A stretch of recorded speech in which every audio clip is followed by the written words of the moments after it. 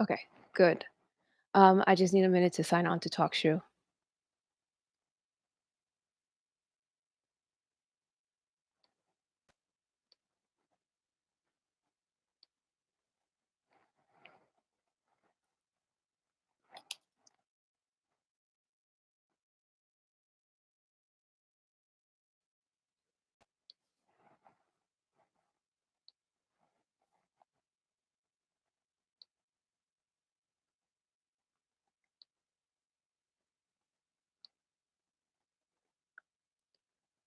Oh,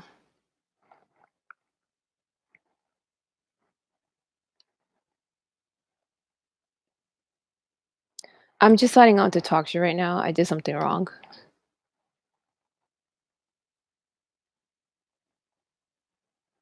Or did I? I don't know. Um,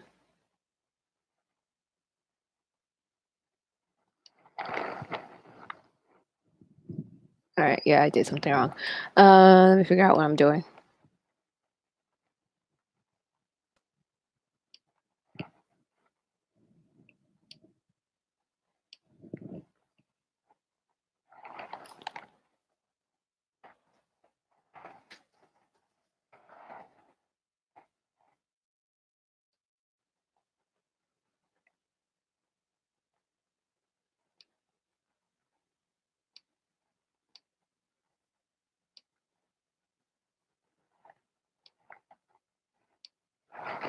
Okay.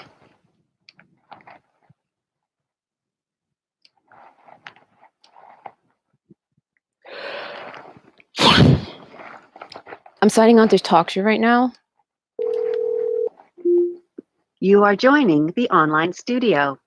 You are unmuted and can speak with the host.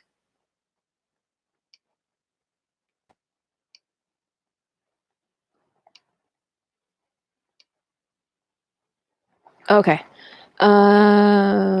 So that's done. Okay, so this is the third part of a three-part audiobook reading of Physical Control of the Mind Towards a Psychocivilized Society by Jose Delgado, MD.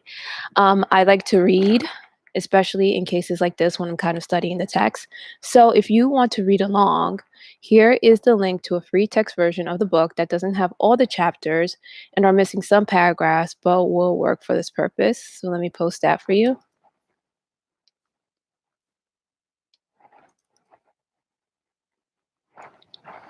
Um, I didn't like how it looked when I put the title on there, so I'm just gonna put the link, and then you know it's for this textbook. I'm putting the link on actually TalkShoe does it better than YouTube, so I could actually do that separation. So I'm putting on TalkShoe now, just in case anybody. Recording started. Okay, that's TalkShoe. Yeah. So let me do that. Sorry, I got all these windows open. I'm trying to figure it out.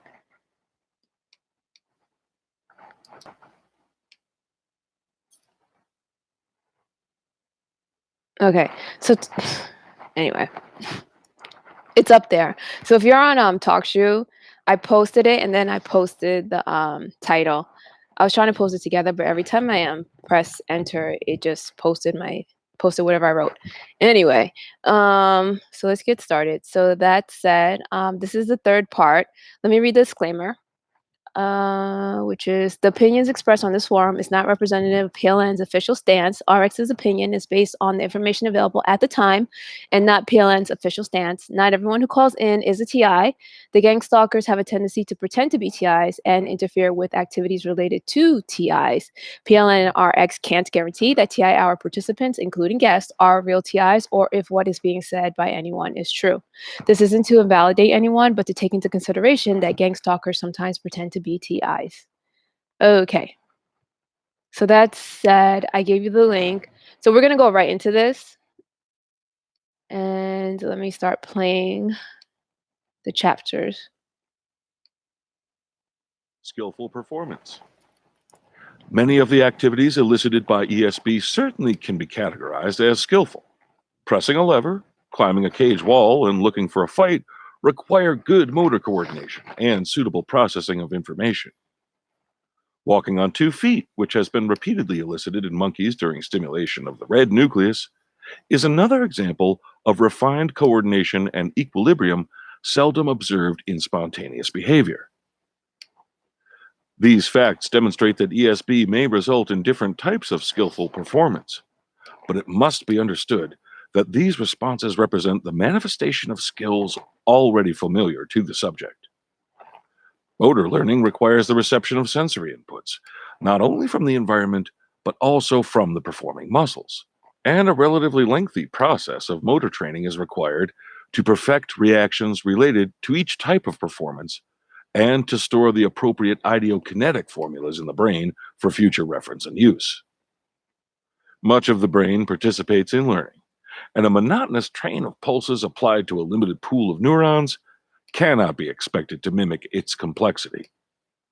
The acquisition of a new skill is theoretically and practically beyond the possibilities of electrical stimulation.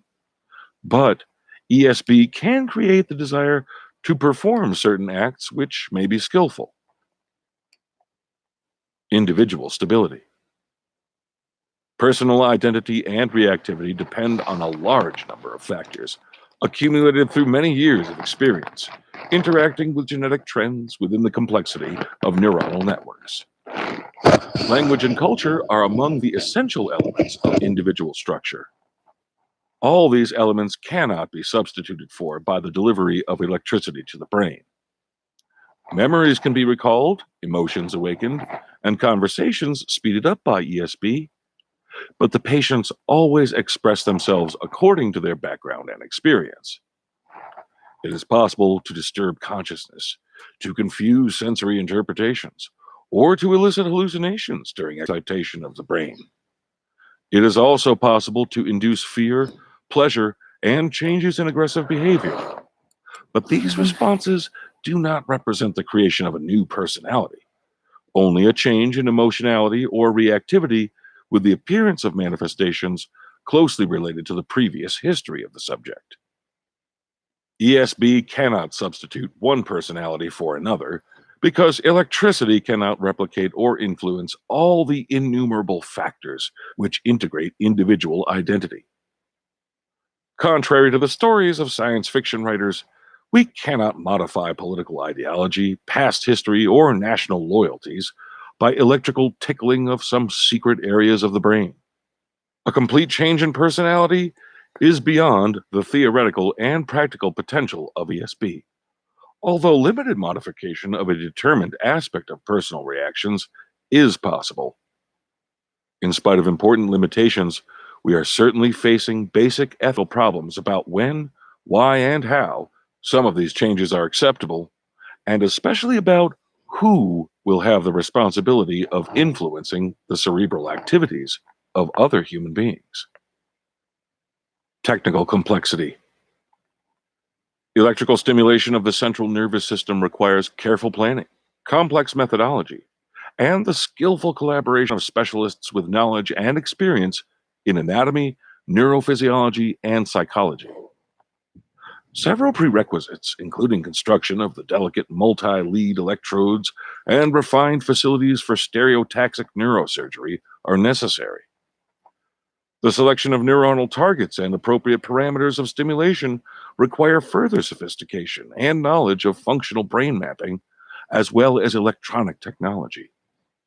In addition, medical and psychiatric experience is necessary in order to take care of the patient, to interpret the results obtained, and to plan the delivery of stimulations. These elaborate requirements limit the clinical application of intracerebral electrodes, which, like other modern medical interventions, depends on teamwork, equipment, and facilities available in only a few medical centers. At the same time, the procedure's complexity acts as a safeguard against the possible improper use of ESB by untrained or unethical persons. Functions beyond the control of ESB. We are in the initial steps of a new technology, And while it is difficult to predict the limits of unknown territory, we may suppose that cerebral manifestations, which depend on the elaboration of complex information, will elude electrical control. For example, reading a book or listening to a conversation involves reception of many messages which cannot be mimicked by ESB. A pattern of behavior which is not in the brain cannot be organized or invented under electrical control. ESB cannot be used as a teaching tool because skills such as playing the piano, speaking a language, or solving a problem require complex sensory inputs. Sequential behavior or even elemental motor responses cannot be synthesized by cerebral stimulation, although they are easily evoked if they have already been established in the excited area as ideokinetic formulas. Since electrical stimulation does not carry specific thoughts, it is not feasible as a technique to implant ideas or direct behavioral performance in a specific context. Because of its lack of symbolic meaning, electricity could not induce effects comparable to some post-hypnotic performances.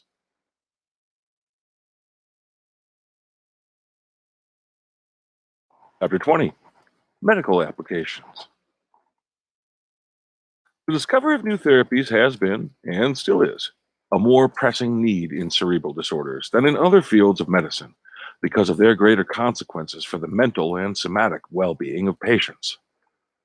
Unfortunately, advances in this area have been relatively slow, partly because of the intrinsic complexity of the problems involved, and partly because of a traditional fear and reluctance to disturb or deal directly with the material substratum of mental activities.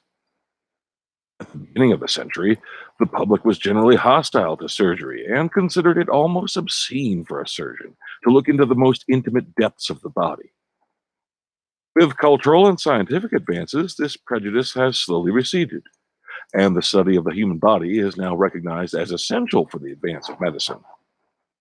Sexual taboos have diminished, and even the scientific investigation of the phases and details of human intercourse has at last been undertaken.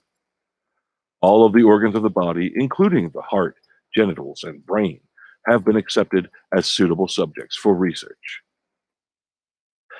Implantation of electrodes inside the human brain is like installing a magic window to reveal the bursts of cellular discharges during functional activation of specific structures. The meaning of these bursts is often difficult to decipher. Some correlations between electrical patterns and behavioral effects have already been firmly established. The electrical line of communication has also been used to send simple messages to the depth of the brain in order to arouse dormant functions or to appease excessive neuronal firing.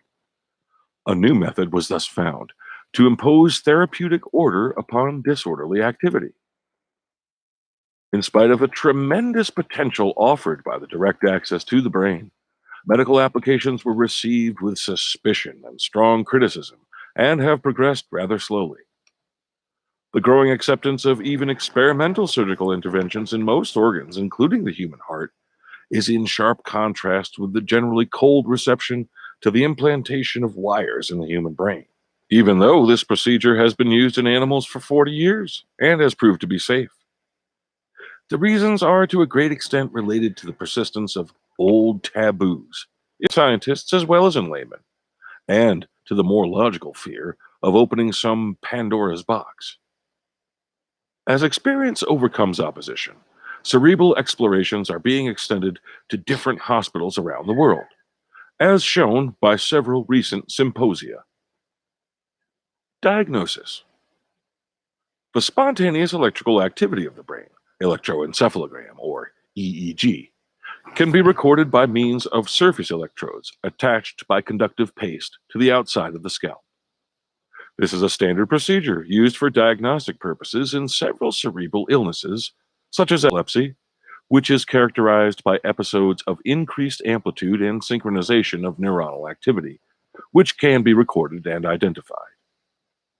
Strong electrical disturbances may, however, be present in structures located in the depth of the brain which cannot be detected by scalp EEG. And in this case, the use of intracerebral electrodes may provide essential diagnostic information.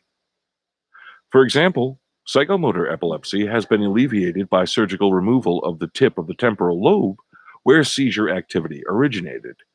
And in these cases, it is imperative to identify the source of the fits, and especially to decide whether they are unilateral or present on both sides of the brain. In spite of some controversial problems about the location, multiplicity, and migration of epileptic foci, there is general agreement that depth recordings through implanted electrodes can give valuable data unobtainable by any other means. The expected correlations between scalp EEG and mental disturbances have failed to materialize in experimental studies, although some mentally ill patients have exhibited electrical abnormalities. Depth recordings have also failed to provide decisive information about these patients, and, for example, the suggestion that septal spikes might be typical of schizophrenia has not been confirmed. The absence of significant data must be attributed to the lack of refinement of present methodology. Disturbed functions must have a background of altered neuronal physiology, which should be detectable if more knowledge of the mechanisms involved and more sophisticated techniques were available. One step in this direction is the analysis of electrical activity by means of autocorrelation and cross-correlation in order to recognize periodicity of patterns among the noise of other signals. Computer analysis of power and spectral analysis of frequencies are also new tools, which will increase the future scientific and diagnostic usefulness of electrical recordings. Depth recordings may also be used for localization of tumors inside the unopened skull to detect abnormally slow potential shifts from the tissue surrounding the neoplasm and the lack of spontaneous waves within the mass of tumoral cells. In addition to knowledge derived from the study of spontaneous brain waves, other valuable information may be obtained by recording the alterations evoked in intracerebral electrical activity following application of sensory stimulation, or ESB. Presentation of flashes of light with a stroboscope, or auditory clicks, activates the corresponding cerebral analyzers and may unveil areas of excessive reactivity. Epileptic patients are especially sensitive to repeated flashes and may respond with an activation of dormant electrical abnormalities or even with a convulsive seizure. Administration of single or repeated electrical shocks may also help in the localization of malfunctioning neuronal fields. Systemic administration of drugs which increase or decrease brain excitability, such as metrazole or phenobarbital, can be used in conjunction with evoked potentials in order to test the specific pharmacological sensitivity of a patient, thus orienting his medical or post-surgical therapy. Electrical stimulation of the brain during surgical interventions or during therapeutical destruction of limited cerebral areas is necessary in order to test local excitability and determine the functional localization of areas which must be spared. This is particularly important during the surgical treatment of Parkinson's disease, which requires freezing of cerebral tissue around the pallidum or thalamus, close to motor pathways in the internal capsule. Identification of these pathways is imperative in order to avoid their accidental destruction and the subsequent permanent motor paralysis of the patient. Therapy. The cerebral tissue around the electrode contact may be destroyed by electrocoagulation, passing a suitable amount of direct current. The main advantages of using implanted electrodes for this purpose, instead of open brain surgery, are that careful functional explorations are possible before and after the brain lesion is placed, and, more importantly, that coagulation can be controlled and repeated if necessary over a period of days or weeks, according to the therapeutic results obtained. The procedure has been used for therapy of involuntary movements, intractable pain, focal epilepsy, and several mental disturbances, including anxiety, fear, compulsive obsessions, and aggressive behavior. Some investigators report a remarkable therapeutic success in obsessive patients. Others are more skeptical about the usefulness of depth electrodes and electrocoagulations in treating mental illness. Okay, so that was the first 15 minutes. So I reviewed last week's video, and I noticed that I didn't realize that when I'm adjusting my headphones like this, that it caused noise in the video. So I'm sorry. I didn't know that. I'll try not to do it as much. And then while I was reviewing last week's video, excuse me, while reviewing last week's book club video again, I found that some parts were left out, like a few sentences, which weren't that important, but I haven't gone through the whole thing yet. Um, I don't know what it did. It was just like it skipped over a few sentences and then like started with another one. I don't know what that was about, but I didn't find anything like really big missing, or else I'd just like repeat it to you. Um, so this 15 minutes. So it said it should be clarified that I'm talking about directing each phase of a response and not about complex behavior such as lever pressing or fighting, which may be triggered by ESB, but develops according to individual experiential circumstances, which are beyond electrical control. And that's on page 95 of the PDF. So this is a reminder that Delgado's research wasn't able to completely take over someone. When I go subliminal, the gang stalkers talk about possessing other people. In a way, one can describe what Delgado did as a sort of possession of his subjects. If electronic harassment uses a similar behavioral technology as Delgado's research or mind control, whatever you want to call it, you can see how electronic harassment can make it seem as if the gang stalkers has possessed someone, you know? And then it goes on later to say, much of the brain participates in learning, and a monotonous train of pulses applied to a limited pool of neurons cannot be expected to mimic its complexity. The acquisition of a new skill is theoretically and practically beyond the possibilities of electrical stimulation, but ESP can create the desire to perform certain acts which may be skillful, and that's also on page 95.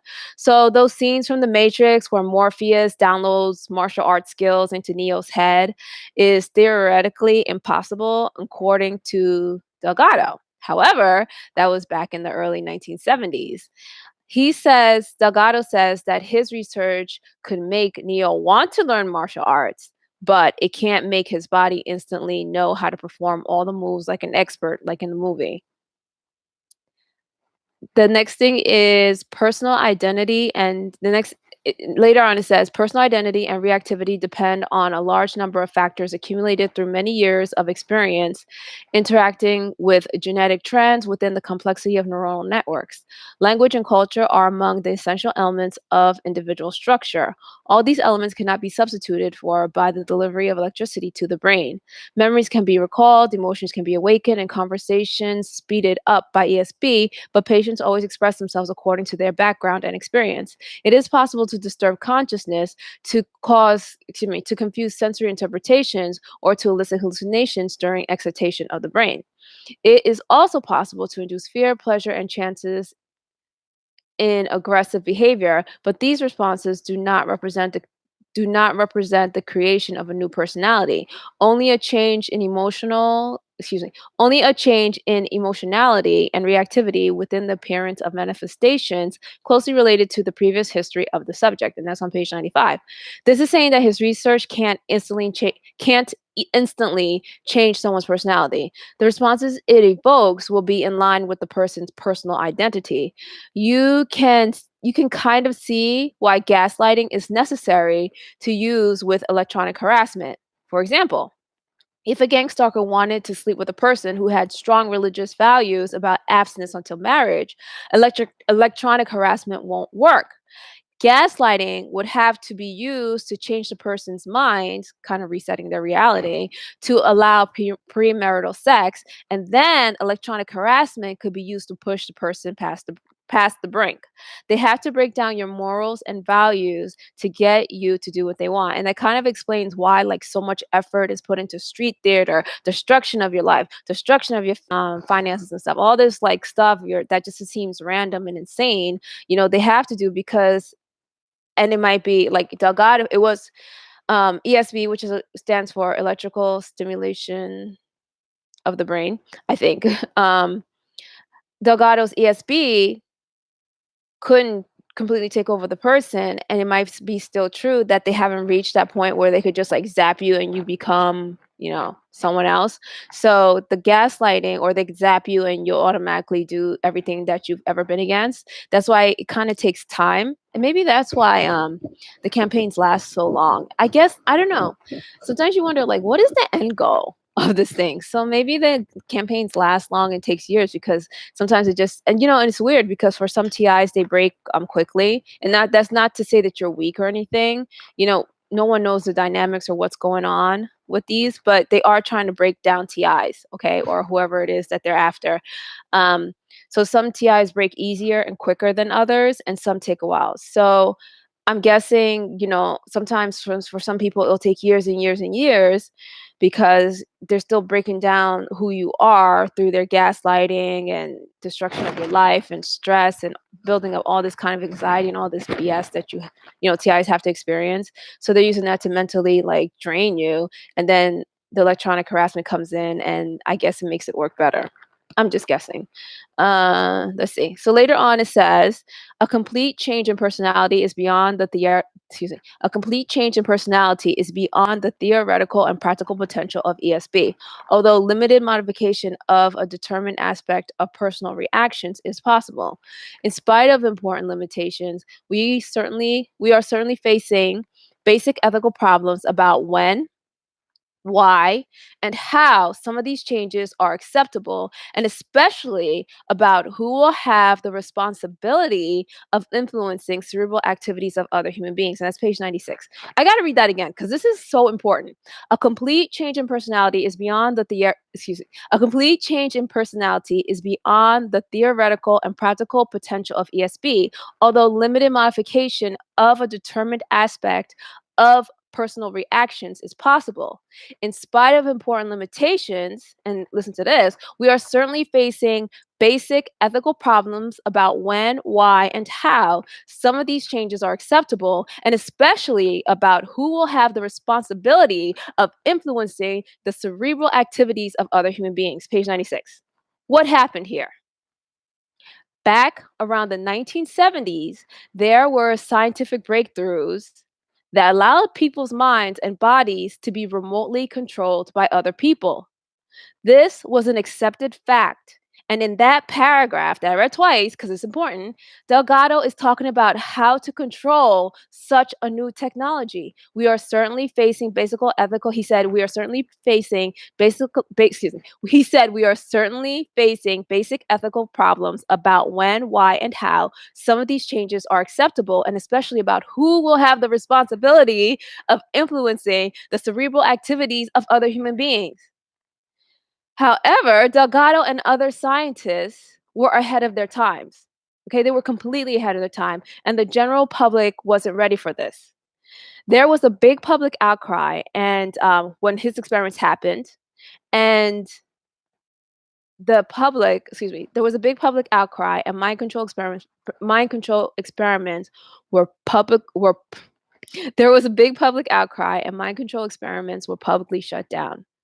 I mean, the reason why that's so important, in case you didn't get it, was because he made that speech back in the 1970s. Pretty much, it was just like, it's an acceptance speech, meaning something's done. We're there. Now we're moving on to the next part. Okay, it's like if Apple created the iPod. Let's go way back to when the iPod was created, and people were like, oh, one day we're gonna have our whole music collection on this small little gadget.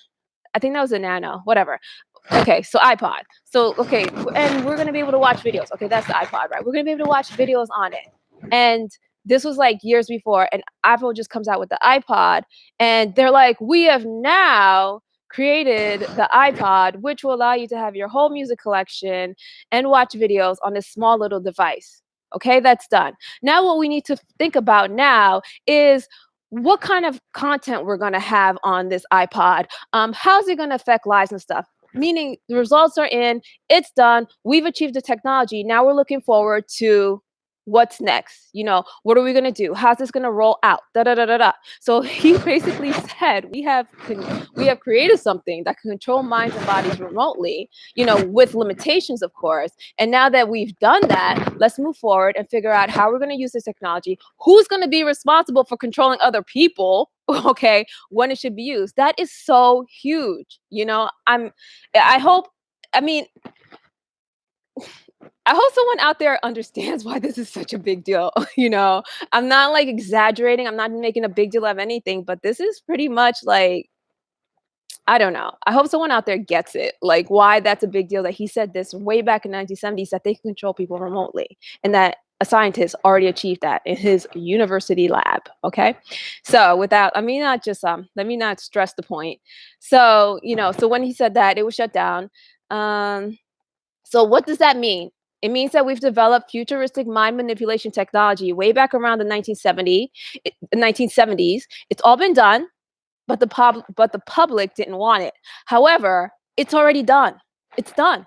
We don't have to wait till we're in 2020. Okay, just get with it. We're in 20. I think the DOJ needs to understand we are in 2020. Technology is advanced. It's like everything's up, So it's like to even like think that mind control is like something in the future. We're not back in the last century. We've advanced so much. Technology is there. This is 2020. So I think like the context of behavioral technology and mind control, the concept is here. Okay, it's time to like catch up. So Delgado, however, did this back in the 1970s, and they were ahead of his time. And he was ahead of his time, and the general public wasn't ready for it. And there was a big public outcry, and mind control experiments were publicly shut down. I already read that. So yeah, so however, it's already been done. The technology is already here, and it's been here for the last 50 or more years. Because remember, when you do research, okay, the research has to be done. It has to be kind of like stabilized where other scientists could replicate it and get the same results as you. And then it has to be tweaked. There's like a whole years of process while you're doing research, especially on something like that. And you have to be certain that it works. Scientists have to come in, or whatever, they could do your research somewhere else and say, hey, this scientist did this, we did the same thing, we got the same results. It's a scientific fact now, So that's why I say 50 or more years, because even though he wrote the book in 1970s, his research was like, had to like pan out way ahead of time before, not unless he like, I don't know, he's some kind of genius who was able to like figure out mind control in a day, or a year. I don't know, but I don't think that's possible. Well, I mean, it might be, but I don't know, whatever. I don't think that's what happened. So I think it's last 50 or more years. So this behavioral technology has already been here for the last 50 or more years. The public just doesn't want to know about it. And maybe that's why they don't want to hear TI's claims. Maybe they don't want to hear TI's claims because it's scary. It is scary. That's scary. That someone could actually, like, the part that got me in the book was when he said, oh, we had a patient and Delgado was able to like sit there and control her anxiety level just by turning a knob. Like he raised and lowered her anxiety level just sitting there, turning a knob. That was like really freaky to me. And I understand why the public is scary. It's why the public thinks it's scary, but it's time to face the truth. As Delgado said, it's here. It's been here, whether you like it or not. And I don't think the TIs are crazy.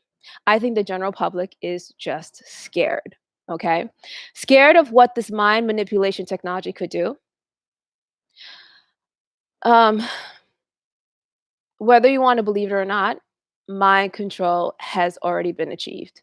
Okay, it's not in the future. We are in the future. It is 2020.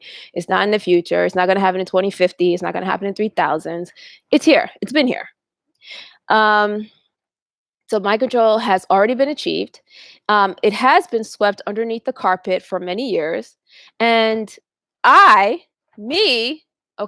don't kill the messenger. I have to be the bearer of bad news, but I am introducing the new elephant in the room: behavioral technology. Behavioral technology. Okay, it's time to deal with this because although the public rejected and refused to fund it, I believe that the research has been I believe that the research has been continuing privately and quietly, and it's time to deal with it. If I keep repeating that, it's because it's time to deal with it. I'm trying to drive that message in. It's time to deal with it. We went there. We went there. We went there. Okay. Mind control, behavioral technology, all that stuff. We went there. And now it's time to deal with what we've done. TIs have been innocent victims of some kind of technology that can do similar things. Excuse me. TIs have been innocent victims of technology that can do things similar to Delgado's research. By talking to TIs and investigating their claims, humans can get a grasp of the harm that mind manipulation technologies can cause and what can happen if it got into the wrong hands. In other words, TIs have lived out most of the general public's worst fears about this technology and can talk about their experiences in order to offer insight into what the existence of mind manipulation technologies can do. It's time to listen and take the TI seriously before it's really too late. I don't want to scare you, but psychopaths have gotten a hold of these technologies, and it's time to stop giving them monopoly over behavioral technology by pretending that mind manipulation technologies don't exist. Okay, stop pretending it doesn't exist, or it's never existed, or it hasn't been achieved, or that it's impossible. We just read a book. This 3-week book club just read a book written by a scientist, a real scientist, you know, who was doing his research at a really good school, and he says it's been done. Okay. He's even said it's been done. Let's move on. Let's figure out how we're going to move forward. Okay. At this point, the general public is really pretending that this isn't possible and doesn't exist. That's what's happening right now. Right now, we're just playing pretend. Oh, what if mind control existed? Oh, what if we could do that? No, we could do it. Okay. Delgado's book doesn't hint at what could be done. It explicitly says what he has accomplished. Okay. It's 2020 and it's time to finally do something about this. Seriously. And later on, it says electrical stimulation of the central nervous system requires careful planning, complex methodology, and skillful collaboration of specialists with knowledge and experience in anatomy, neurophysiology, and psychology. Several prerequisites, including construction of delicate multi-lead electrodes and refined facilities for stereotaxic neurosurgery, are necessary. And that's on page 96. So when I read this, I just it sounds like the voiceover for a video showing the building of a new medical facility for electrical brain stimulation. I can see the video like panning like a new and glossy high-end medical waiting room and surgical unit with like all these like fancy technologies. And then the narrator says the selection of neuronal technology and appropriate parameters of stimulation require further sophistication and knowledge of functional brain mapping, as well as electronic technology. In addition, medical and psychiatric experience is necessary in order to take care of the patient, to interpret the results obtained, and to plan the delivery of stimulations. These elaborate requirements limit the clinical application of intracerebral electrodes, which, like other modern medical interventions, depend on teamwork, equipment, and facilities available in only a few medical centers. Doesn't it sound like that? It sounds like, they're like funding a new building, they're building a new technology. It's going to be open in like this expensive hospital, and it's going to be like only rich people could get it. I don't know. So that's what it sounded like to me. And, but this is saying that a team of specialists are required, like in the case of complex surgeries, so, surgeons need they need extended training. So not every doctor can perform heart surgery, right? So those are specialists. So that's what this is saying. This is going to require specialists. Your neighborhood doctor, your routine medical care doctor is not going to be able to do this. This is going to be like surgery, okay? So there probably won't be mind manipulation.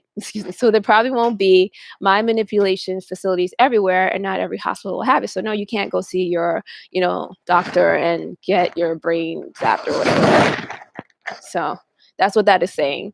And then at the same time, the procedure's complexity acts as a safeguard against the possible improper use of ESB by untrained or ethical persons. That's on page 96. Too bad this isn't true. Okay. Delgado thought that other professionals in his field operated with the utmost moral code, but that wasn't and isn't so.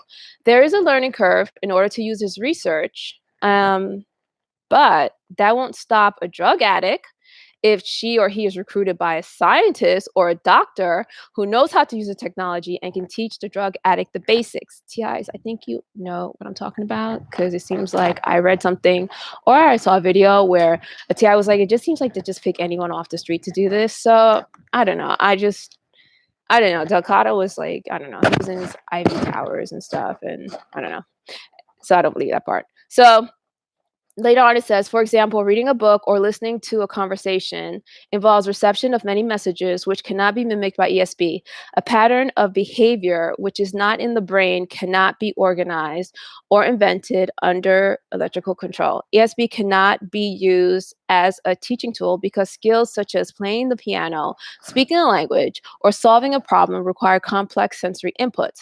So this paragraph is comforting, but remember, this is about research that was done in the 1970s. It could be more advanced now. And this also goes back to the Matrix downloading learning scene. Delgado's research didn't go that far. So it's pretty much saying this. It's kind of just reinforcing what he said before, or what I've explained before. So later on, it says sequential behavior or even elemental motor responses cannot be synthesized by cerebral stimulation, although they are easily evoked if they have already been established in the excited area of the idiokinetic formulas. And this could explain why TIs react differently to electronic harassment and why the beasts tailor the campaign to each TI. Some TIs may be more violent than others. Others may be more susceptible to using drugs or alcohol to deal with the campaigns. Some may develop real mental issues while others don't. It can differ from person to person. So even if a TI is more susceptible to alcohol abuse, sickness, or psychological issues, it doesn't mean that they can't stop those things from happening or do something about it. If a TI knows that she or he, let's use she because I don't feel like saying she or he. Okay, if a TI knows that she is prone to alcoholism, and this is an example, she should expect that the gang stalkers are going to try to use that against her. What they do is they find your weaknesses. If they can't develop a weakness, they will find your weaknesses first. They're gonna work with what they have. They're gonna figure out, because they're lazy. Okay, they're lazy and they're stupid. Anyway, so they're going to find out what they have to work with first. So if you have had an alcohol problem in the past, if you had a breakdown in the past, if you were depressed in the past, anything that they could work with. If you, thought your feet were too big in the past, because they are petty. If you thought, this mole on your left cheek was bad in the past, they are just, anyway, they will use anything, okay? So they're going to go with that. So let's say this TI has an alcoholism issue. They're going to try to use that against her. But however, now that she knows that, and she knows a little bit more about electronic harassment, she can figure out ways to stop or reduce the pressure so that she doesn't fall into the alcoholism trap. So that sentence I read was kind of confusing. It wasn't really clear. But all it's saying is that the ESP, if you don't have alcoholism, the ESB is not going to make you an alcoholic, okay? But if you had an alcohol problem in the past, ESB can make you want to. Remember the example I gave before where that you can't use ESB to make Neo know all the martial art moves, but you can make him want to know all the martial art moves if that's something that he was interested in before. So maybe you won't become an alcoholic. That's going to take some gaslighting to make you an alcoholic. That's what everything. So if you're not an alcoholic and they want you to become an alcoholic, they want to develop new issues for you and stuff, they're going to go through the gaslighting. They're going to try to get you to start drinking, bringing planting people in your life, to get you to do that, causing you all kinds of problems, and then saying, oh, go get a drink, you'll feel better. And then that's how they get someone who's not alcoholic or have had past alcohol issues to become alcoholic. I mean, if you're just someone who like who's an occasional drinker but you're not an alcoholic, that's something they'll work with. They'll just be like, oh, just drink wine, it always makes you feel better. And then you find, oh, drink wine. You know, they'll be like using gaslighting and all that stuff to make you want to drink wine because it makes you feel better. Drink wine because it makes you feel better. They're going to be causing all kinds of unnecessary drama. You're going to want to drink wine because it makes you feel better. Next thing you know, you got an alcohol problem because they're going to kick in with that electronic harassment. So they're going to break down your morals, your values, try to get these bad habits going. And then what they're going to do afterwards, they're going to use the electronic harassment to like kind of like trap you into that habit. You know, it's not like, you know, before, maybe if you were like an occasional drinker and you drank wine because it made you feel better, but you only did it like once in a while, you're not going to get stuck in that habit because, you know, it's not your thing. But the electronic harassment, what they do is like once they get you in that habit and get you kind of like in that way, they kind of use electronic harassment to kind of like get you stuck, you know, with their ESP or whatever. All right. With not ESP, with however their electronic harassment works. So, but like I said, now that, you know, anyone, that doesn't mean that you have to be afraid, like, oh my God, I was on drugs, they're going to get me back on drugs. And yeah, they are definitely going to try to get you back on drugs. But now that you know this, you know, and now that you know, now that you have this information and you can start figuring out ways to stop that pressure, or at least reduce it so that you don't get back on drugs, you know? So that's what I was saying. And so later on it says, since electrical stimulation does not carry specific thoughts, it is not feasible as a technique to implant ideas or direct behavioral performance in a specific context. Because of its lack of symbolic meaning, electricity could not induce effects comparable to some post-hypnotic performances. And that's on page 96. So ESP, electrical brain stimulation. I think I got it wrong the first time. Okay. I said of. I had of in there. All right. So ESP, electrical brain stimulation, can't implant ideas into your head. Delgado's research dealt with raw energy, a pure impulse that just zaps or buzzes the neurons and sets off a domino effect. However, TIs talk about a technology called voice to skull or V2K, which can transmit sound. That is also documented and real, whether you want to believe it or not. During Random Talk, I will show a video that demonstrates an audio spotlight device that uses a laser beam to transmit sound. The audio spotlight is available for the general public to purchase. And since the audio spotlight can transmit sound, and feels as if it's in your head, it can be used to implant ideas, and used with Delgado's technology, it can make you think that the idea came from you. In part two of this book reading, Delgado talked about how ESP created the illusion of familiarity on page 70 of the PDF or in chapter 15 of the actual book.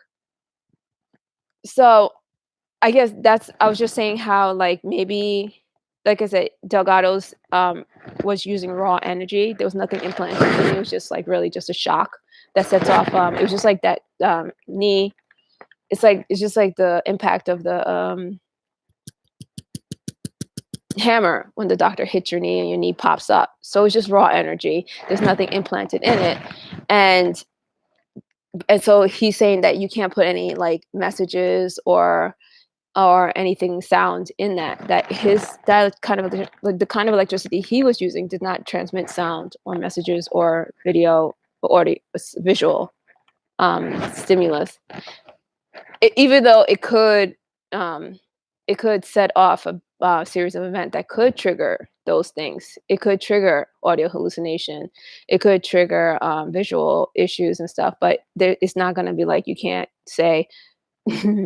You can't, just zap someone and tell them what to see and stuff. So then later on, V2K, if like let's say if this, and I'm just doing this in context of what the gang stalkers could be using, and if they were using it, they could supplement that part or make up for that, little, that limitation by using V2K, which could transmit sound, which could transmit well, I don't know. Well, it could transmit sound. I don't know what could transmit visual. I haven't really looked into what transmits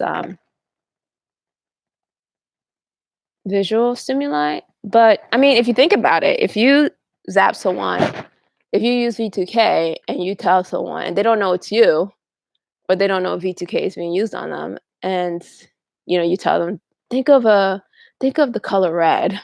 They like red, right? So you you just automatically, you kind of like automatically start thinking of red, and you don't know why and stuff. So I guess it could indirectly cause visual, but I don't know, whatever. So yeah, so that's what I was explaining that. Okay, so then later on, sorry, I hope I didn't confuse you. So later on, it says, unfortunately, advances in this area have been relatively slow, partly because of the intrinsic complexity of the problems involved, and partly because of a traditional fear and reluctance to disturb or deal directly with material substratum of mental activities. Page 97. Delgado is complaining about the public's fear of his research in that sentence, and I thought that was important. Because he actually wrote, well, if you listen to it again, he wrote like a whole paragraph on it about how following, yeah, whatever. So I think that's what I'm reading next. At the beginning of the century, the public was generally hostile to surgery and considered it absolutely obscene for a surgeon to look into the most intimate depths of the body. With cultural and scientific advances, this prejudice has slowly receded, and the study of the human body is now recognized as essential for the advancement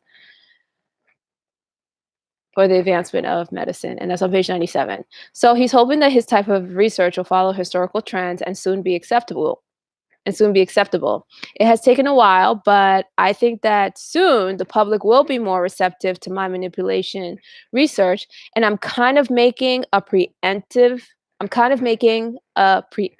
strike by asking the public to become aware of the downfalls before they are hypnotized by the benefits. I mean, I think last week or the week before, I was talking about how a cosmetic company could introduce, what was I talking about? Oh, the machine that detects when something's gonna happen, and then like when you're gonna have like a medical issue, and then it like sends something to the computer that's somewhere in you or on you or around you, and it would like stop it. And I think I made the example of how a cosmetic, or maybe even a dermatologist company, dermatological, whatever, a cosmetics or a dermatologist, a cosmetic company or someone in dermatology could forget it. All right, so yeah, let's stick to cosmetics. So someone in a cosmetic company could make a device that kind of senses when a pimple is going to come, and then they'll zap you from their cosmetic company, so that the pimple doesn't come. So I said that.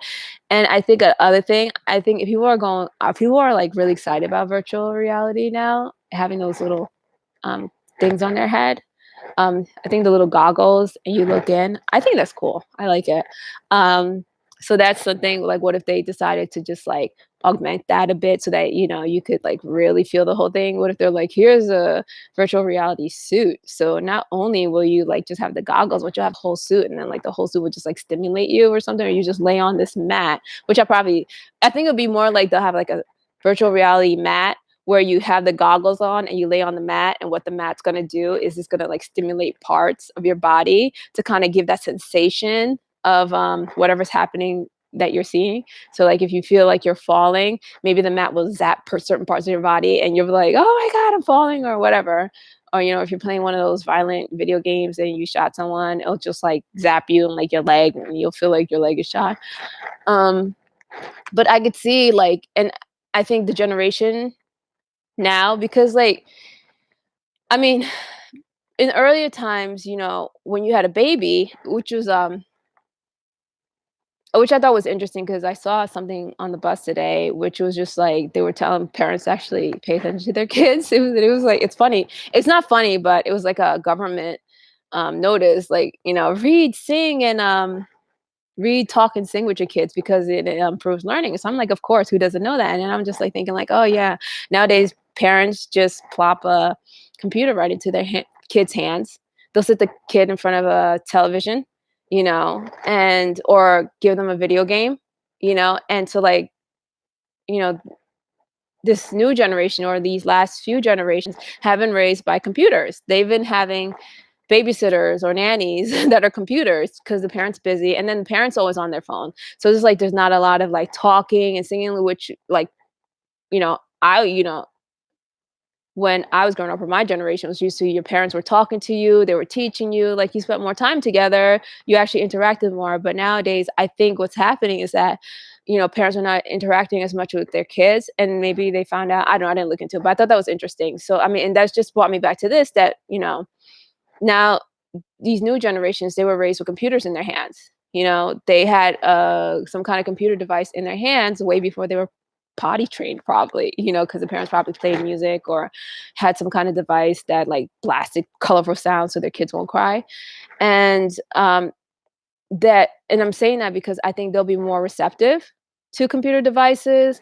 And if it comes out like, oh, we have this new device that could totally change that could make you want to play piano, they'll be more like, they're all happy about it. They love new technology, like every day, like people are paying $1,000 for a new phone when their old phone isn't broken.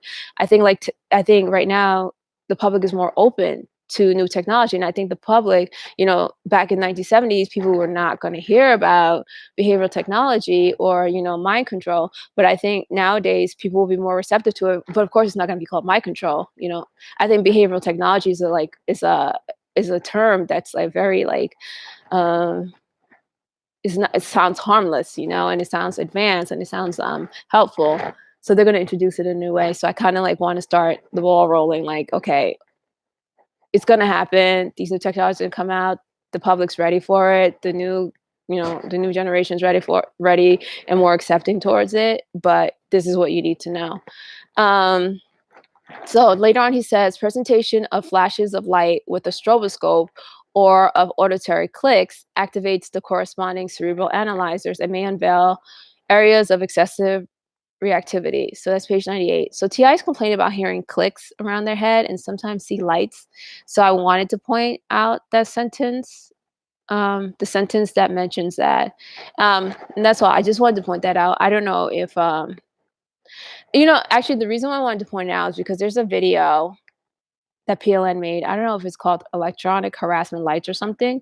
And it's interesting. So during an experiment, and video recording that experiment, through video, I was able to capture lights that came out of nowhere. I mean, the way that the experiment was done, it was like done in complete dark. There was like no way that light could get in. And during the experiment, like you could see lights like going through the wall and going through like the ear part. I don't know. You got to watch the video and stuff. And that was so strange. When I saw that, I kind of like freaked out. I was like, what the heck is that? Because it's just like the way the whole setup was. There was no way those lights could appear. And there's like no explanation for those lights right now. So that video is posted somewhere. I think it's called electronic harassment lights. And that was exciting. Because I feel like I haven't seen any videos on electronic harassment that showed like the actual lights or strange lights like that in connection with electronic harassment. So I thought that was a big deal. You could check that video. It's not like when you watch it, it's not like you're gonna be like, whoa, that's awesome or anything like that. It's just that, it was just weird because there's no explanation for it. Where did those lights come from, and what are those lights? So, and it's weird because I think TIs have reported seeing lights like that, except it wasn't so clear, or just like flashes of light sometimes in their surroundings. And so I thought that was important. And that's why I kind of brought up that presentation of flashes of lights. But I didn't really go into that sentence, so I'm not even sure if it's relevant, but I just wanted to throw that in there. So with that, my long speech, I really hope that you do understand why I got so excited about that statement from Delgado, because, I'm not crazy. I'm not exaggerating, but it's like, that's a big deal. That's a huge deal. And I hope like if people watch this, if in the replay, they will understand why that's huge. So with that, let's go to the next 15 minutes. Electrical stimulation of specific structures has been used as a therapeutic procedure, and beneficial effects have been obtained in schizophrenic patients by repeated excitation of the septum and other areas which produce pleasurable sensations. In other cases of intractable pain, considerable improvement has also been reported, and some patients have been allowed to stimulate their own brains repeatedly by means of portable stimulators. In one patient, spontaneous bursts of aggressive behavior were diminished by brief periods of repeated stimulation of the amygdaloid nucleus.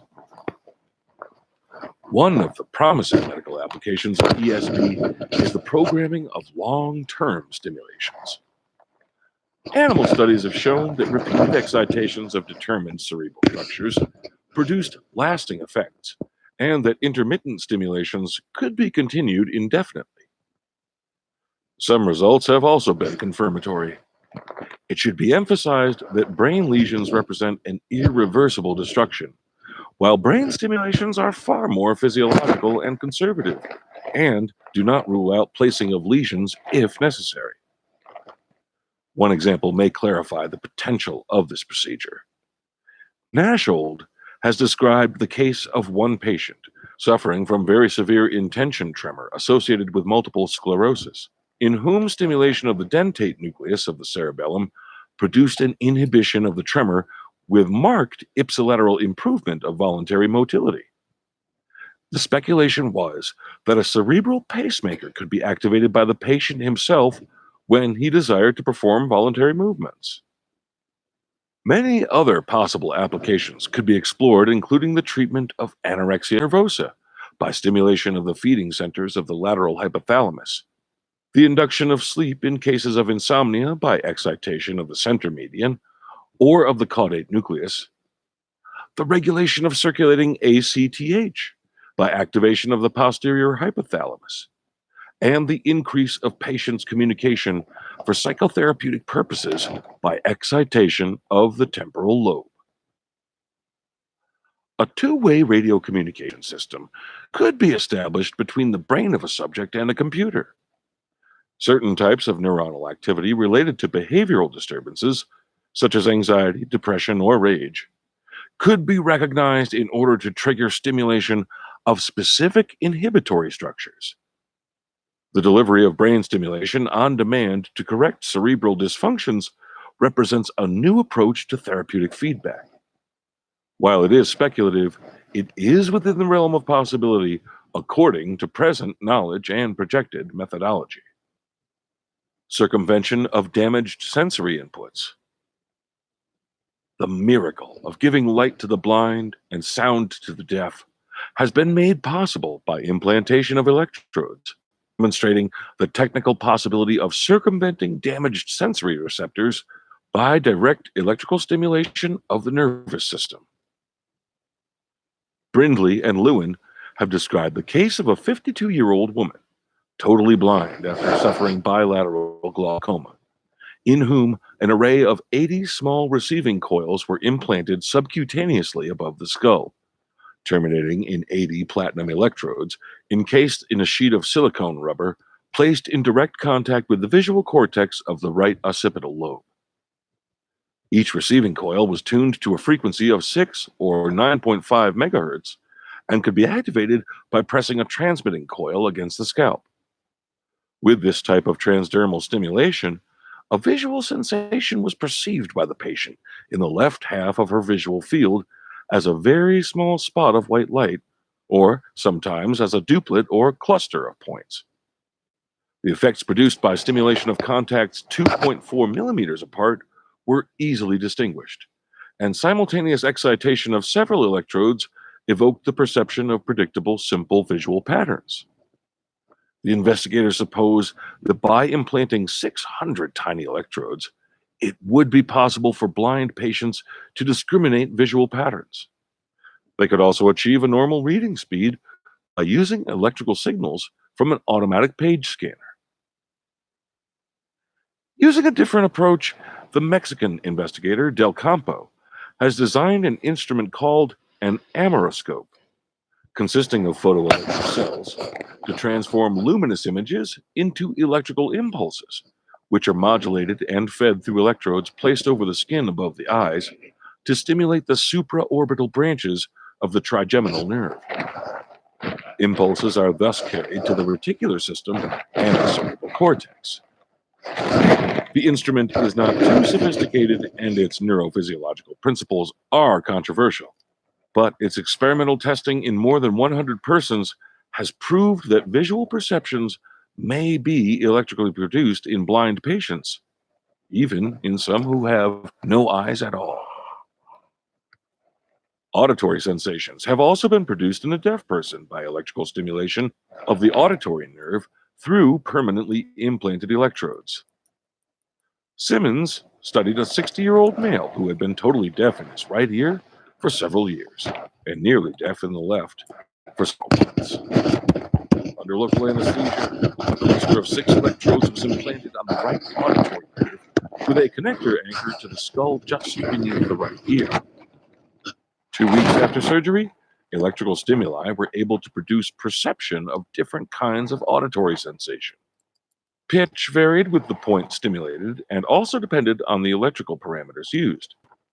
For example, 3 to 4 pulses per second were heard as clicks, 10 per second as telephone ringing, 30 per second as bee buzz, and 100 to 300 per second could not be discriminated.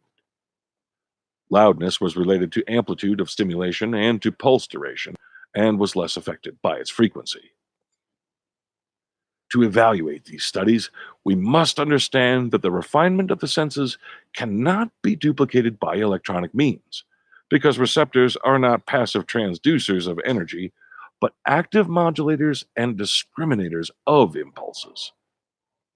The reciprocal feedback between peripheral and central neurons and the process of filtering and cross-correlation of information, which takes place during afferent transmission of impulses, are absent in the instrumental reception of inputs.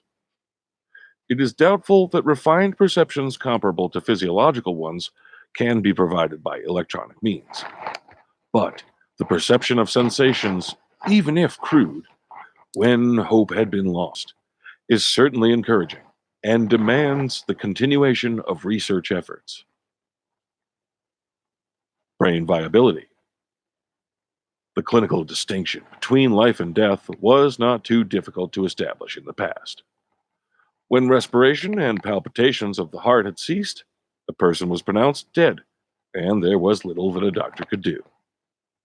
It is true that in some extraordinary cases, the signs of death were only apparent, and a few patients have revived spontaneously, creating quite a shock for their doctors, relatives, and for themselves. But these fantastic stories are the very rare exceptions. A new situation has been created in recent years because medical technology has often taken the determination of human death away from natural causality. Respiratory arrest is no longer fatal, and many poliomyelitic victims have survived with the help of iron lungs. Cardiac block does not necessarily signal the end of life because heartbeats may be artificially controlled by pacemakers. Kidney failure will not poison the patient if dialysis machines are available to clean his blood. To the growing collection of ingenious electromechanical instruments, a new methodology has recently been added: the cross circulation between a sick human being and a healthy baboon in order to clear the human blood. This procedure was first tested in December 1967 by Dr. Hume at the Virginia Medical College Hospital to treat a woman in deep hepatic coma with jaundice and edema. A 35-pound baboon was anesthetized, cooled, and its blood completely washed out with Ringer's solution and replaced with human blood matched to the patient's. Then a cross circulation was established from the ape's leg to the patient's arm. In 12 hours, the patient had excreted about 5 liters of fluid through the baboon's kidney and regained consciousness. 22 days later, the patient went home and the baboon was alive and healthy. A similar procedure was successfully used later in other cases. Today, the lives of many patients do not depend completely on the well-being of their own organic functions, but on the availability of apes, organ donors, the voltage of a battery, integrity of electronic circuits, proper management of pumps, and teamwork of doctors and technicians. In certain cases, death can be delayed for weeks or months, and current technology has placed upon doctors the tremendous responsibility, the nearly deific power of deciding the duration of patients' survival. A heated controversy reaching the public and the British Parliament was created by the recent disclosure that in London's Neasden Hospital, The records of patients over 65 years of age and suffering from malignant tumors or other serious chronic diseases were marked NTBR, not to be resuscitated, in case of cardiac arrest. Artificial prolongation of human life is time consuming and expensive in terms of instrumentation and personnel, and it imposes added stress on the patients and their families. Because resources are limited, it is materially impossible to attempt to resuscitate all the patients who die every day. And it is necessary to select those who have the best chance of prolonged and useful survival. Why should life be maintained in unconscious patients with irreversible brain damage and no hope of recovery? This dramatic decision between individual life and death illustrates both man's recently acquired power and the necessity to use it with intelligence and compassion. To make the situation even more complex, the recent development of organ transplantation is creating a literally vital conflict of interests because a person kept alive artificially owns many good working organs, including kidneys, pancreas, heart, and bones that are needed by other dying patients. Death, personality, and biological human rights must be redefined in view of these new scientific advances. Possessions to be disposed of after death include not only real estate, stocks, and furniture, but teeth, corneas, and hearts as well. This prospect involves many ethical and legal questions and sounds altogether gruesome and uncomfortable. But that is only because it is unfamiliar. Giving blood to be transfused, skin to be grafted, spermatozoas for artificial insemination, and kidneys to be transplanted are more acceptable practices because they do not depend on the death of the donor. But when death cannot be avoided, the idea of the transfer and survival of some organs should be considered reasonable. The possibility of piecemeal survival of functions and organs introduces the basic question of what part of the organism to identify with human personality. There is general agreement that the organ most fundamental to individual identity is not the stomach, the liver, or the heart, but the brain. In the necessary redefinition of death, it has been proposed that in difficult cases, when circulation, digestion, metabolic exchange, and other functions are still active, the decisive information about whether a person should be considered alive, entailing the decision to continue or to withdraw artificial support for survival, must come from the viability of the brain.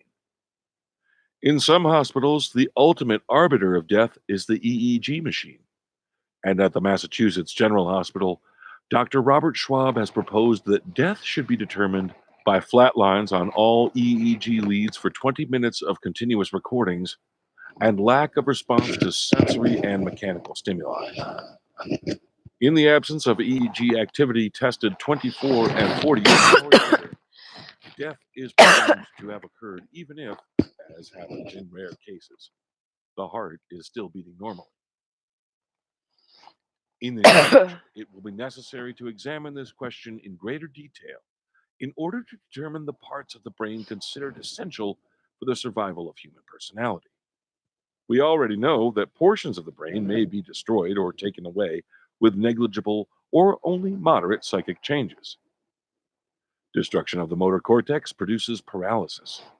Ablation of the temporal lobe may affect recent memory, and destruction of the frontal lobes may modify foresight and affective reactions.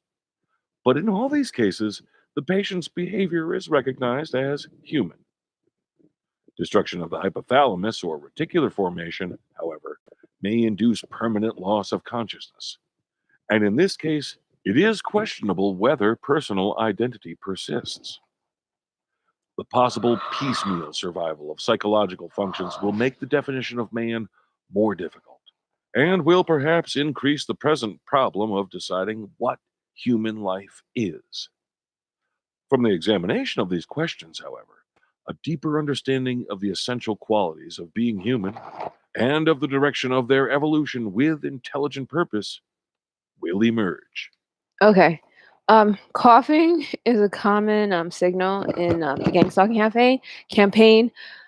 I'm not a gang stalker. I don't believe in that crap. So I wasn't trying to like send out a secret message to other gang stalkers. I'm one of them. No, I'm actually coughing. So don't be. So I just thought I would clarify that for TIs because I probably, if I saw this video and I saw me coughing like that, I'd probably like, oh, that's a signal. Is she? No. So no, I don't believe in that stupid stuff. So I just really had to cough. So let's see. So let's go through that. So he says many other possible applications could be explored, including the treatment of anorexia nervosa by stimulation of the feeding centers of the lateral hypothalamus, the induction of sleep in cases of insomnia by excitation of the center median of or of the caudate nucleus. Okay, by excitation of the center median or of the caudate nucleus, the regulation of circulating ACFH by activation of the posterior hypothalamus, and the increase of patient's communication for psychotherapeutic purposes by excitation of the temporal lobe, and that's on page 99. So ESV can suppress the appetite, but it can also increase it. It can keep someone skinny, as I gave you an example about the girl who like they were so pathetic that they just she said she thinks they did something to make her suppress her appetite so she'd be skinny and lose her curves because she just liked being curvy. So stupid. Or it could keep someone fat, so if someone's trying to lose weight and they can't seem to lose weight and they're like, oh my god, they see a cake cake and they have to eat it, it could be used for that too. And he's also saying that it can make you more talkative. They've used that to make people more talkative. Isn't that weird? you know I don't know if it was in this part or in a later part. um, he talks about that, how there was a patient who didn't talk that much, and so like they zapped him to make him talk more. And sometimes like if you don't talk much and someone zaps you, you're just gonna talk about whatever. So that's kind of scary. So later on, it says a two-way radio communication system could be established between the brain of a subject and a computer. Certain types of neuronal activity related to behavioral disturbances, such as anxiety, depression, or rage, could be recognized in order to trigger stimulation of specific inhibitory structures. That's funny. Well, it's not funny, but it's interesting. Delivery of brain stimulation on demand to correct cerebral dysfunctions represents a new approach to therapeutic feedback. While it's speculative, it is within the realm of possibility according to present knowledge and projected methodology, and that's on page 99. The Pavlov watch uses a similar technology, except it doesn't require any electrodes implanted on the skin. It can't detect hunger, but someone can remotely shock you to deter you from overeating if you let them. When I read that, how it could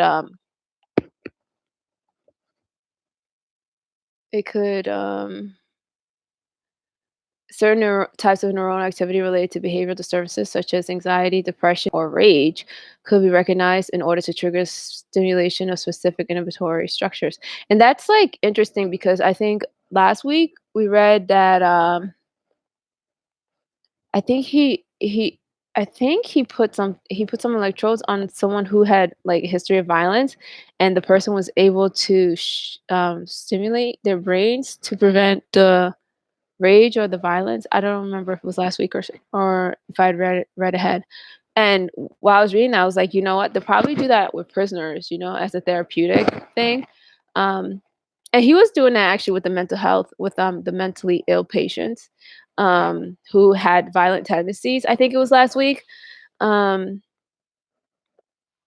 where they were able to stimulate themselves. But I mean, I could see them using that on prisoners who are violent and saying this is going to help you. Whether or not that's a good thing depends on whether or not there's consent. People have to consent, and how is it safe? Anyway, so later on it says in certain cases, death can be delayed for weeks or months, and current technologies has placed upon doctors the tremendous responsibility. Excuse me. In certain cases, death can be delayed for weeks or months, and current technology has placed upon doctors the tremendous responsibility and nearly deific power of deciding the duration of patient survival. And that's on page 101. I said that medicine is a power field that can attract psychopaths. I have observed that beasts are definitely in the medical field and having no moral issues engaging in gang stalking campaigns while attending to patients. I call these doctors Kevorkians. If you hear me say Kevorkian, I'm talking about a doctor who's part of the psychopathic network. Uh, I've also noticed nurses. Um, let me see. I mean, I've noticed them a lot in the medical field. So, and that's very, very dangerous. And I think that's a very, very important reason why people need to start paying attention to psychopaths, how they are and what they do. Um, Stop glorifying them. It's like I think a psych. There's a book that says, "Oh, the wisdom of psychopaths," and blah blah blah. I think a psychopath. Let me not say it that because I don't know if the author is a psychopath or not, but I'm gonna write a book because upon my observations, I see how psychopaths get ahead. And no, it's not honorable. It's not recommended, and it's not the best way. Okay, the human way is the best way. I think I will one day write a book about how psychopaths really get ahead because they always do things to make it seem like, oh, I did this and I did that. No, no, no, no. I've seen them in action and I've seen how they do it, how they get ahead, how they do things. And so like I'm gonna read so I could challenge. Well, I don't want to say I challenge, but yeah, and actually I could challenge that notion that psychopaths are better at fighting, better at getting ahead, more successful because of their psychopathic traits. That's BS. Anyway, so and that's just based on my research and observation of several types of psychopaths, from the pale ones to the berserk ones. Um, let's see. So I think that's it. Let's go on to the next 15 minutes.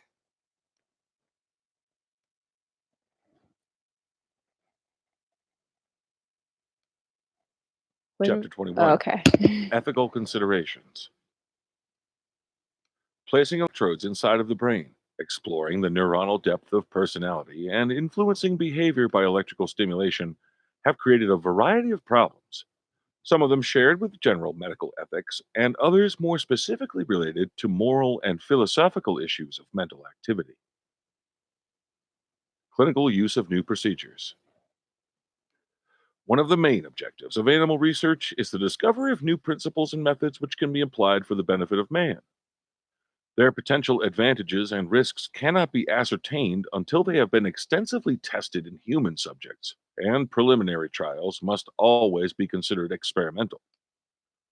Evidence that penicillin or any other new drug may be therapeutically effective is obtained initially in vitro and then in different species of mammals, but the conclusive demonstration of its clinical safety and efficacy requires application to man.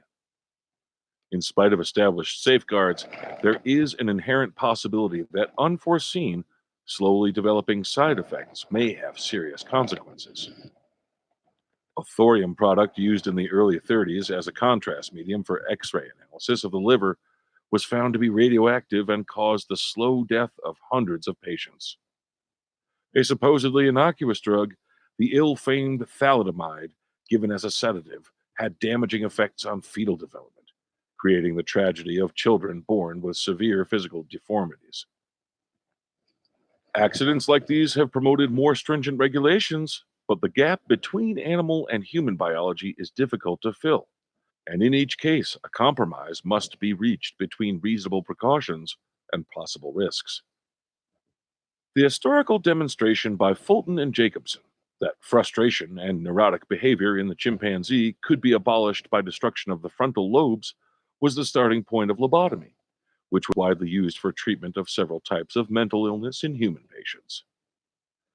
This operation consisted of surgical disruption of the frontal lobe connections and demonstrated the important fact that psychic manifestations can be influenced by physical means as bold as the surgeon's knife. The Nobel Prize bestowed on the first neurosurgeon to perform human lobotomies, Egas Moniz, recognized the significance of the principle that the mind was not so unreachable as formerly believed, and that it could be the object of experimental investigation. In spite of initial acclaim, lobotomy was soon severely criticized as a therapeutic procedure because it often produced concomitant undesirable alterations of personality, and more conservative treatments were actively sought in order to provide a less damaging, less sacrificial means of dealing with mental disorders than are lobotomy, leucotomy, gyrectomy, thalamotomy, and other intentional destructions of nervous structures. Among these efforts, implantations of electrodes in the brain offered promising possibilities. In monkeys, stimulation or limited destruction of the caudate nucleus produced several of the symptoms of frontal lobotomy with more discrete behavioral changes. Implantation of electrodes in man permitted access to any cerebral structure for recording, stimulation, or destruction. Their potential clinical application raised controversial issues about risks, rationale, and medical efficacy. But there is general agreement that depth recordings may provide significant information which cannot be obtained by other means, and it is essential for the proper diagnosis and treatment of patients with some cerebral disturbances. Therapeutic use of electrodes in case of mental illness has been more doubtful and must still be considered in an experimental phase. Recordings and stimulations in a patient equipped with intracerebral leads provide basic information about neurophysiological mechanisms in man, which may be of great value for the patient himself, for the welfare of other patients, and for the advance of science. In addition, they provide a unique opportunity to obtain important data about neuronal functions, which may not be directly related to the patient's illness. In this case, we are facing ethical issues of human research, which must be carefully considered. Human experimentation. While medical practice has generally accepted guidelines based on the Hippocratic Oath to do what I consider best for my patients and abstain from whatever is injurious, research with human subjects has lacked traditional codes and has followed the investigator's personal criteria, which have not always been correct. According to Beecher, leading medical schools and renowned doctors have sometimes conducted unethical research. Extremely high doses of a drug have been administered, with resulting behavioral disturbances, in order to evaluate the toxicity of the product. Placebos have been given instead of a well-known beneficial drug, with resulting increase in the incidence and severity of illness. Live cancer cells have been injected under the skin of 22 elderly patients without telling them what the shots were at New York's well-respected Sloan Kettering Institute. Beecher does not believe that these studies demonstrate a willful disregard of the patient's rights, but a thoughtlessness in experimental design. Although no formal ethical code has been universally accepted for the performance of research in man, basic guidelines have been formulated by the American Psychological Association, by the judges of the Nuremberg war crime trials, by the World Medical Association, and by the Medical Research Council of Britain. A 1966 editorial in the New England Journal of Medicine states that in medicine and in human investigations, the welfare of the sick patient or the experimental subject has traditionally been of prime importance. This implies clearly that therapeutic or theoretical experiments with significant risk of morbidity or mortality are undertaken only with a view to the immediate benefit of the patient. For the experimental subject to whom no benefit may accrue, the most meaningful possible informed and unforced consent must be secured. In the summer of 1966, the United States Public Health Service issued regulations for their sponsored research involving humans, specifying the need for full consent by the participating subjects and careful review of the projects by an ad hoc committee. In a detailed discussion, Wolfensberger clarified the meaning of informed consent. The experimental subject understands all the essential aspects of the study, the types and degrees of risks, the detrimental or beneficial consequences, if any, and the purpose of the research.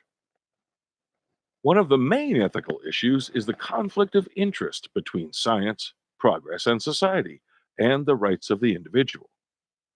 The principles of personal dignity, privacy, and freedom are often waived, voluntarily or forcefully, in favor of the group. Firemen, policemen, and soldiers may risk or lose their lives for the benefit of the community. Civilized activities are full of regulations which limit behavioral freedom.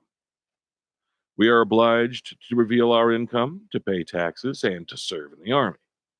We cannot walk around naked, take flowers from public gardens, or leave our cars where we please. We are searched when crossing borders and put in jail if our conduct is considered antisocial by the law. Although respect for the individual is highly prized and accepted in theory, in practice, it is often challenged and curtailed. The balance between social duties and individual rights is decided not by the individual, but by customs and laws established by the group. In the case of medical research, it is difficult to write an ethical code. As the Panel of Privacy and Behavioral Research concluded in 1967, legislation to assure appropriate recognition of the rights of human subjects is neither necessary nor desirable. And because of its relative inflexibility, legislation cannot meet the challenge of the subtle and sensitive conflict of values under consideration. Ethical decisions in science require not only moral judgment, but also factual information, technical knowledge, and experience, especially in the evaluation of risks and benefits. In order to decide to undergo open heart surgery, a patient must have a medical evaluation of his condition and of the state of the surgical art, a judgment which the doctor, but rarely the patient, is prepared to make. In medical research, consent is certainly essential, but the main responsibility still lies with the investigator and his institution. The request for consent from a patient or from a student participating in a research project carries a heavy weight of moral authority and a degree of coercion, and granting of it does not relieve the director of full responsibility in the experimental design and consequences. The simple request to perform a dubious procedure must be considered unethical because it represents psychological stress for the patient. Children and adults with mental disturbances cannot give proper consent, and relatives must be consulted. Their decisions, however, are easily influenced by the picture presented by the attending physician, thus increasing his responsibility, which preferably should be shared by a group of 3 or more professional consultants.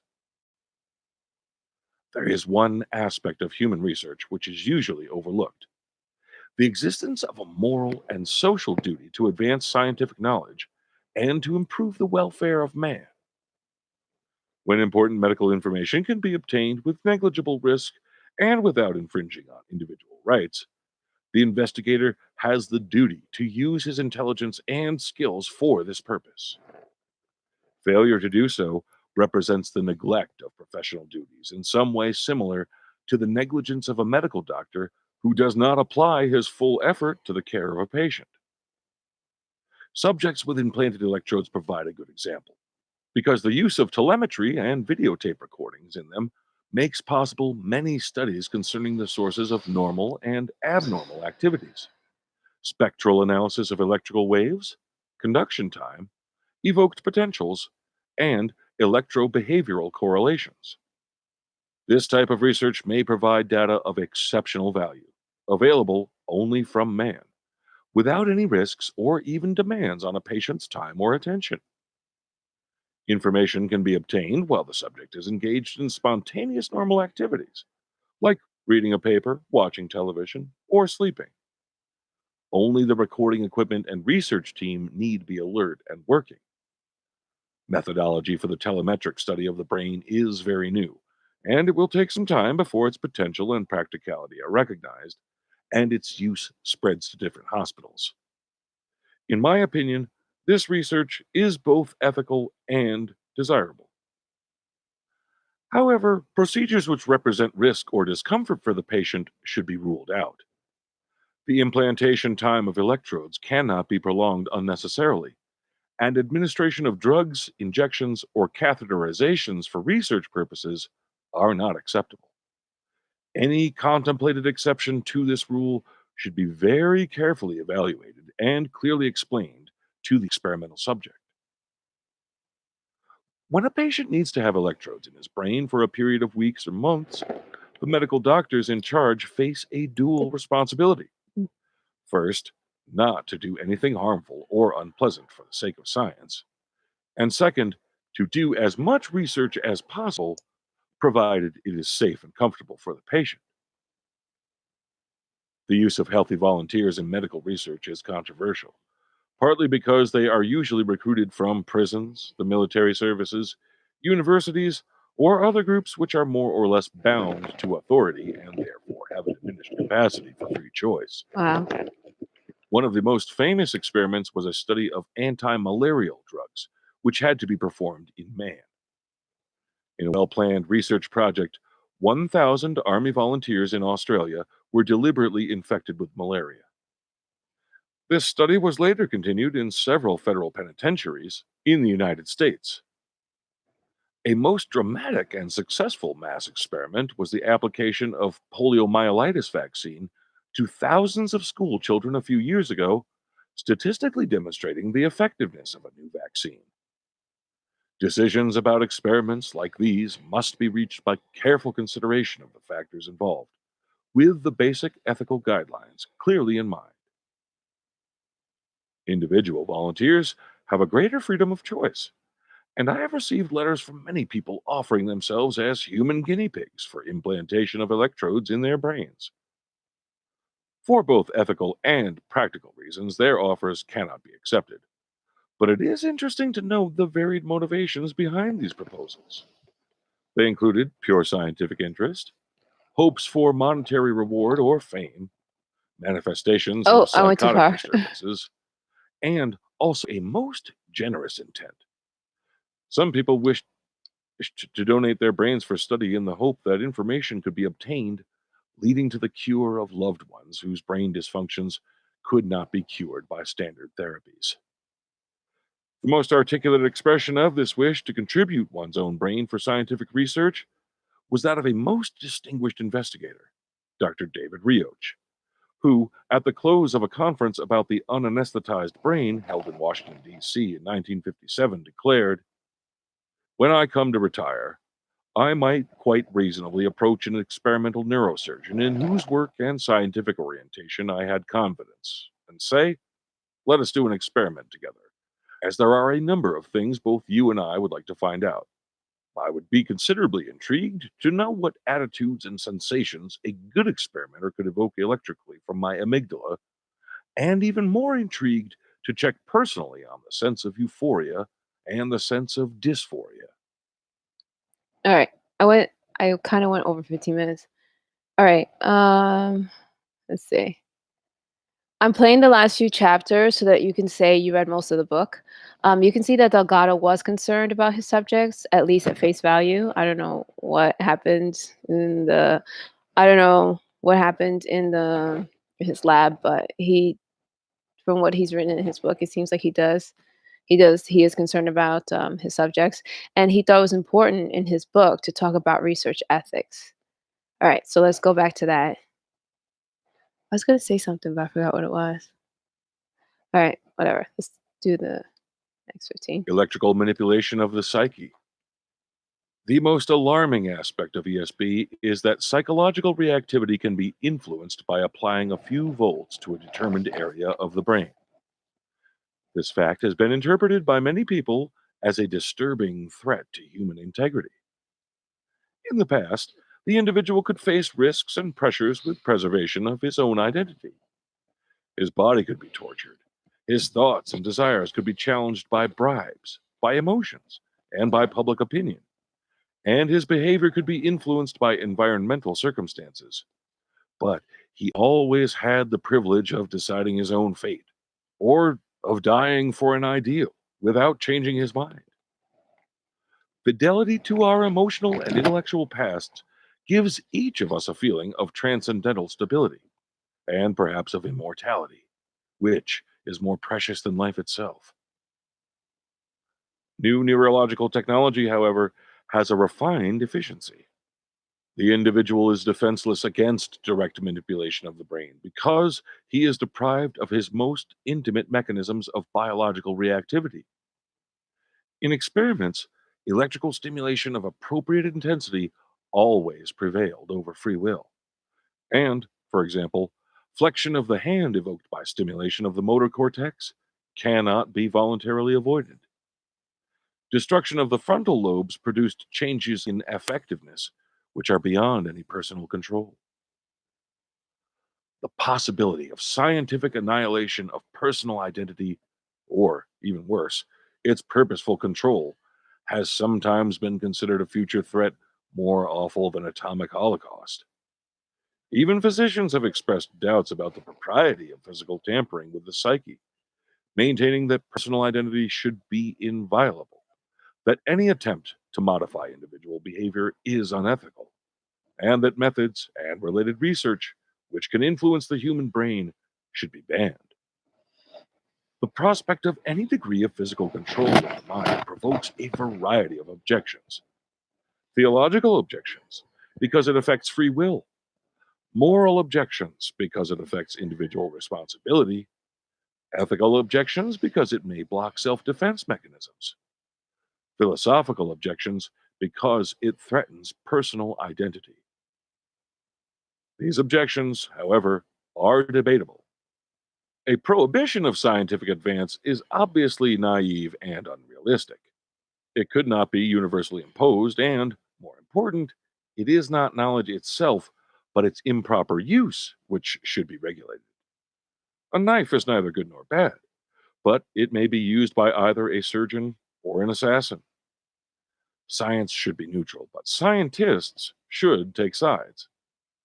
The mind is not a static, inborn entity owned by the individual and self sufficient, but the dynamic organization of sensory perceptions of the external world, correlated and reshaped through the internal anatomical and functional structure of the brain. Personality is not an intangible, immutable way of reacting, but a flexible process in continuous evolution affected by its medium. Culture and education are meant to shape patterns of reaction which are not innate in the human organism. They are meant to impose limits on freedom of choice. Moral codes may vary completely from civilization to civilization. Polygamy was acceptable in biblical times, and it is still practiced among Muslims, but it is rejected by many other civilizations with strong social, legal, religious, and educational pressures to make behavior monogamous. Of course, there is no physical impediment to the acquisition of half a dozen wives, at least until the law or the ladies catch up. But then we enter into a play of forces, into the dynamic equilibrium among all of the elements which determine behavioral choice. If there are very strong reasons to react in a particular way, for example, to have only one wife, the chance of living by a different custom is so slim as to be negligible. This is precisely the role of electrical stimulation of the brain, to add a new factor to the constellation of behavioral determinants. The result, as shown experimentally in animals, is an algebraic summation, with cerebral stimulation usually prepotent over spontaneous reactions. It is accepted medical practice to try and modify the antisocial or abnormal reactions of mental patients. Psychoanalysis, the use of drugs such as energizers and tranquilizers, the application of insulin or electroshock, and other varieties of psychiatric treatment are all aimed at influencing the abnormal personality of the patient in order to change his undesirable mental characteristics. The possible use, therefore, of implanted electrodes in mental patients should not pose unusual ethical complications if the accepted medical rules are followed. Perhaps the limited efficiency of standard psychiatric procedures is one reason that they have not caused alarm among scientists or laymen.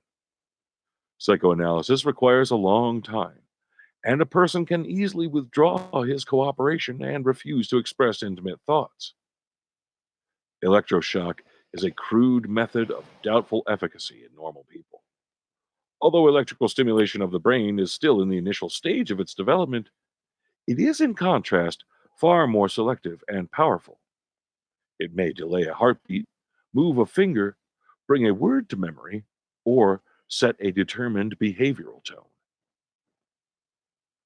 When medical indications are clear and the standard therapeutic procedures have failed, most patients and doctors are willing to test a new method, provided that the possibility of success outweighs the risk of worsening the situation.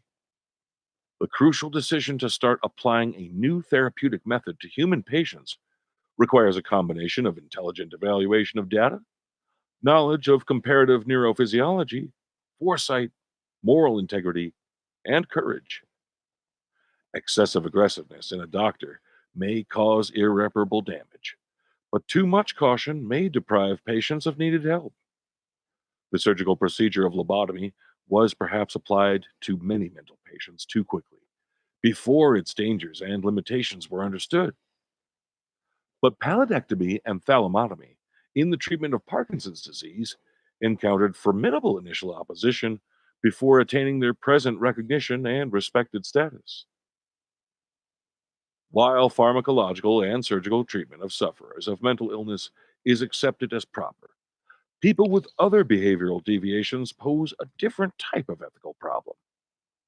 They may be potentially dangerous to themselves and to society when their mental functions are maintained within normal limits, and only one aspect of their personal conduct is socially unacceptable.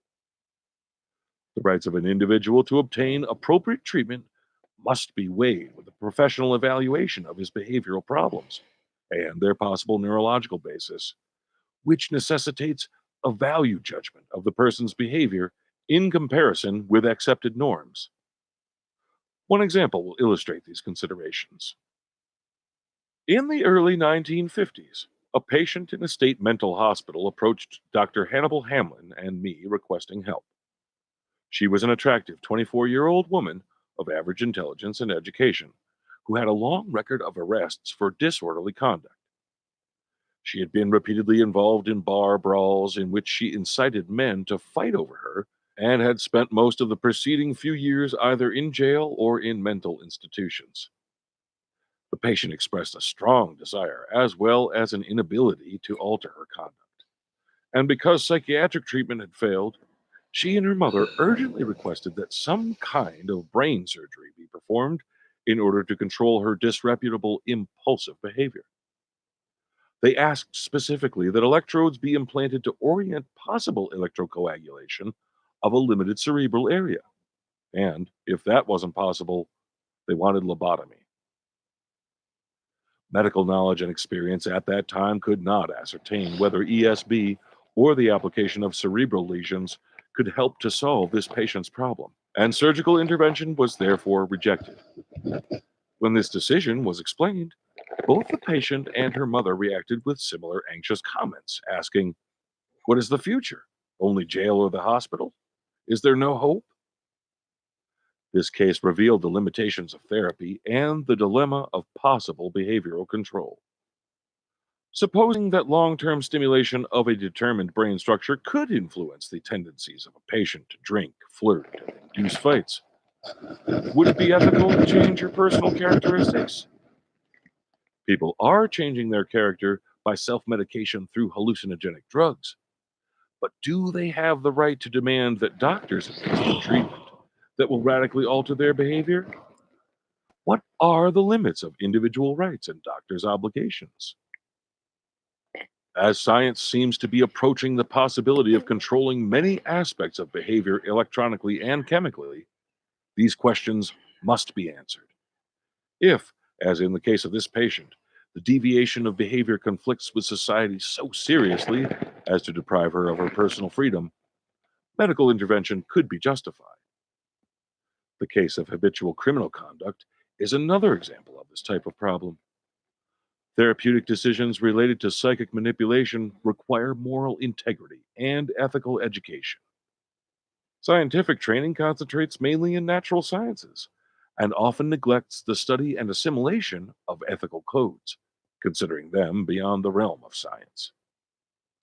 Perhaps It is often forgotten that the investigator needs a set of convictions and principles, not only to administrate grant money, to give proper credit to the work of others, and to be civilized with his colleagues, but especially to direct his life and his research, and to foresee the implications of his own discoveries.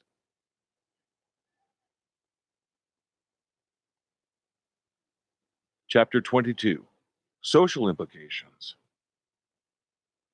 From ancient times, man has tried to control the destiny of other human beings by depriving them of liberty and submitting them to obedience. Slaves have been forced to work and to serve the caprices of their masters. Prisoners have been chained to row in the galleys, and men were, and still are, inducted into the armed forces and sent thousands of miles away to create havoc, take lives, and lose their own. Biological assault has also existed throughout recorded history. In ancient China, the feet of female children were bound to reduce their size. In many countries, thieves have been punished by having their hands cut off. Males have been castrated to inhibit sexual desire and then placed as eunuchs in charge of harems. And in some African tribes, it was customary to ablate the clitoris of married females to block their possible interest in other men and ensure their fidelity. These barbaric practices belong to the past, but the forceful imposition of biological changes still continues in our age. Sterilization of human beings by surgery or radiation has been legally imposed in some lands as a punishment for sexual crimes, or a preventative measure to avoid the spread of genetic defects. In the face of the real danger of population explosion, several scientists have proposed government enforced regulations to control fertility, and it is expected that in the next few years, an anti fertility drug, which can be added to the water supplies of cities, will be developed. According to Ketchel, voluntary methods are to be preferred, but only if they work. If they do not, then involuntary controls must be imposed. Such measures are preferable to the starvation and misery resulting from overpopulation. When an individual's behavior is judged unfit by members of a society, the consequences may be forceful deprivation of liberty and incarceration. If the individual is confined to a mental hospital, his undesirable conduct may cause the authorities to administer drugs, by forceful injection if necessary, in order to change or control his behavioral responses. Okay, so that was about 15 minutes. So, healthy people offered to be subjects in Delgado's and other similar research. He was aware of people wanting to ban his type of research, and he talked about that. And he also had to turn away volunteer subjects that wanted to be in experiments because he didn't think it would help. He didn't think it would help them, and turn them away. Um, that last sentence where he says, if an individual's behavior is deemed unacceptable by society, ESB can help them. Uh, that's kind of touchy. Because, I mean, of course, looking at face value, you know what he means. Like, if someone's a murderer, a drug dealer, or something like that, you could see where this could be beneficial. But I don't know if it was the first week when I showed some videos introducing you to Delgado in random talk, but I think he got in trouble, or it was either him or someone else, or some other researchers. There was rioting in the ghettos by African Americans, and I think some researchers in his type of research, mind control research, wanted to use their research to quiet the riots. So it's kind of tricky. That's where I think that's why the public, especially in America, oh, I got hair in my mouth. The public, especially in America, fears this technology, because undesired behavior by society could be you're a murderer, you're a drug dealer, you're a terrorist, you're a gang member, you're a thief, you're a sexual abuser, you're what else do people do? You're violent, or it could be you protest things that the status quo thinks are right. So that's it's very, uh, there's no definite line on what that means, behavior that is deemed unacceptable by society. Of course, normally, like people like you and me will jump to violent behavior and everything illegal, but people who are in the status quo and psychopaths would be like, oh, so if you protest pollution, in a major corporation, I don't know. So that's weird. I mean, it's not weird, but that's something that would have to be worked out. It's a There's no definite lines there because that sentence is so vague because it could encompass so much, not just what first comes to mind. So anyway, let's go on to the next 15 minutes. In the early 1950s, an historical precedent was established for the deliberate destruction of part of the brain as a legal treatment for criminals. A man apprehended in Pittsburgh after committing a series of robberies was given the alternative of a long jail sentence or submission to frontal lobe surgery, which might curb or eliminate his future criminal behavior. Lobotomy was performed, and although initially the patient appeared better adjusted socially, several months later he committed more thefts. When he realized that the police were closing in, he wrote a letter to the surgeon expressing appreciation for his efforts and regret that the operation had not been successful. Hoping that the study of his case might help others, he donated his brain to the surgeon and committed suicide by shooting himself through the heart. In spite of this therapeutic failure, the possibility of surgical rehabilitation of criminals has been considered by several scientists as more humane, more promising, and less damaging for the individual than his incarceration for life. Even if our conduct is entirely within the law, we cannot escape the intervention of the state in our private lives and in our most intimate biology. In general, we are not even aware of it.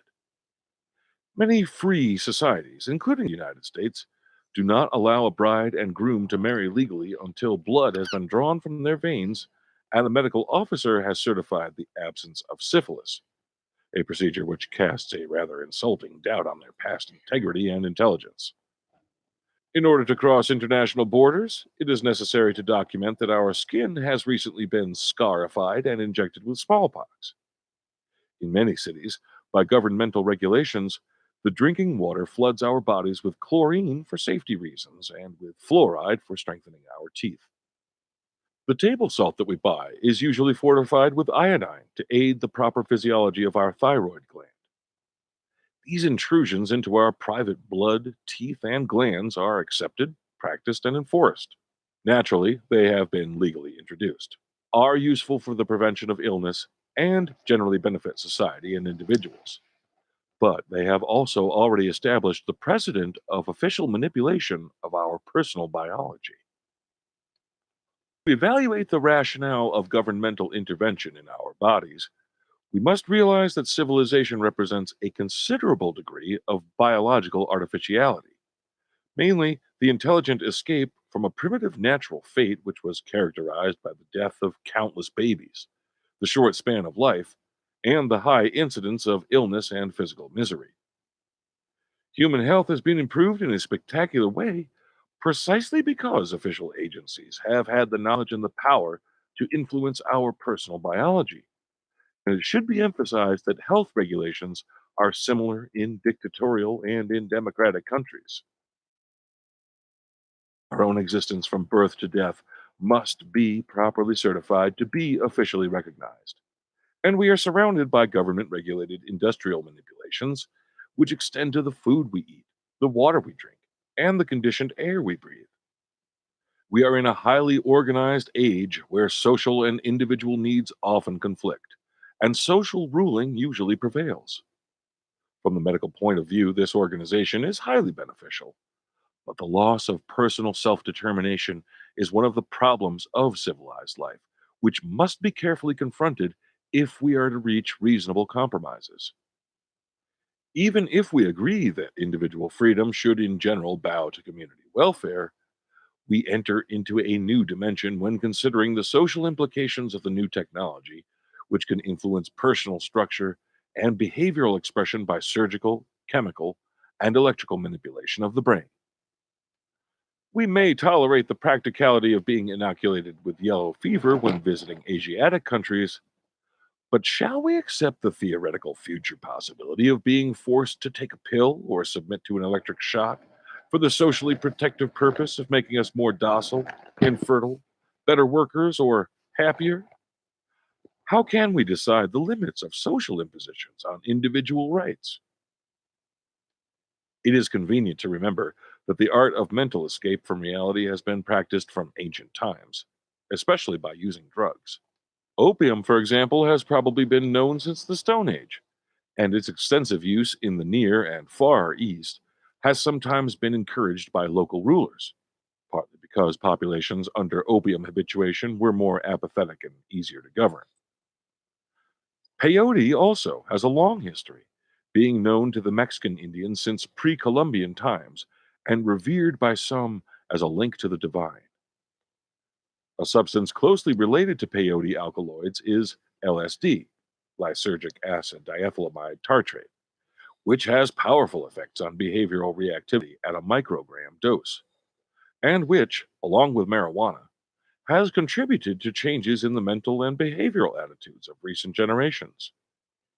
During the last 15 years, a large number of tranquilizers, energizers, and other psychoactive drugs have been discovered, and their use has changed the atmosphere of mental hospitals and the practice of psychiatry. They are highly beneficial both for patients and for relatively normal persons who need pharmacological help to cope with the pressures of civilized life.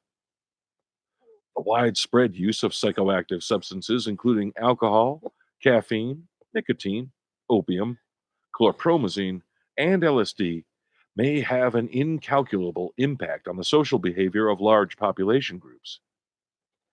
Administration of a chemical mist in order to subdue hostile crowds has already been used as a strategic weapon by armies and by local police.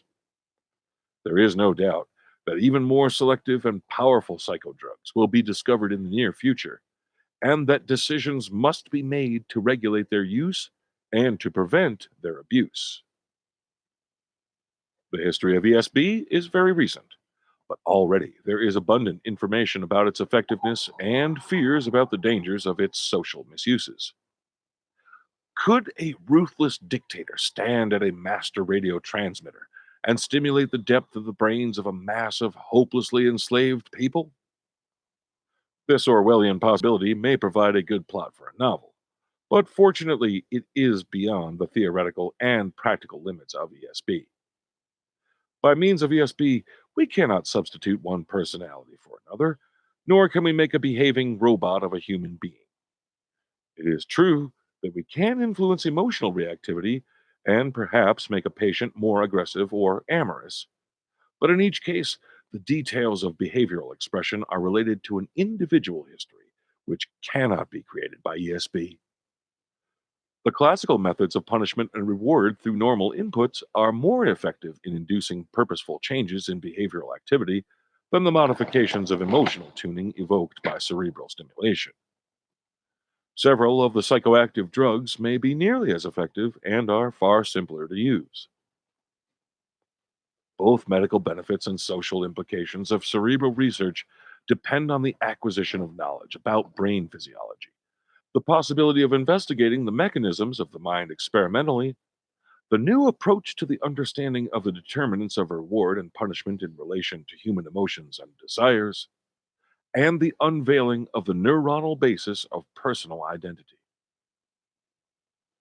Understanding of biology, physics, and other sciences facilitated the process of ecological liberation and domination.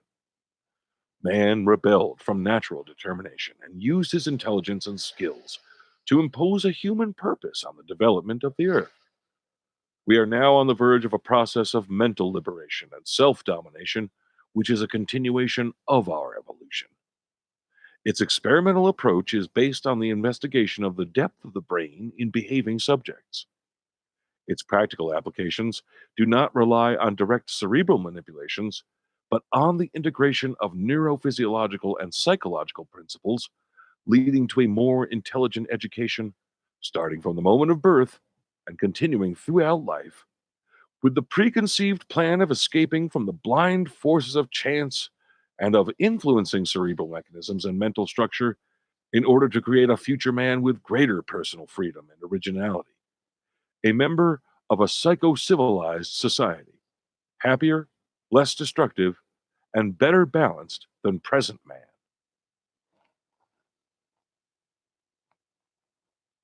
Chapter 23: Neurophysiology and Mental Activities.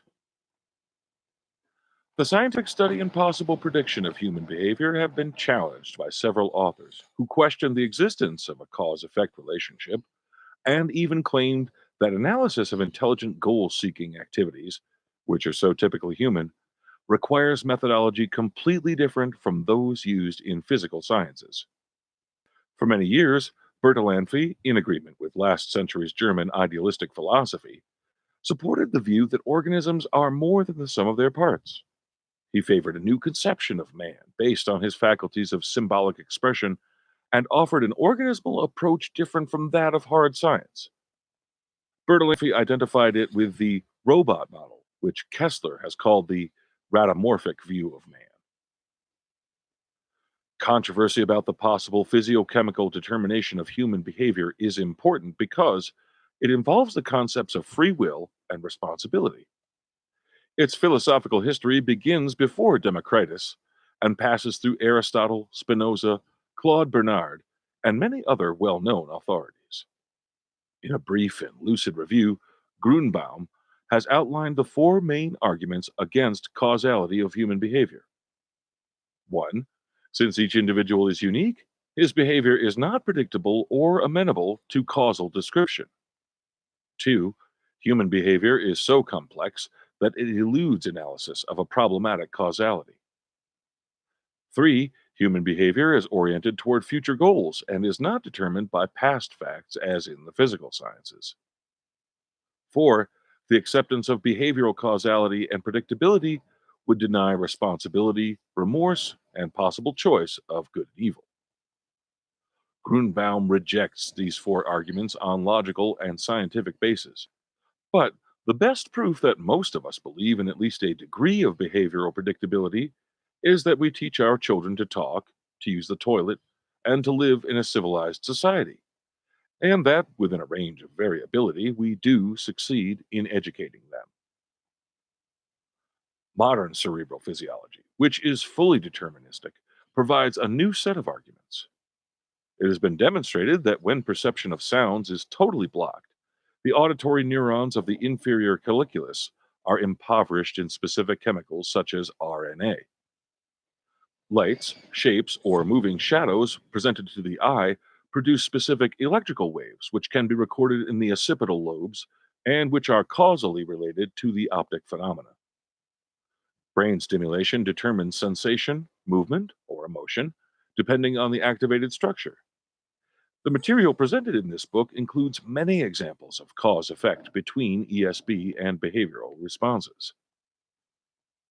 Against this experimental determinism, it has been argued that spontaneous behavior is different from laboratory phenomena, and, more important, that the gap between neuronal physiology and mental activities is still immense. How can we relate electrical spikes or ionic changes in the cells with the reality of enjoying music, being in love, or writing a book? Are mental activities and neuronal physiology as unrelated to each other as the message of a painting and the chemical structure of colors and canvas? Ketty has indicated that there is no valid physiochemical model to explain the phenomena of consciousness, and little likelihood of developing one. The sensation of a blue sky cannot be understood or even described in terms of changes in the retina or spikes traveling through the optic nerve, occipital cortex, and association areas. To clarify this discussion, let us review a classical experiment. In a cat under deep anesthesia, electrodes can be placed in the inner ear and connected with an electrical amplifier and a loudspeaker. The spectacular result is that if we whisper in the cat's ear, "How are you?" the loudspeaker will reproduce How are you? The interpretation of this phenomenon is not that the cat has learned to speak English, but that its ear has worked as a microphone, transducing sound into electricity. The vibrations of the air produced by the human voice are received by the tympanic membrane and give rise to electrical signals in the cochlea, which are picked up by the recording electrodes. The cochlea functions as an acoustic analyzer which generates all or none spikes in single nerve fibers, sending coded messages to the brain. Sensory inputs impinging on different sensory receptors like the ear, eye, or skin originate patterns of electrical signals which can be recorded at ascending levels of the central nervous system. Oh my gosh. Some of these experiments that he talks about. So they I don't know if anyone heard it, but well, of course you heard it, but they put a microphone in the cat's ear. I mean, they put something, some kind of electrode in the cat's ear. Then they whispered in the cat's ear, and then then they whispered in the cat's ear, and what they whispered came out through a loudspeaker. So they used the cat's ear as a microphone. That's just wow. And then I thought it was really like, ew. When they took the baboon, they put him under anesthesia, and I think that was like the last 15 minutes or something was before. They put him under anesthesia. They used some kind of agent, some kind of chemical to rinse out all the baboon blood. Then they put in human blood. Then they attached the baboon to a sick person. Something was wrong with her kidneys, and then they filtered her kidneys through the baboon's blood. This is so disgusting. And then afterwards, she went home well because they used the baboon's kidney to filter her sick kidney. She got better and went home, and then the baboon came back and it was fine. That's just yuck. Oh my god. But, weird things scientists do. Anyway, so let's get back to the book. Well, I mean, that is part of the book. These strange experiments that he talks about. All right. So the PDF that I gave you stops at chapter 21. So you really have to listen because there's nothing to read unless you buy the book. The book is expensive right now for some strange reason. I don't know if it's being used. You know what? I was gonna say maybe it's being used in a college course, but I don't know if anyone's talking about this anymore. But it's really expensive. I got it on Kindle for like $10 about 2 years ago, but I think the publisher stopped putting it on ebook. So um, I think Scribd, someone put it on Scribd, SCRBD, but I don't know how much they're charging for it. And I don't know. I don't know if they're doing like a 30-day free offer so that you can read it. And where else did I see it? Yeah, even like when I was looking for it on Barnes and Noble didn't really have it on ebook. They just had like the expensive version. Amazon didn't have it, and I don't know. Maybe the publisher will put it back on an ebook. So anyway, I mean, yeah, or maybe the price will go down. I don't know. I think I was able to buy it too for like $12. I think I don't remember, but I know I got it on Kindle for like $10, $11, one of those. So anyway, so back to I'm still talking about the book, but back to the topic. Um, so the PDF stops at page chapter 21. So in this section, Delgado talks about what he hopes his research will achieve. I'm going to go off topic again a bit, but let's discuss Let's discuss why there was so much interest in mind control. I watched an interesting video. Actually, there were three videos from a Canadian show called The Fifth Estate that said that the US government became obsessed with mind control and brainwashing because during the Korean War, prisoners of war came back to the US denouncing the American way of life and repeating the enemy's propaganda. The CIA was convinced that the communists had found the key to brainwashing and Americans had to unlock the mystery of mind control to protect against the communists. This explanation puts the motive for mind control research as a search for defense against America's enemies. The government was also worried that the Soviets, because this was also near the Cold War, had developed methods to brainwash people. A CIA psychologist said that they were pressured to find any kind of means, chemical, psychological, etc., that people could use to influence the behavior of the people. This explanation makes sense of why the government poured money into mind control research and why the public was okay with it in the beginning. It was for practical reasons, you know. I talk about psychopaths a lot, but I don't think this spurred from a psychopath, someone in the government who's a psychopath saying, we need to control the people, so let's just do mind control research. No, they were concerned because, some US soldiers came back from overseas and they were like brainwashed and stuff, and they were scared. I think they were probably scared that it would be used on all American citizens and threaten the democratic way of life. So they started researching mind control. And the public was okay with it because at that point the public was like, "Oh my God, help us, government."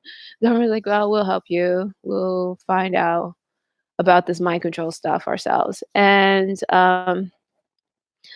Delgado's type of research became about national security. The public was okay with it until they found out how the government was researching mind control. Wow, if you're gonna research how to brainwash people and manipulate the human mind, you can't really do that with rats and monkeys, can you? Because you can't really talk to rats and monkeys. You can't tell them how they feel. Rats and monkeys don't have jobs, pay taxes, walk around and talk about the government. They don't. So, unfortunately, if you want to research mind control and brainwashing, you're going to have to do it on human beings. The government was doing torturous experiments on people without their consent. It wasn't just poor people, and I think, and I'm not trying to defend their methods, but if you're gonna brainwash someone, you can't.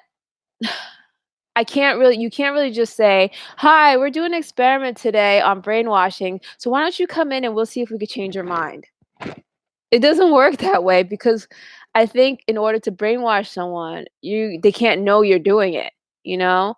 It's kind of like a sneaky procedure where you're just like, injecting these ideas, whether it be psychologically, chemically, or electrically, So I think just the whole endeavor of learning about brainwashing and learning about mind control, you have to do it on unaware human beings. And I am not saying it's okay. I'm just letting you know why they had to go about it that way. And I'm not saying it's okay. Okay. But that's why they had to go about it that way. You can't do it on rats. You can't do it on monkeys. You have to do it on human beings. And it's really hard for you to get real results when you do it on human beings who know you're brainwashing them. There's like, it confounds things if they already know. So the government went about it this way, um, and they ended up doing torture experiments on people without their consent. And it wasn't just on poor people either. The government also went to other countries and experimented on well-to-do people. Remember, I told you that maybe mind control experiments, if Delgado's research continued and there was a ban on it on the United States, you could always take it to somewhere else. And continue it quietly.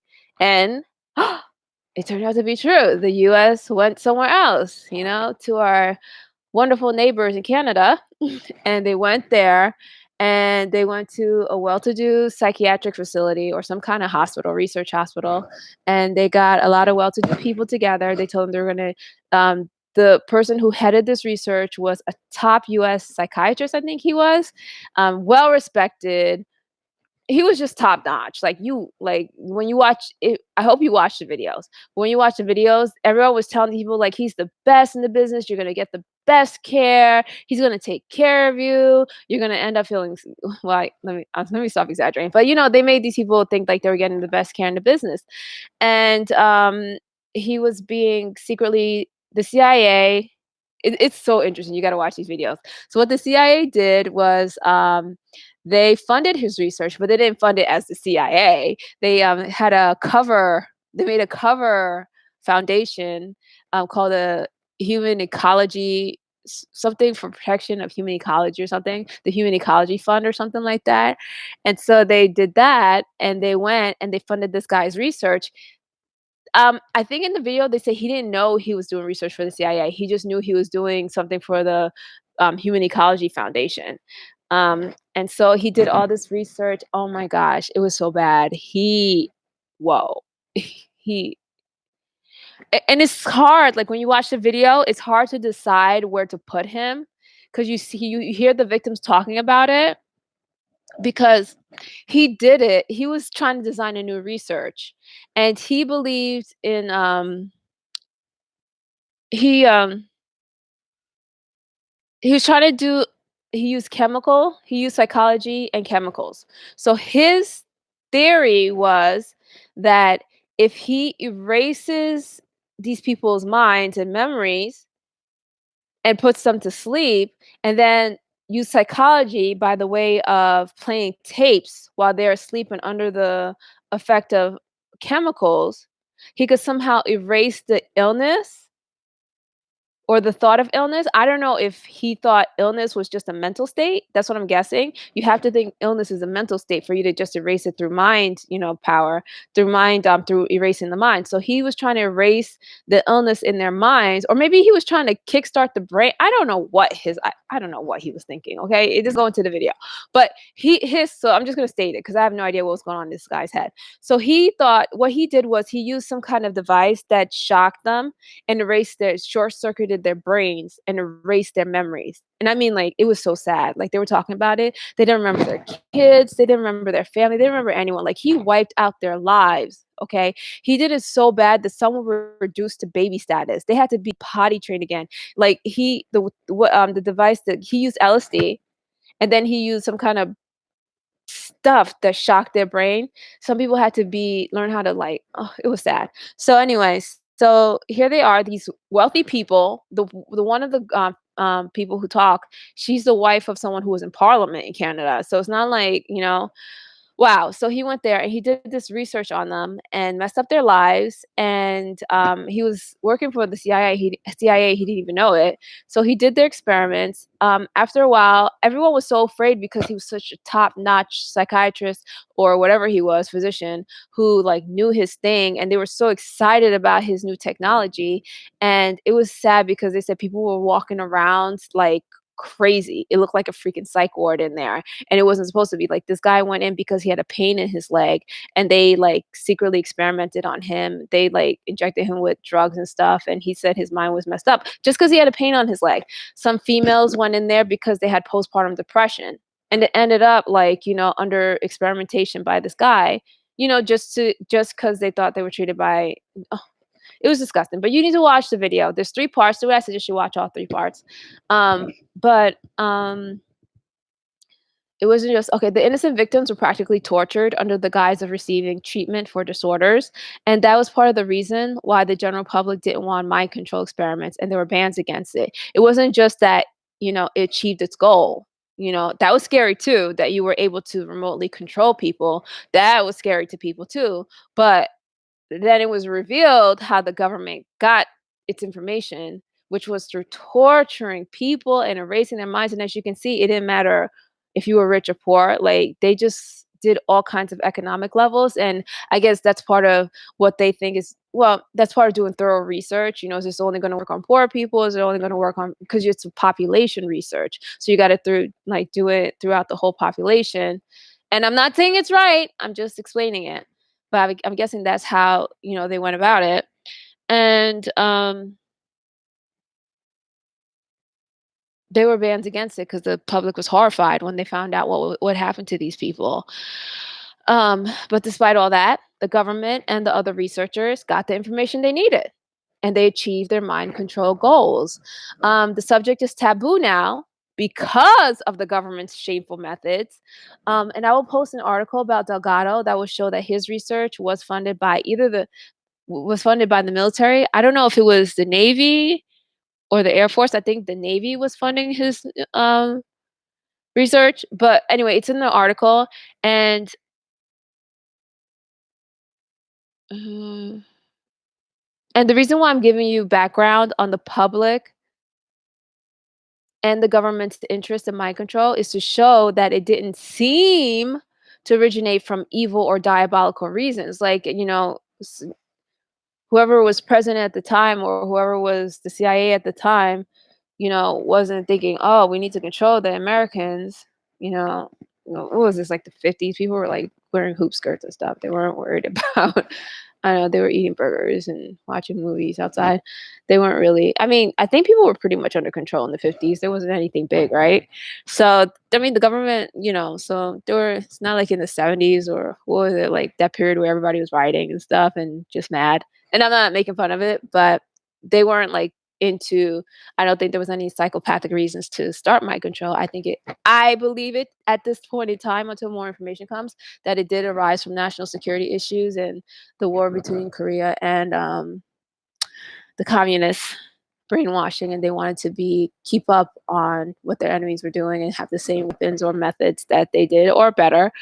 And so it wasn't evil or diabolical reasons, but from reasonable concern for national security.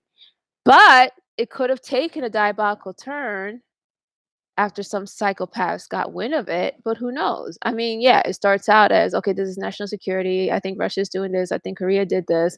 We need to get on top of this. But if you're a psychopath and you're in the government and you hear about this, you're like, oh yeah, national security. Let's do this mind control thing. Yeah, of course you would love it. Yeah, let's get into this. And so now I think definitely if there were psychopaths in the government at the time, they jumped at the opportunity to learn how to control people because that's their territory, not their territory, but that they love doing that. And I think it got out of hand because here they were, they had government backing, they had the funding, the public was okay with it. That's a psychopath's dream. Yeah, pay me, give me free money to learn how to control a population, under the guise that it's national security. So I'm not saying the whole government's full of psychopaths, but if there were psychopaths involved, you can see how this got out of hand. And honestly, from my research, I can see how something could start out good, and then when the psychopaths get involved, it could turn really ugly and bad. And you just like, I mean, if you don't know the background or you're not in the know and observing them like me, you'd be like, what the heck happened? Everything was so nice. But if you know about psychopaths and how that works and how they can ruin everything, okay, and they can ruin everything, good. If you let them, or if you're not aware of their tactics, you can see how this could go very, very wrong. And this did go very, very, very wrong. So I suspect that some psychopaths got in on it for their own reasons, not national security. So that's it. I wanted to provide some background around that, and let's go to the next 15 minutes. In an attempt to correlate physiochemical events of the brain with psychological phenomena, we must differentiate three groups of neuronal functions. 1. Basic metabolic changes are necessary to keep the nerve cells alive, receptive, and reactive. These processes, which include ionic exchange, oxidation of chemicals, and consumption of energy, are absolutely necessary but are unspecific and not directly correlated with psychological responses. They allow the traffic of signals independently of their quality. 2. A material carrier of coded signals is needed to circulate information through the central nervous system. This carrier is represented by chemical changes and electrical impulses, which can be recorded, identified, and measured. Without senses, without neural conductors, or without basic metabolic activity, reception of information is not possible. But these mechanisms are to a great extent unlearned and automatic. At these levels, there is no understanding of messages, and the signals have not yet been decoded. A gross similarity may be found in a record player where the pickup cartridge transforms the irregularities of record grooves into electrical patterns traveling through the electronic circuitry of the amplifier, where they can be mixed, delayed, or changed in tonality. At these levels, the material carrier is formed by electrical pulses with a voltage which can be measured and a pattern which can be seen in the oscilloscope, even without knowing that there is a musical message. In order to perceive the notes of the melody, a suitable decoding mechanism, the loudspeaker, is necessary. One more element is needed to understand the musical sounds: a suitable sensor, a human being with previous training to recognize music. 3. The symbolic meaning of a message is not intrinsic in the object or in the material carrier. Its understanding is not provided automatically by inborn mechanisms within the brain. Recognition of messages must be learned and is related to the experiential history of each individual. When we show a pencil to a monkey, a savage, and a cultured man, the visual sensory inputs are transformed into electrical patterns and transmitted through optic pathways. In all three cases, this initial process is probably comparable, and the transmitted electrical signals are probably similar, but the interpretation will be different. For a monkey and for a savage, the pencil is only a little stick. But for a writer, the pencil has many uses and meanings, and it conveys a multitude of associations. Symbolism is not in the pencil or in the receptive brain, but in their previous encounters and relations. The distinction between material character and symbolic meaning is important for the clarification of the limitations of electrophysiological studies of the brain. Even if our methodology for recording electrical codes of transmitted signals were highly sophisticated, we would only be able to detect the carrier, and not the meaning. We could identify the shape of a stick circulating in visual pathways, but not its history. Symbolism cannot be deciphered by any instrument when the reference point of past experience is unknown. The frame of reference which must be examined to capture a meaning is the individual experience stored inside the brain by means of special material carriers of information, probably stereochemical combinations of amino acids and other substances forming the nucleoproteic structure of memory traces. Symbolism is found by recalling experience from memory storage and comparing it with the received inputs. Two events are therefore taking place: comparative evaluation and temporal correlation. This constitutes the physiochemical basis of individual reactivity, and it is a matter of definition whether these processes are considered as material, because essential material events are involved, or as immaterial, because the processes depend on comparison and temporal correlation. It is more important to understand the terms of discussion than to decide on a definition. The human newborn brain has, among other qualities, the capacity to learn languages, abstract thinking, and moral judgment, but not to create them.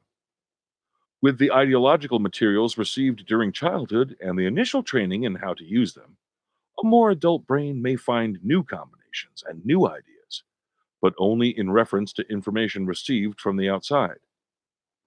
In each individual, conscious or subconscious understanding of messages is probably dependent upon progressive steps of chemical and electrical subcoding of sensory inputs, with the resulting creation of new material carriers and codes, which activate a new series of electrical and chemical phenomena involving constellations of specialized neurons.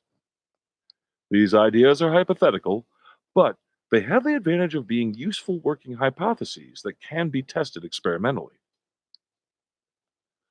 While recording of electrical activity in the brain provides information limited to the carriers, it should be expected that electrical stimulation of neuronal fields may activate intracerebral processes related to both initial material carriers and subsequent subcarriers of symbolic meaning and past experiences stored in the brain. In this way, we could differentiate between the cerebral mechanisms responsible for simple transmission of inputs and for the cognitive processing of received information. At the present moment, we still lack neurophysiological understanding of how we enjoy music or recognize a pencil, but at least we have methodologies and working hypotheses to investigate the problem. And already, we can create musical and optic hallucinatory perceptions by direct stimulation of some areas of the brain.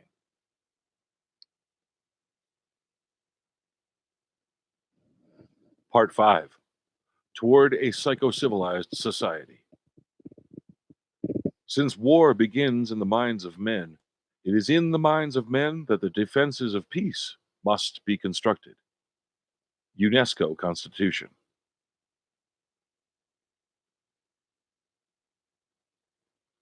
Chapter 24: Social Dependence and Individual Freedom.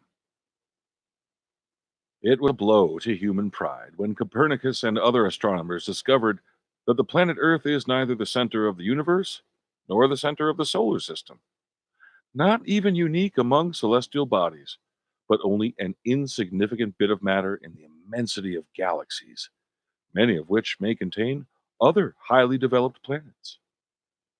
The modesty of the spaceship Earth is a reality, and we must accept it and adapt to it. Only then can we understand our universe and start planning to conquer the stars. Darwin gave our pride a second blow and made a historical step toward understanding ourselves.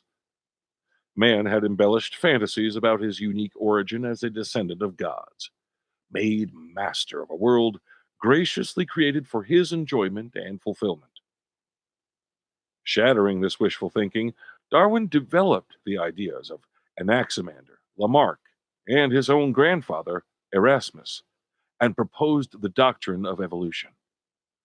The different forms of life developed gradually from a common ancestry through a struggle for existence and survival of the fittest. Homo sapiens was not created de novo by special design and was only the remarkable product of a long process of biological evolution. Man is different from monkeys and lizards, just as monkeys and lizards differ from worms and amoebas. All are links in the evolutionary process. A biological memory of ancient times is preserved as functional traces in higher organisms. The chemical composition of the blood of mammals, for example, has a strong resemblance to seawater, where life probably originated. Antecedents of a thinking brain may be found in lower animals, and in varying degrees, mental abilities like memory, learning, and problem solving are shared by octopus, rat, and man. By accepting this reality, we can perceive our continuing evolution and become more motivated to influence the destiny of the human race. We may now be approaching a third, equally momentous discovery about ourselves. The analysis of mental activities in the context of brain physiology indicates that our own self, our ego, is not so unique or even independent as Freud pointed out many years ago. Study of the elements which constitute personal identity reveals the two classical factors of nature and nurture. These factors are given to and not chosen by the individual. The amino acids which form the genes are selected and assembled in the helix by natural chance, without intervention of the desires of the owner or the donors, and according to laws related to the history of protozoas, fishes, and apes, beyond the control or awareness of man. Genetically, we are not the masters, but the slaves of millenniums of biological history. The other factors which form personality originate in the environment and are initially received by each baby without any possible choice. The baby does not select his parents, country of birth, or the language spoken around him. Personality is formed by a constellation of borrowed elements related to ideological, behavioral, and cultural systems, and dependent on a continuous stream of sensory inputs. This is reality, and we must accept it and adapt to it. Only then can we apply our intelligence to the investigation and conquering of the human mind. Only then can we contemplate development of a future psychocivilized human being, a less cruel, happier, and better man. The concept of individuals as self-sufficient and independent entities is based on false premises. In the Copernican universe, our planet and man himself were demoted from their original geocentric position. But there was still a comfortable sensation of security based on law and order. And, as Newton explained, the most complex celestial phenomena could, in fact, be reduced to relatively simple formulas. Similar laws could be applied to falling apples or to the attraction and repulsion of planets floating in the immensity of sidereal space.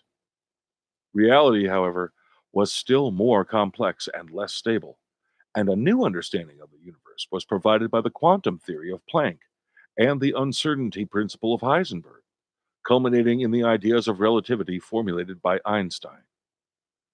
Time and distance lost their former absolute values, and appeared to have a different meaning to different observers. The problem is that the universe has no center. Everything is relative, and all that we can do is to compare the relations among given sets of values and express the result by mathematical formulas.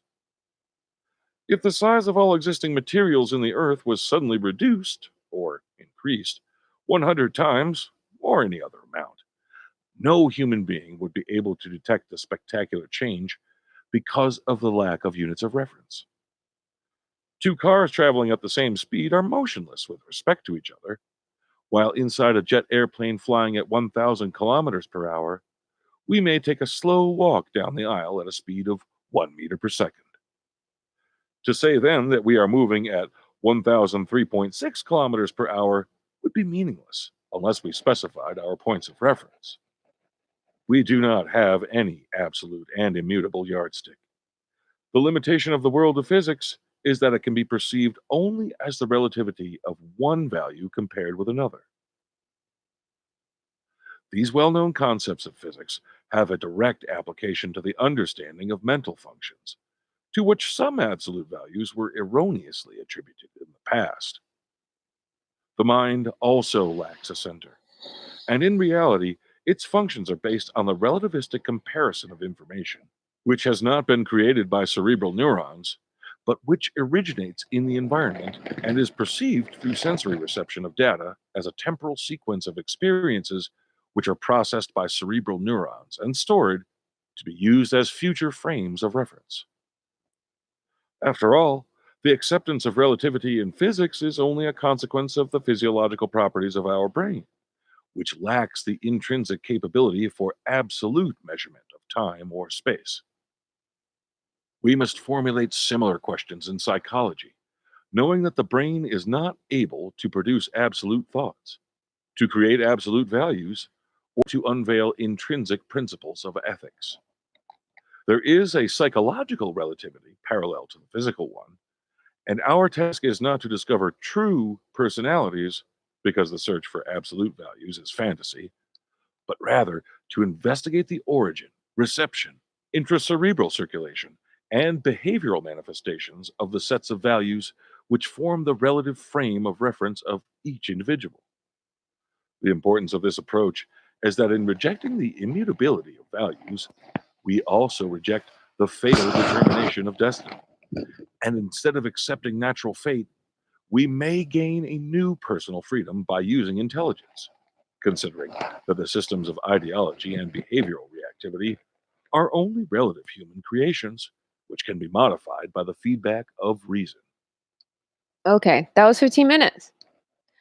All right. So this may be boring, but it is good for discussion. It's helpful to see the way that some of the scientists who do these types of research think, or in Delgado's case, thought. Scientists with hard science viewpoints usually see things as cause and effect. For example, emotions to a poet are abstract and complex, but scientists with a hard science point of view see emotions as chemicals or electrical signals. They see things differently from the general public, or than the general public, because they study nature and how it works on a molecular level. I don't agree with having a purely hard science viewpoint. It comes in handy sometimes, but when it comes to dealing with life and people, a hard science point of view can be dangerous. It often ignores the complexity of life, emotions, and interactions, even though those things do arise from even though those things arise from molecules, chemicals, and electricity. So let's go on to the next 15 minutes. Man may be considered a provisional collection of matter and information, both provided by the environment, constituting relative frames of reference to be compared, within the limitation and under the terms of the human mind, with other frames of reference. We know that atoms of oxygen, carbon, hydrogen, nitrogen, and other elements, which form a part of organic and inorganic compounds such as water, vegetables, and animal proteins, have been combined in a special manner to constitute membranes, cells, and other parts of living beings without the help of vital spirits or other metaphysical mysteries. Our living body is only a transitory organization of chemical compounds.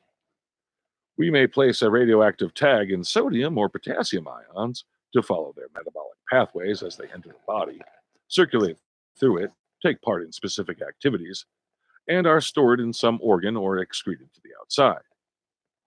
Every single ion which forms our flesh pre-existed in nature.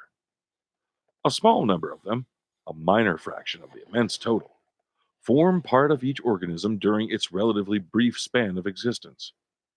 And all of these personal atoms, which in reality lack any individual specificity, will revert back to the environment. Atoms, organization, and time are the only factors which constitute the organisms, and nobody should be disturbed or offended by the fact that he has not invented or consciously chosen the ions that integrate his anatomical structure. It is true that the astonishing unique properties of awareness, thinking, and behaving are new qualities which did not exist among the properties of the single ions, and that their appearance is related to a tremendously complex organization which we still do not comprehend. In order to understand and accept this fact, it may be helpful to consider that water has a different physical and chemical properties than its constituent elements of hydrogen and oxygen.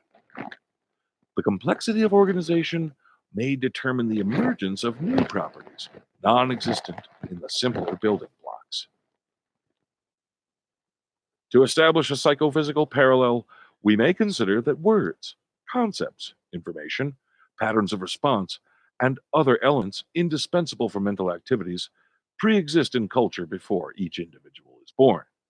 These elements enter the organism by impinging on sensory inputs and then circulate through the central nervous system, taking part in specific mental activities and finally being stored as memories and perhaps exteriorized as part of behavioral expression. The gamut of words, symbols, and information necessary for ideological processes must be provided from the outside, and only a small portion of the existing immensity is used to structure the individual mind. No one should be disturbed by the fact that he is borrowing most of his mental constituents, and that he has not invented the alphabet, mathematics, ethics, history, or any of the many subjects filling our brains. We are provided with frames of mental reference, and by necessity, our reactions and personal identity will be related to this given frame. Individual uniqueness is merely the unique chance in the acquisition, combination, and modulation of available elements. And the relative central axis is not the individual, but the elements originating in the outside. There is not much more merit or responsibility in learning to walk or in speaking our native tongue than there is in growing hair. Unless we are taught to think with critical evaluation of the perceived reality, and we understand the principle of psychological relativity, it will be very difficult to escape from the ideological and behavioral imprinting of early childhood. The individual may think that the most important fact of reality is his own existence, but this is only his personal point of view, a relative frame of reference which is not shared by the rest of the living world. This self importance also lacks historical perspective, for the brief existence of one person should be considered in terms of the world population, mankind, and the whole universe. It is quite reasonable to feel that I am the most important creature that ever existed, but unless I realize the egocentric relativity of my appreciation at the same time, I am ignoring many other frames of reference, as valuable as my own, which are essential in order to understand my position, both among other living beings and in the context of cosmic evolution. Understanding of the relative value of personal existence from the individual and cosmic points of view as complementary aspects of the same reality may facilitate the personal adaptation to the environment. It may also provide feedback possibilities of influencing this reality by using intelligent purpose to modify natural causality. In Sartre's dualism of being in itself. A stone is a stone, which, being static, always coincides with itself. And being for itself, the realm of consciousness perpetually beyond itself. The second aspect represents our existence as continuously flowing out, preventing us from possessing our being the way we can possess a static object, and creating the essential conflict and anxiety over our desire for the security of being a stable entity. This important concept should be supplemented by recognition of the essential need for a continuous flowing in of sensory inputs. Self realization, after all, derives from the processing of information coming from the environment, and accomplishment is a feedback which establishes a congruence between a drive and the sensory perception of a behavioral performance. The existential flowing out cannot occur without a previous flowing in, and what flow in and out are merely information, cultural symbols, and behavioral patterns created not by the individual but by the collective effort of many men, most of them dead, accumulated through many thousands of years and graciously given to each of us. A clearer understanding of our continuous environmental and social dependence will increase our interest in identifying and investigating the factors, reasons, and mechanisms of this dependence. Realization that the elements which form our personality and originate in the surroundings are so essential may promote the establishment of stronger intellectual and emotional bonds with the cultural source, increasing our motivation to enhance the environment which is the provider of our personal building blocks. Social integration may be improved when it is understood that society forms the basis of each individual, and that personal destiny is related to, and in large part dependent on, the destiny of the whole group. Alienation from established cultural forms and lack of social responsibility could be diminished by an increased awareness of our social dependence. In primitive societies, there was a limited choice of sensory inputs, provided mainly by surrounding nature. As man was bound to a small piece of territory, he had very few opportunities for ecological, sociological, or ideological change, and natural chance was the principal source of information. In present civilized societies, many sensory inputs originate in the technological surroundings created by man. Because of mass communications, important events are shared around the world. The tragic death of one man, once an incident of local significance, may now be reported globally and felt as a personal loss by millions of distant people. The work of one person who discovers electricity or antibiotics may now transform the quality of life in all countries. Different technologies, arts, sciences, and political and religious ideologies affect the lives of most men. In principle, adults can select their country, climate, and culture, and any setting from the sensory isolation of a psychologist's experimental cubicle to the sensory assault of a metropolis. But the desires and mechanisms for choice are determined mainly by early childhood experiences, cultural imprinting, and learned patterns of response. Newborn babies are completely dependent on parental care for the quality and quantity of sensory inputs, as well as for food and warmth. The elements offered by the environment are almost infinite, but only a limited number are used to structure each individual. Their selection depends on chance, which among many variables includes the presence and behavior of parents and teachers.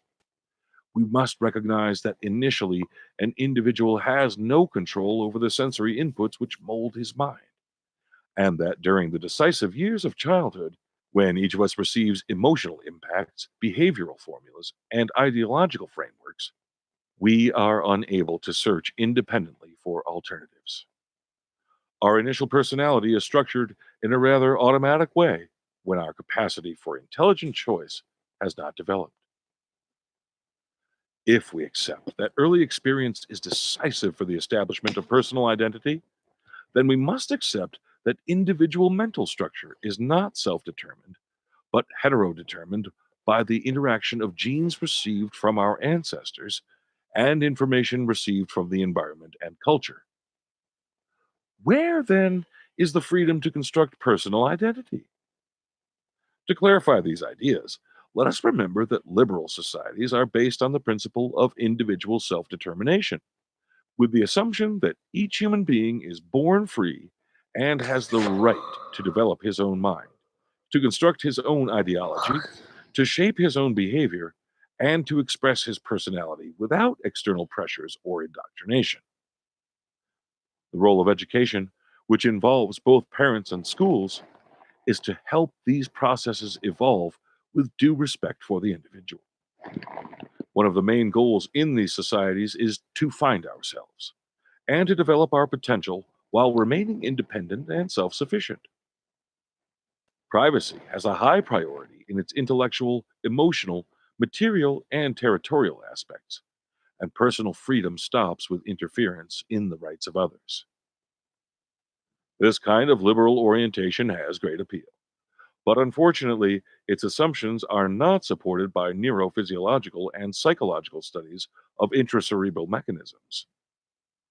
The brain of the newborn lacks the stored information, neuronal circuits, and functional keyboards prerequisite to the formulation of choice.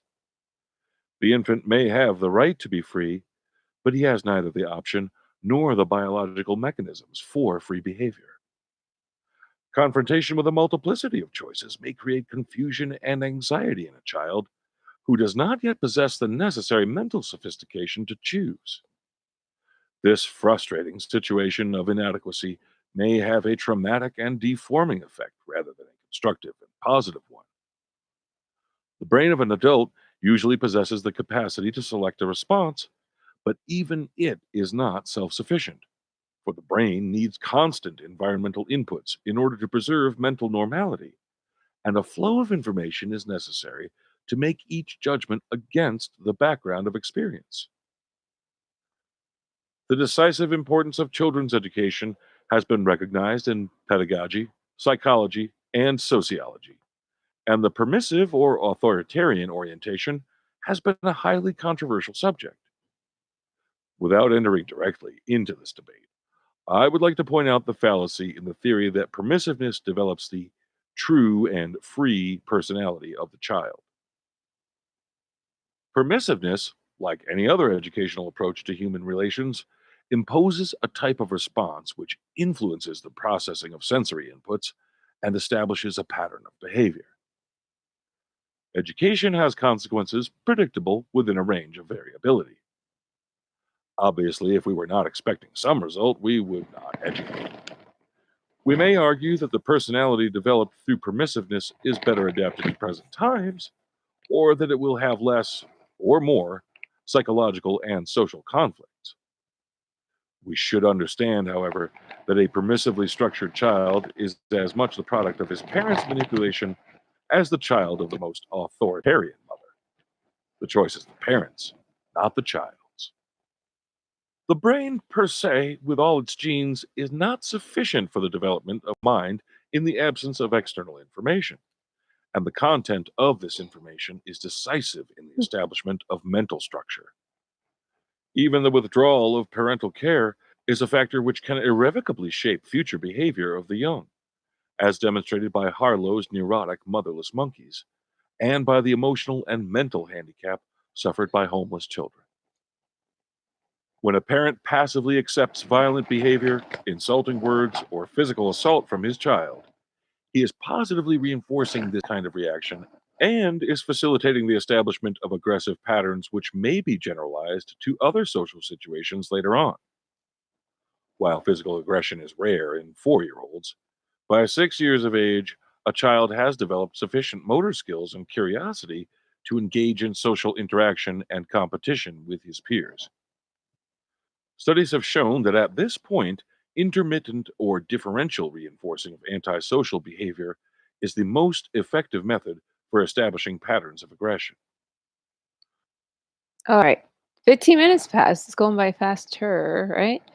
All right. So Delgado talks about how an infant isn't born free, but needs someone else to choose for them. I disagree. A child is born helpless, but a child is still free. A baby, if you ever if you have kids or if you ever babysat, you know that a baby practically runs the parent's schedule and time. The baby chooses when to sleep and eat. It really can't be controlled or told what to do. A child has to learn self control, and reasonable restraints are put on the child's behavior by parents and society in order to help the child. Be a functional part of society. A parent makes choices for a child only because the child hasn't learned how to survive on its own or attend to its own needs yet. A child gets confused by too many choices, not because it doesn't know how to choose, but because it doesn't know what to choose. Experience is what the child lacks in making a choice among the many selections, not free will. Let's go on to the next 15 minutes. Some tendencies are inborn, but the quality and quantity of their expression depend on experience. Repression of violence may create undesirable conflicts and frustrations only when the pattern of violence has already been created by previous learning. A basic inborn drive, like sex, is a blind force dependent on symbols, experience, and cultural patterns of response. Whatever we do or fail to do when we are in charge of a baby will influence his future mental structure. Our attitude, therefore, should not be to close our eyes and accept chance, but to investigate the extracerebral and intracerebral elements which intervene in the formation of personality. To study what is going on inside of the brain is as important as to consider the other aspects of education and behavior. These remarks are intended both to demonstrate that we should not base our interpersonal relations on false or unproved assumptions, and to indicate the need to study these problems experimentally within the framework of intracerebral physiology. As our power to influence the mental structure of man continually increases, we face the question of the kind of people we would like to create. We must realize that parents and educators are imprinting and manipulating the minds and personalities of young people in any case, and that we are responsible for giving coherent form and ethical purpose to the psychogenetic elements transmitted to the child. The issue is whether violence and other behavioral patterns are inborn and inevitable, or whether they are mainly related to a cultural learning which may be influenced by intelligent planning. Ecological forces cannot be ignored or destroyed. Liberation from and domination of the environment became possible when we discovered the laws of nature and directed them with our intelligence. We cannot ignore the biological laws of the mind either. We should use our intelligence to direct our behavior rather than accept its determination by unknown forces. Through education, we should provide awareness of the elements, including intracerebral mechanisms, which intervene in the formation of personal identity. And we should teach the processes of decision making and intelligent choice. Personal freedom is not a biological gift, but a mental attribute which must be learned and cultivated. To be free is not to satisfy sexual drive, to fill an empty stomach, or to quarrel with our wives because of our repressed fears or mother infant relations. Freedom requires the recognition of biological drives and their intelligent direction through processes of sublimation, substitution, postponement, or simply their satisfaction with civilized refinement and enjoyment. Individual freedom will increase when we understand the setting of our personality in early childhood and when we develop means for the intelligent evaluation and emotional interpretation of the information reaching us from the environment. We should try to establish, at the earliest possible moment of the baby's life, a program of psychogenesis, meaning the use of available physiological, psychological, and psychiatric knowledge for the formation of the child's personality. Courses on psychogenesis should be taken by parents and educators as well as by children as a part of the school curriculum. The postulates of psychogenesis are 1. The mind does not exist at the moment of birth. 2. The mind cannot appear in the absence of sensory inputs. 3. Individual identity and personal behavior are not properties of the brain which will unfold automatically through neuronal maturation, but are required functions which must be learned and therefore depend essentially on the reception of sensory inputs. 4. The purpose of education is not the unveiling of individual mental functions, but the creation, the genesis of them. 5. Symbols from the environment will be physically integrated within the brain as molecular changes in the neuronal structure. 6. Man is not born free, but subservient to genes and education. 7. Personal freedom is not inherited, nor is it a gift of nature, but one of the highest attainments of civilization, which requires awareness and intellectual and emotional training in order to process and choose consciously and intelligently among environmental alternatives. 8. Education should not be authoritarian, because then mental flexibility is reduced, handicapping creativity and forcing behavioral conformity or producing hyperreactive rejection and rebellion.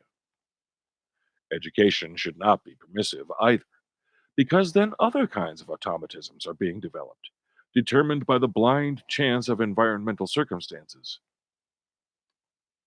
In a permissive atmosphere, the individual may be a slave of his own emotions, while an authoritarian upbringing creates a tyranny of inhibitions and conformism.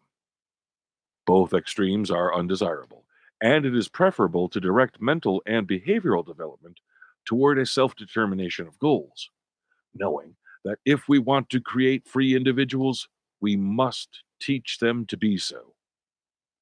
Understanding of the cerebral mechanisms involved in behavioral responses provides a feedback which modifies these mechanisms, introducing elements of conscious determination. In recent generations, there has been an anxious search for freedom and personal identity, an attempt to escape from the faceless mass of a technological society, and a rebellion against traditional morality, ethical principles, and ideological cliches. In this challenge to established values, sensory stimulation has grown louder. Men's hair longer, skirts shorter, and rebellion has become the goal: to be free from family, teachers, and society, to let the mind float, searching for the depth of the self, perhaps with psychedelic acids, perceiving a stream of uninhibited messages and dreams, to live a natural life without the artificial pressures of schedules and obligations, to have free speech, free expression, artistic creativity without established rules, and a multi perception of feelings flooding the senses. In this attitude, which is responsible for many of the present conflicts and maladjustments, there is a fallacy similar to the fallacy of permissive education. We cannot be free from parents, teachers, and society because they are the extracerebral sources of our minds. And to resent or deny this reality is not going to change it. A young person can be proud of working hard, but he cannot take credit for being smart. Studies have shown that IQ is determined by the environment, and that the intellectual and motor skills required for success must be taught by the guardians of childhood. The persistence of dependence on an initial source of emotions and information, like the mother, can be undesirable. But this problem should not be confused with the existence of bonds and education provided by the mother and by society. We may disagree with the system of values and ideology given to us, and subsequently, we may espouse a different philosophy and try to assume another identity.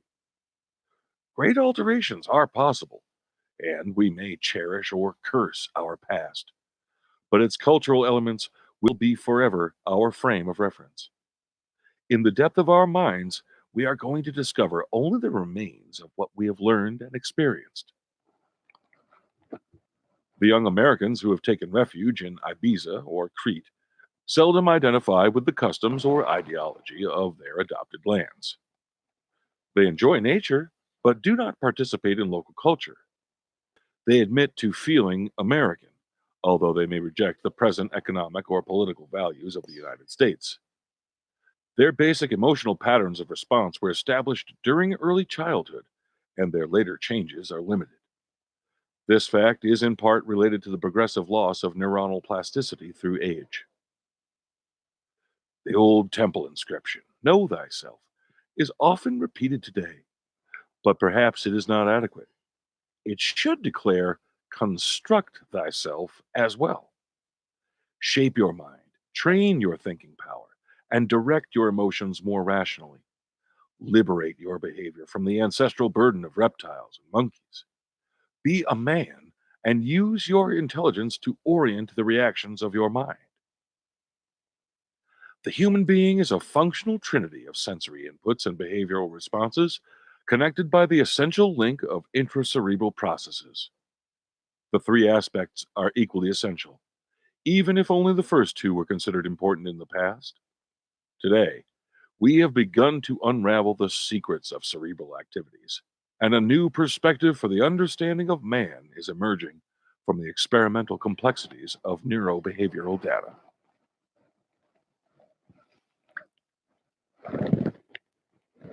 Chapter 25: Natural Causality and Intelligent Planning in the Organization of Human Behavior. Perhaps the most important quality of civilization is the substitution of intelligent planning for natural chance.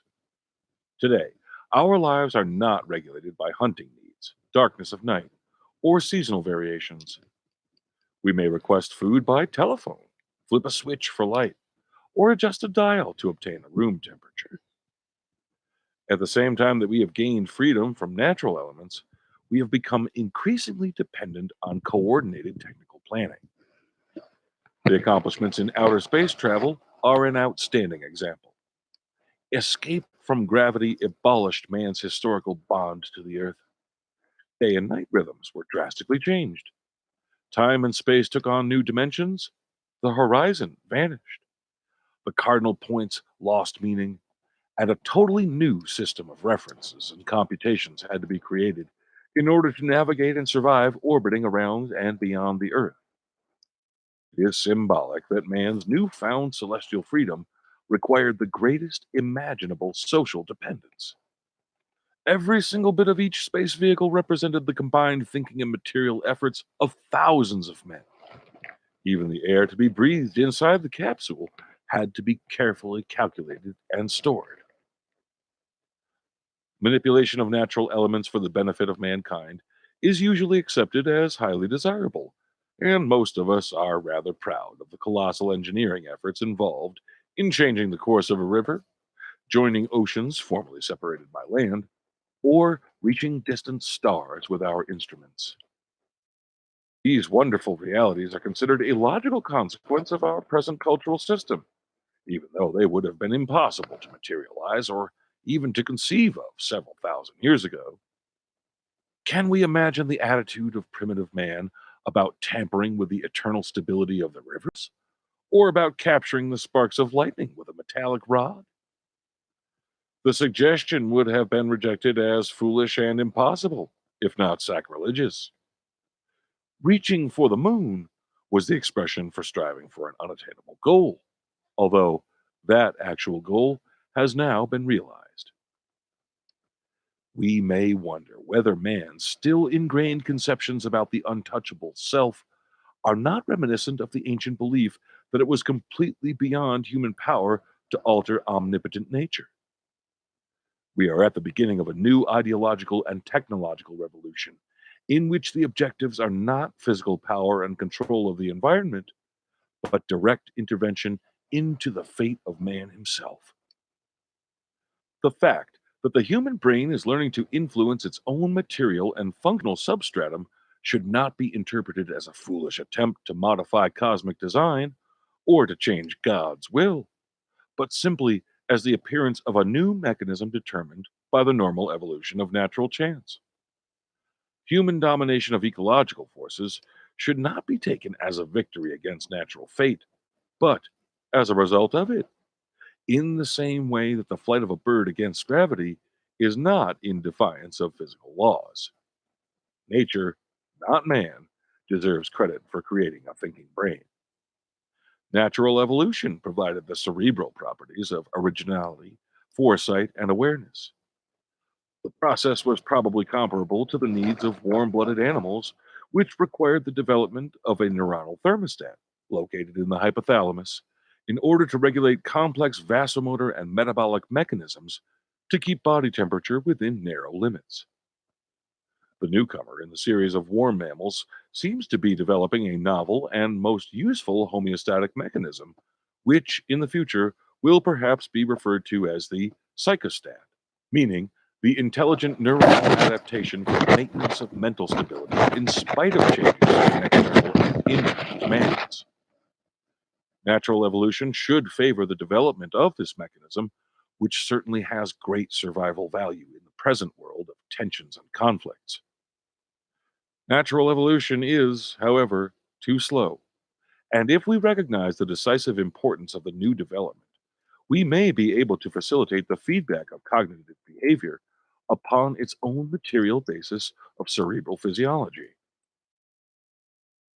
When atomic energy was discovered, its destructive capabilities were developed much faster than its constructive applications, and the blame for this tragedy must be placed on the lack of human reason, on the functional inadequacy of our little brains, which have not yet learned to solve their behavioral conflicts reasonably.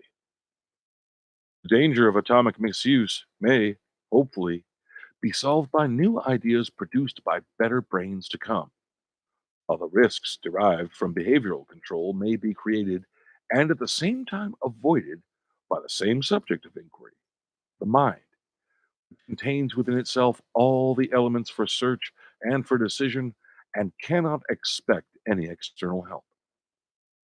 As Dobzhansky has said, in giving rise to man, the evolutionary process has, apparently for the first and only time in the history of the cosmos, become conscious of itself. This opens at least a possibility that evolution may someday be directed by man, and that prevalence of the absurd may be cut down. The phrase control of human behavior is emotionally loaded, in part because of its threat to the inviolability of the ego, and in part because of unpleasant associations with dictatorships, brainwashing, and selfish exploitation of man. Well-known novels like Huxley's Brave New World, Orwell's 1984, and Condon's The Manchurian Candidate are exposés of utopian societies with obedient, soma-drugged, satisfied individuals whose activities are planned by the masterminds of the ruling council. These satires are meant to shock the reader, but other novels also based on cultural design and behavioral engineering, such as Skinner's Walden 2, have more messianic tones. The problem of external controls was well expressed by Skinner when he described a world in which there is food, clothing, and shelter for all, where everyone chooses his own work and works on the average only 4 hours a day, where music and the arts flourish, where personal relationships develop under the most favorable circumstances, where education prepares every child for the social and intellectual life which lies before him, where, in short, people are truly happy, secure, productive, creative, and forward looking. What is wrong with it? Only one thing: someone planned it that way. The concern about external planning depends to a great extent on learned attitudes. And the circular problem is that arbiters of ethical values are so biased by ideas of the prevailing self-perpetuating cultural system that they cannot objectively evaluate their own evaluations. To own slaves was considered a respectable manifestation of social status not too long ago. Inculcation of honesty, loyalty, bravery, and self-sacrifice is the custom in many cultures. But by adding obedience and mobilizing the population for aggressive action against other groups, all these excellent qualities are perverted. The dangers inherent in the control of human behavior are recognized by Skinner, as well as by most investigators, and the hope that the new power acquired by the behavioral sciences will be restricted to the scientists or to some benevolent elite is little supported by either recent or distant history. In a single blow, when teams of investigators have been applying their skills to find more efficient napalm oils to burn villages, when civilized countries are stockpiling deadly gases, germs, and megatons of lethal power, and when governmental elites are using computers and think centers to calculate a game of destruction and retaliation. Greater efficiency in behavioral control could be only a more subtle and dangerous weapon. No wonder that Berkner has posed the question, is there intelligent life on Earth? All right. I went over 15 minutes because I was doing something else. All right. So I don't really agree with Delgado's ideas on freedom. I understand where he's coming from, but his ideas on freedom don't sound like freedom. And that's the only commentary I had for that 15 minutes. So let's go back to it. While Cole expressed universal concern by asking, can the world be saved? These very serious problems must be recognized, and solutions must be found.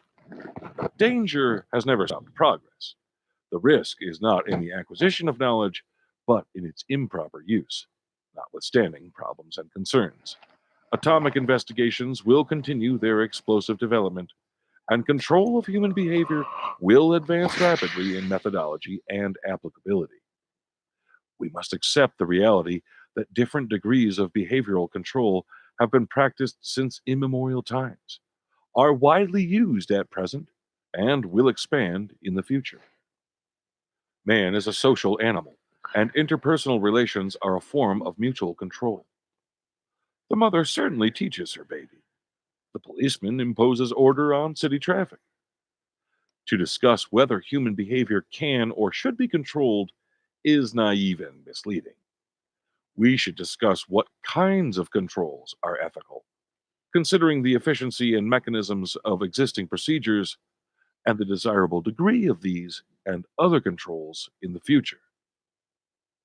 Available techniques can be classified in two groups. 1. Use of chemical and physical agents to influence modifications in neurophysiological activity. This category includes psychoactive drugs and direct electrical manipulation of the brain. 2. Use of positive or negative social reinforcements based on the sensory relations between the subject and his environment, mainly other human beings who are the suppliers of stimuli. This category includes subliminal stimulation, conditioning, social pressure, psychotherapy, hypnosis, sensory deprivation, and brainwashing. In these situations, the behavior of one individual is planned or at least purposefully influenced by another. In the control of behavior through psychotherapy, the doctor uses his own experience and scientific knowledge in order to influence the reactions of the patient who has consented to the general procedure.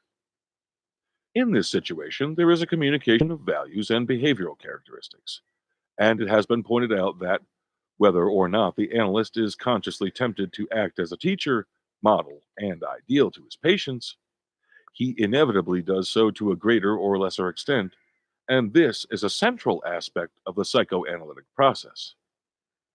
Patients who improve after psychotherapy have often changed their moral values on sex, aggression, and authority to conform to those of the therapist, Mm. but there is much less modification in the patients who have not improved.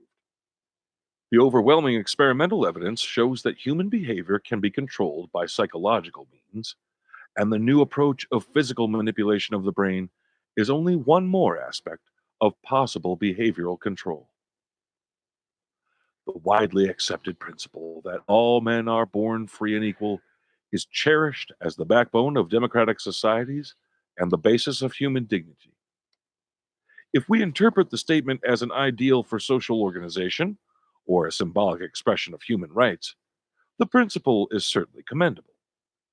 If we analyze its biological basis, however, we realize that freedom of the newborn is only wishful thinking, and that literal acceptance of this fallacy may cause frustrations and conflicts.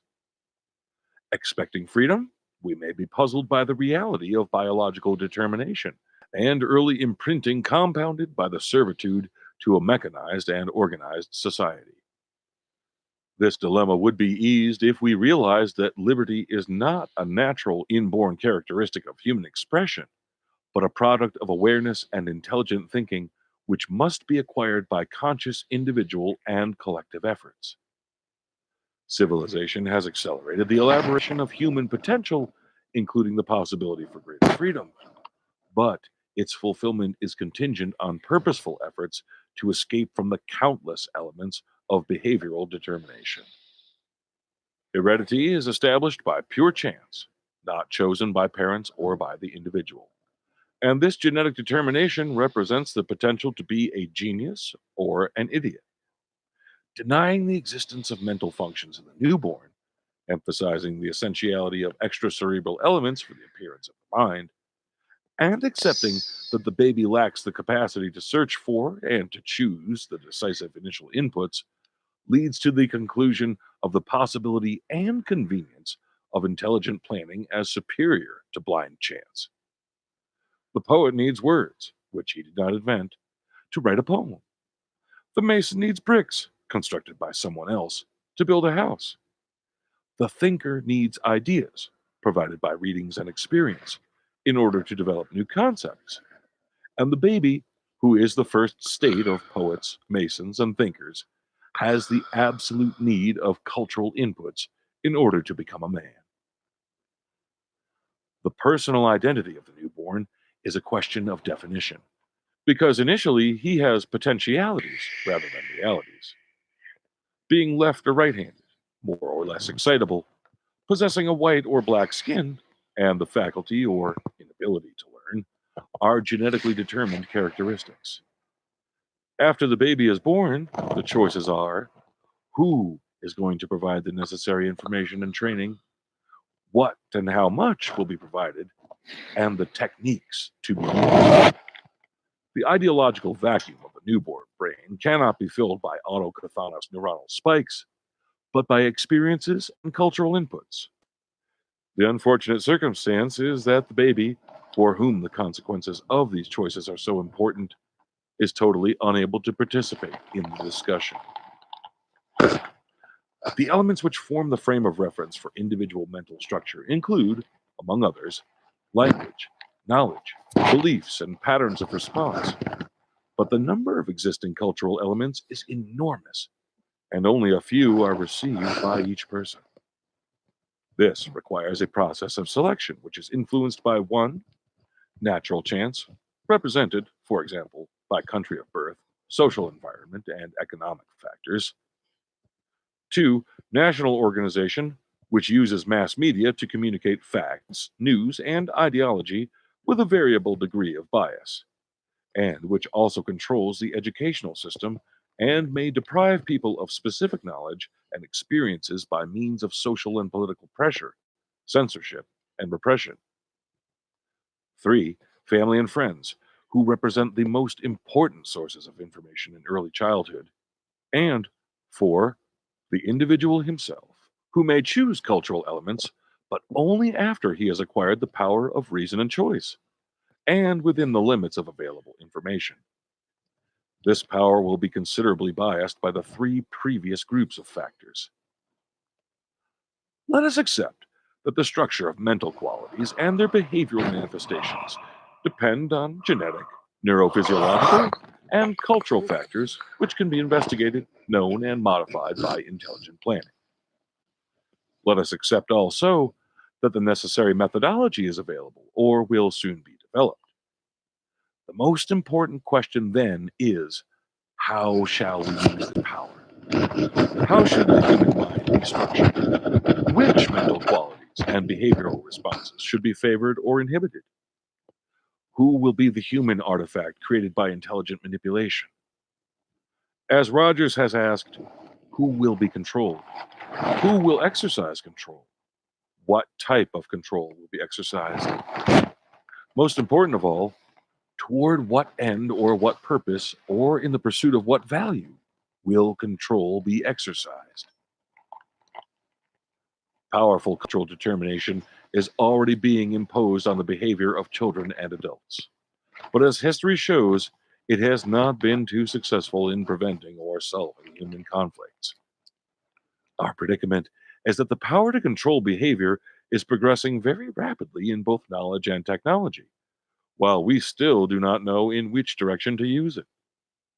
Skinner, who is the main proponent of cultural design, has listed the specifications for a behavioral technology as follows: let men be happy, informed, skillful, well behaved, and productive.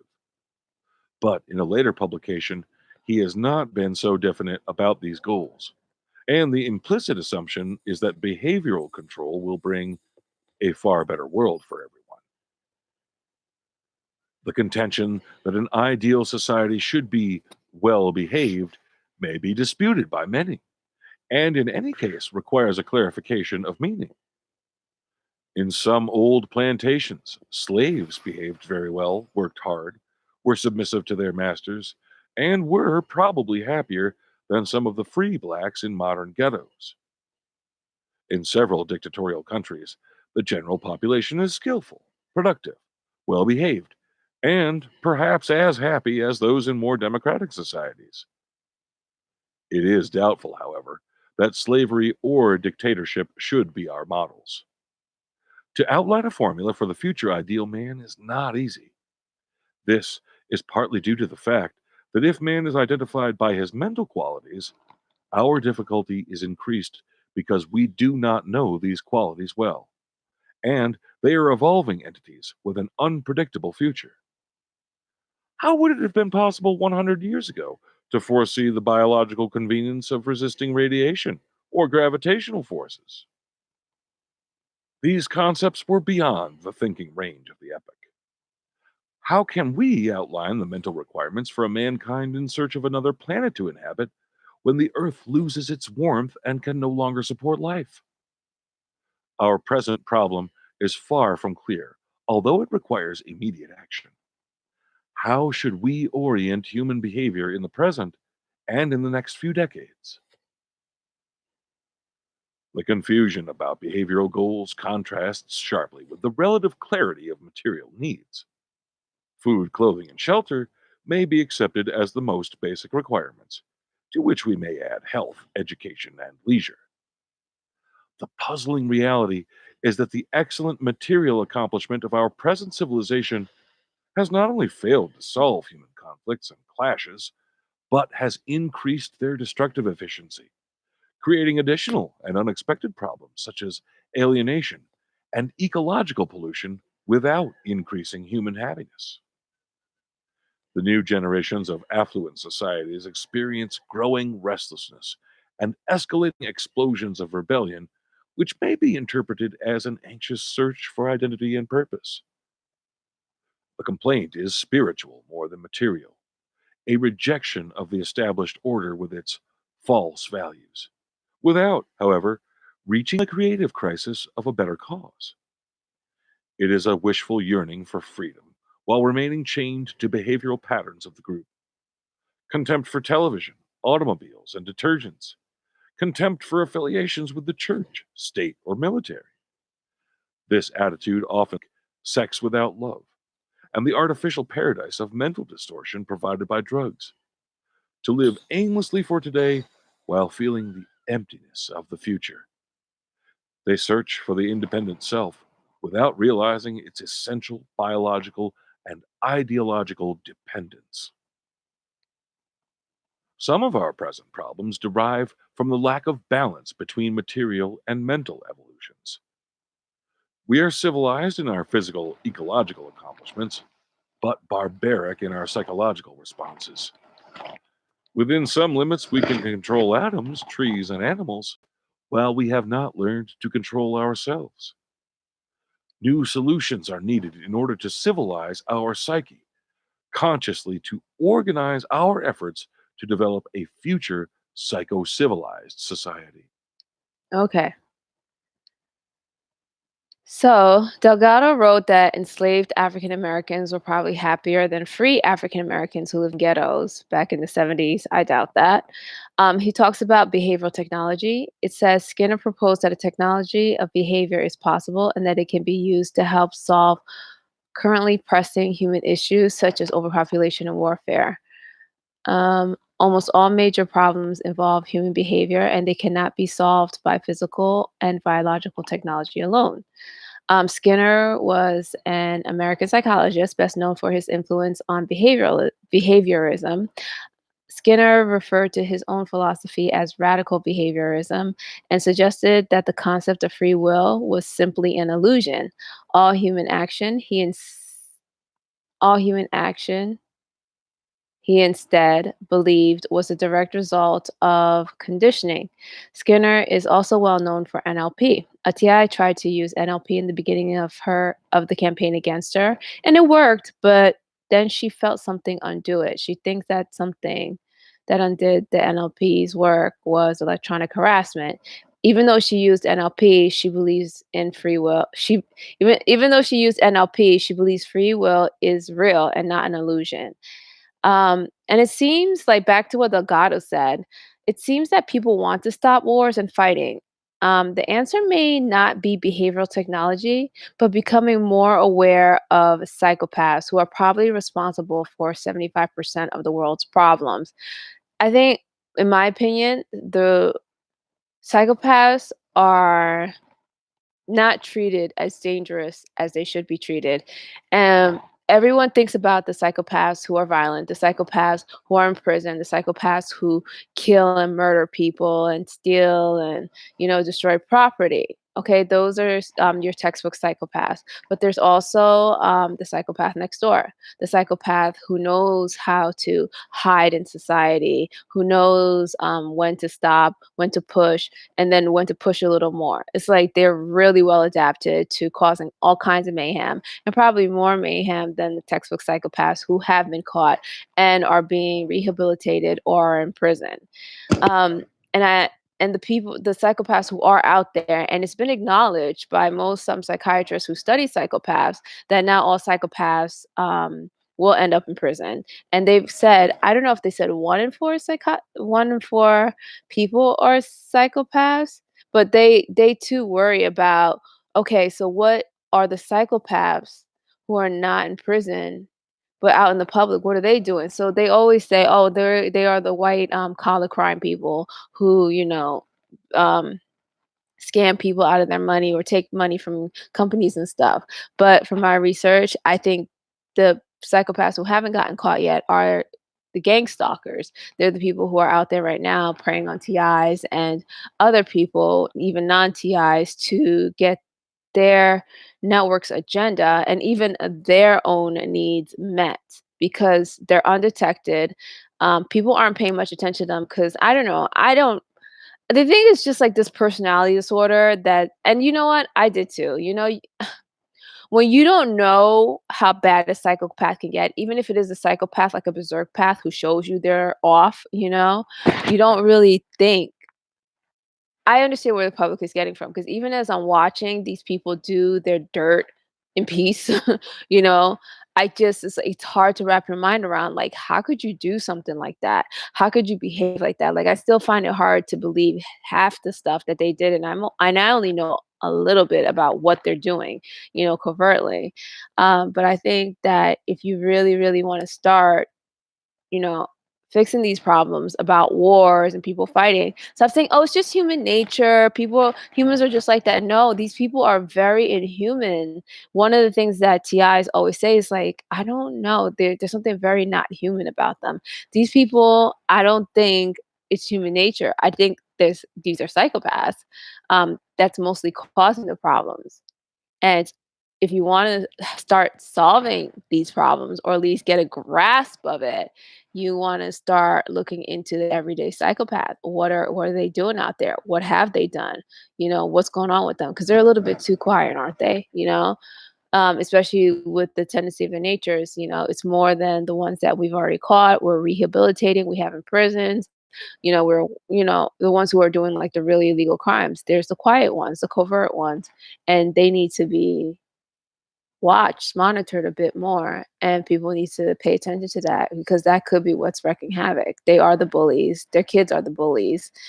They are the ones in workplaces wreaking havoc. They're doing all kinds of mischief. They're wrecking families. It's just like they're doing all kinds of mischief, and that's where I think a lot of a lot of energy needs to start going to now, aside from behavior technology and finding more military weapons and stuff.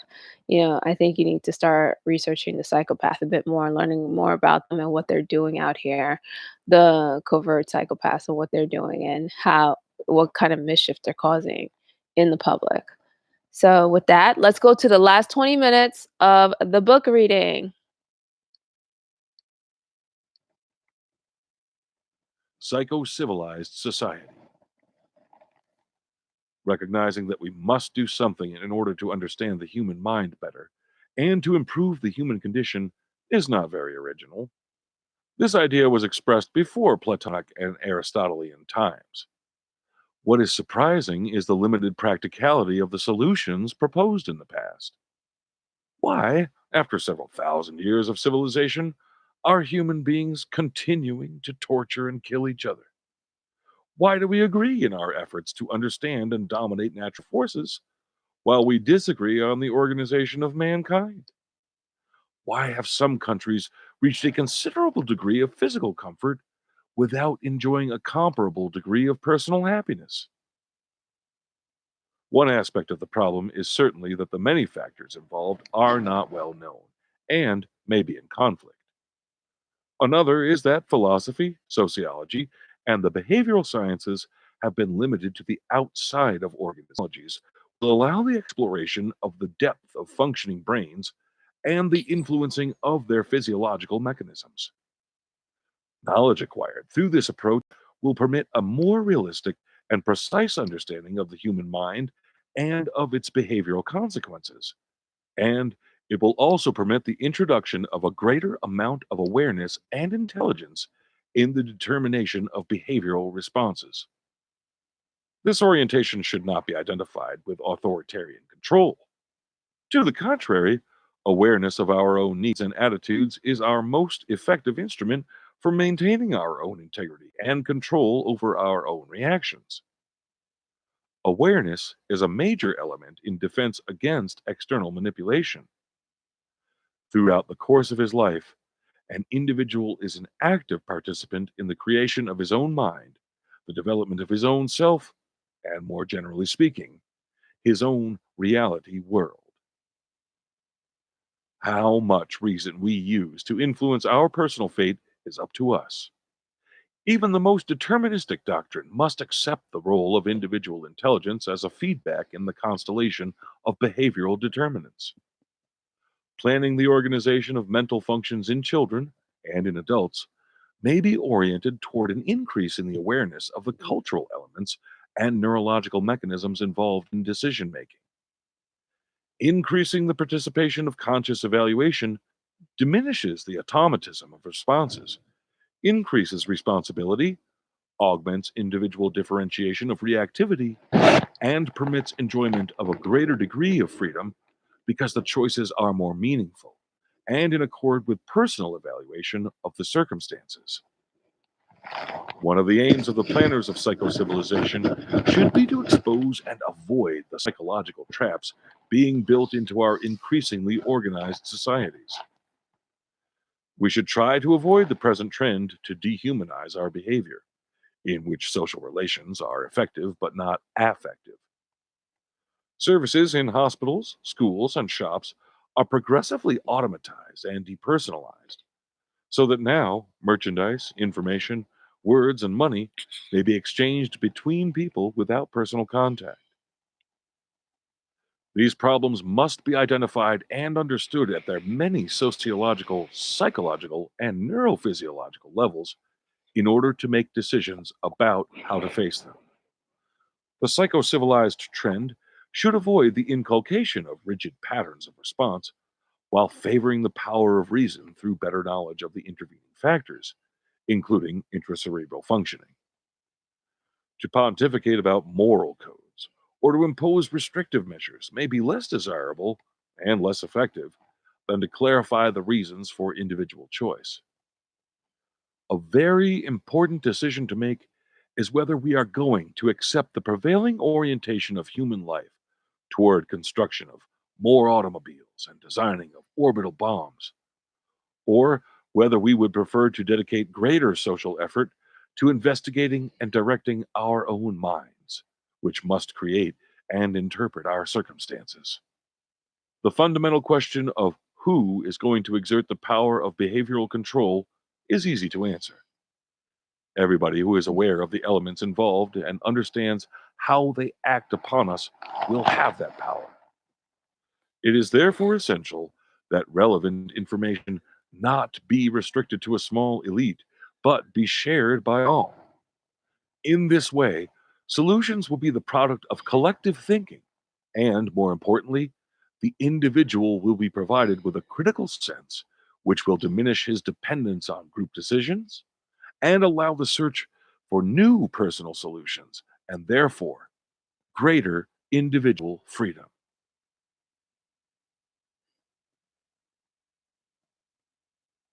Chapter 26: A Tentative Plan. A new technology has been developed for the exploration of cerebral mechanisms in behaving subjects, and it has already provided data about the intracerebral correlates of learning, memory, drives, performance, and other aspects of mental functions. This methodology has proved that movements, sensations, emotions, desires, ideas, and a variety of psychological phenomena may be induced, inhibited, or modified by electrical stimulation of specific areas of the brain. These facts have changed the classical philosophical concept that the mind was beyond experimental reach. To study psychic mechanisms, it is convenient to identify and to investigate the elements responsible for the initiation of mental activity at birth and for its continuation throughout life. The newborn baby lacks detectable mental activity, and the reception of sensory information from the environment is absolutely necessary for the development of psychic manifestations. The adult is also dependent on a continuous reception of sensory inputs for the preservation of mental normality. Understanding and study of the essential and continuous dependence of the mind on sensory reception will favor man's social integration because it shows that we cannot live alone and that we need constant inputs of information and sensations from the environment for our mental survival. At the same time, understanding and experimental investigation of the genetic, environmental, and intracerebral elements which determine mental structure will favor the intelligent selection of these elements, and thus increase the basis for individual differentiation and personal freedom.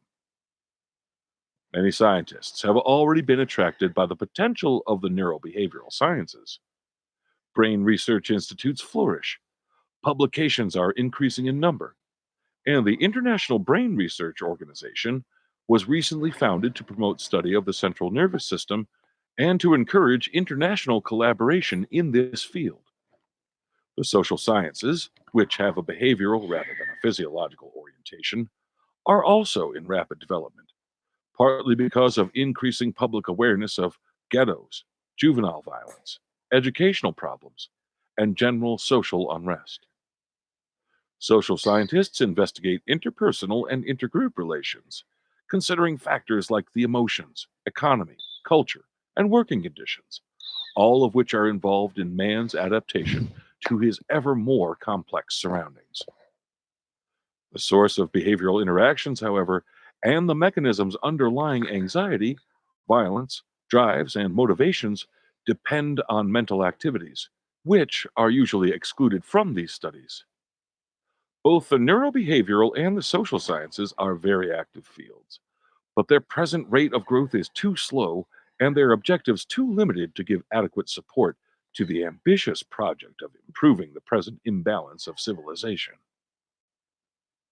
I am well aware that although learning has detectable electrical correlates in the brain, and emotional behavior may be controlled by cerebral radio stimulation in monkey colonies, these and similar facts are rather distant from the problems created and the solutions required by juvenile delinquency or by international tensions.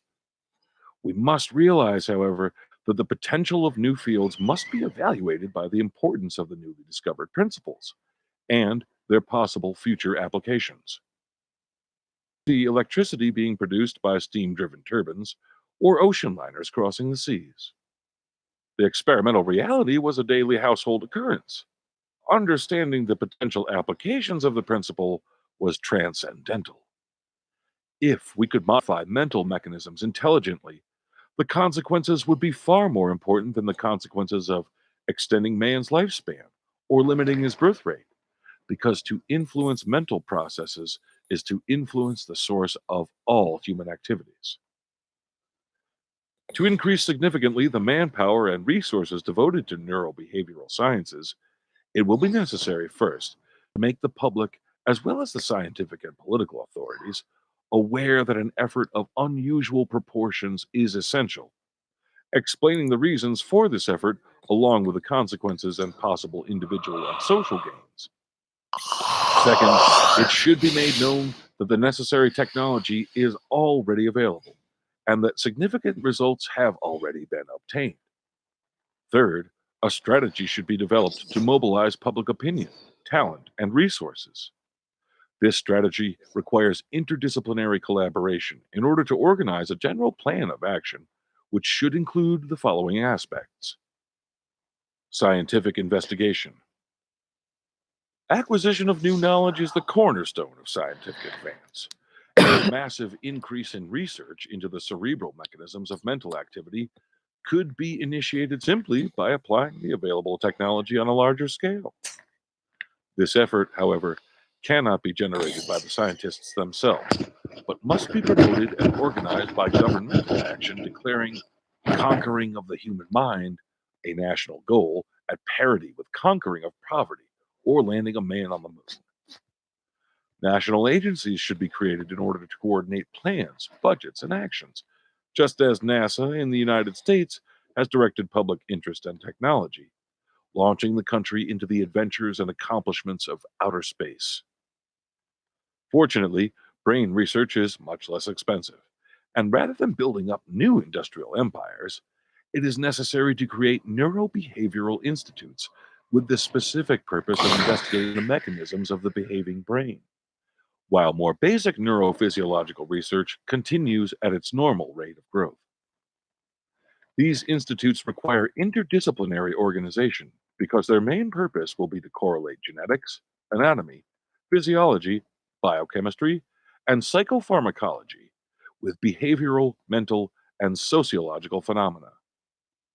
The main aim is to establish a scientific foundation for the creation of a future psychocivilized society based on a better understanding of mental activities, on the liberation from the domination of irrational mental determinants, on the establishment of personal freedom through intelligent choice, and on a basis between the material and mental development of civilization, with the power of reason directing the use of increasing technological control of our physical environment. The research will be oriented toward its application to psychology, psychiatry, and education without excluding philosophical implications. The project of conquering the human mind could be a central theme for international cooperation and understanding because its aim is to know the mechanisms of the brain, which make all men behave and misbehave, which give us pleasure and suffering, which promote love and hate. The differences in genetic potential among men are magnified grotesquely, like shadows on a wall, by the educational environment in which they find themselves. Even if political ideas, cultural values, and behavioral reactivity vary, the basic physical, intellectual, and emotional needs of man are the same and must have similar neurophysiological mechanisms which can be investigated. Hate and destruction are not functional properties of the brain, but elements introduced through sensory inputs into the neuronal reactivity. They originate not within the person, but in the environment. Communication. Interdisciplinary communication is always important, but it is even more essential in the neurobehavioral sciences because they are at the crossroads of diverse disciplines. Cross communication should involve investigators not only in related biological fields, but also in areas which ordinarily have less contact with neurosciences like sociology, pedagogy, and philosophy. At present, there is an important body of knowledge about deserves. Specialists usually recognize the need to communicate beyond their own discipline, but in practice, they often neglect to do so. And this should be one of the purposes of the neurobehavioral institutes. Manpower shift. In free enterprise systems, a shift in manpower requires the attraction and training of the corresponding personnel. And this is usually accomplished by offering intellectual, economic, and social incentives. With this procedure, talented workers have been attracted to newly developing fields such as electronics and outer space technology, and it will be necessary in the neurobehavioral field as well. In this case, however, something else is needed because a plan designed to modify the orientation of civilization and to improve the balance between mechanization and mentalization must be based on suitable education of youth, beginning with elementary schools and continuing to the highest levels. Education of youth. Educators and psychologists have recognized that the intellectual and emotional impact of training received at an early age is decisive for the rest of one's life. Important conceptions about mental activities and the functioning of the brain, which will have great influence on the student's future development, should be introduced as early as possible. Just as today's child is confronted with information about man's escape from his terrestrial environment via interplanetary flights, these subjects should continue with greater sophistication at secondary school and college levels, competing for teaching time with all other subjects. What I am proposing is a modification of the curriculum to introduce the discipline of psychogenesis. Its purpose would be to teach factual scientific material about cerebral mechanisms, to increase the student's awareness of his own mental and behavioral activity, and to show him how to use his intelligence to decide which behavioral determinants to accept and which to reject. The present orientation of courses in psychology and sociology should be adapted and expanded according to this plan. Social education. Understanding of the mechanisms of individual and social behavior could be an important feedback factor for the modulation of behavioral responses, because this understanding will simultaneously increase the importance of individual intellect and decrease the power of irrational automatisms. Education of the general public would be facilitated by the natural interest in understanding the activity of our own minds.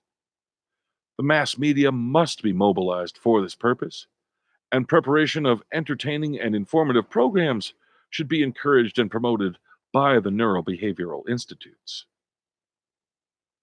Related problems. A host of medical, ethical, legal, and political questions are involved in the possibility of intelligent choice among behavioral determinants and their control. Each of these aspects deserves careful study and should form part of the general plan of action.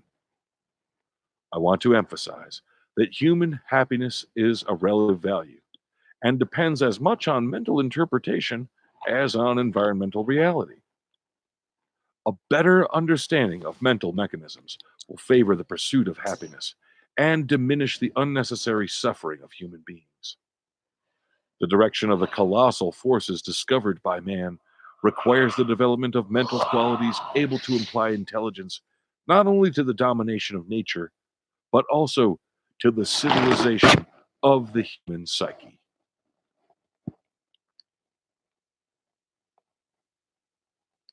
This has been Physical Control of the Mind Toward a Psychocivilized Society by Jose Delgado, MD, narrated by Eric Burns. Okay. So, done. Um, it was a roller coaster ride. It started off slow in the beginning, kind of boring to some people. Then we went into the research, and it was an emotional ride. I could just imagine like how TIs felt, like hearing everything, well, most of the things that they described, talked about in a book that confirmed that there's a technology that created the same effects back in 19 back around 1970s or before, and just like having some sort of, if not explanation or some more direction about what is happening to them. And then, like it's real or something like it is real. And then just hearing about, who this guy is, what he's done, and that his research was common back in 1970s. It's a lot, isn't it? All right. So, how is this temporary book club reading different from other information videos about electronic harassment? So there are several differences, but the main ones are you actually read or listened to the book. I didn't read it for you and tell you what it said. There's nothing wrong with doing that. I've done that before. But for a topic like this, it was better to have you hear it for yourself. You get my interpretation of the book, but you are also able to make your own interpretation, whether or not it agrees with mine. The next difference is that some videos I've seen on the issue point to the government working on some future technology. It makes electronic harassment seem out of reach and bigger than life. It is something only the government can do. And who can fight the government with their top secret experiments? It seems like it's saying the government's working on this now and it's top secret and you can't find out any more about it. And you can't have access to it because it's top secret. It's locked up in some kind of like in the middle of nowhere in the Midwest or wherever they put secret government places, or maybe it's underground. I don't know where they put secret government places. And it's all like barbed wire fence and tough guys standing right in front of the entryway who'll shoot you down if you try to enter. That's how it's portrayed. And you know what? Maybe it is like that. I don't know. So yeah. So I mean, what I'm saying is that what they're working on now is probably an advanced version of what you fear they haven't achieved yet. So what you fear they haven't achieved yet has been achieved, and they're probably working on a more advanced version. So if all those barbed wire fence and military guys standing in front of big guns ready to shoot you if you dare go near the government secret experiment sites, that's probably something that's more advanced than what you're fearing, and which could be scary because it's more advanced than that. I'm not making fun of it. I'm just being silly. So it does make it seem out of reach and bigger than life. So what I'm saying is that what's probably being guarded behind the fence and underground or wherever it is the government hides their top secret experiments is probably a more advanced version of what you feared they haven't done yet, which they've already done. I hope that makes sense because I said it like 3 times. It is something only. Okay, so my approach showed that mind control experiments were a normal and common part of academic life, and the general public wasn't too bothered by it until it went too far. Too far meaning it actually achieved its goal of mind control, and the government went about it in an inhuman way. The general public was horrified at the research experiments and the results of these types of experiments. The general public was scared and there was a big public outcry. The government had to stop funding and supporting mind control research and assure the general public that it wouldn't be allowed.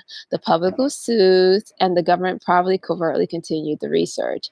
I don't think any government would pass up a chance to advance research of that type, especially if they think their enemies have those weapons at their disposal. So mind control. Recording paused. All right. So mind control. Hold on. Let me see what's going on here.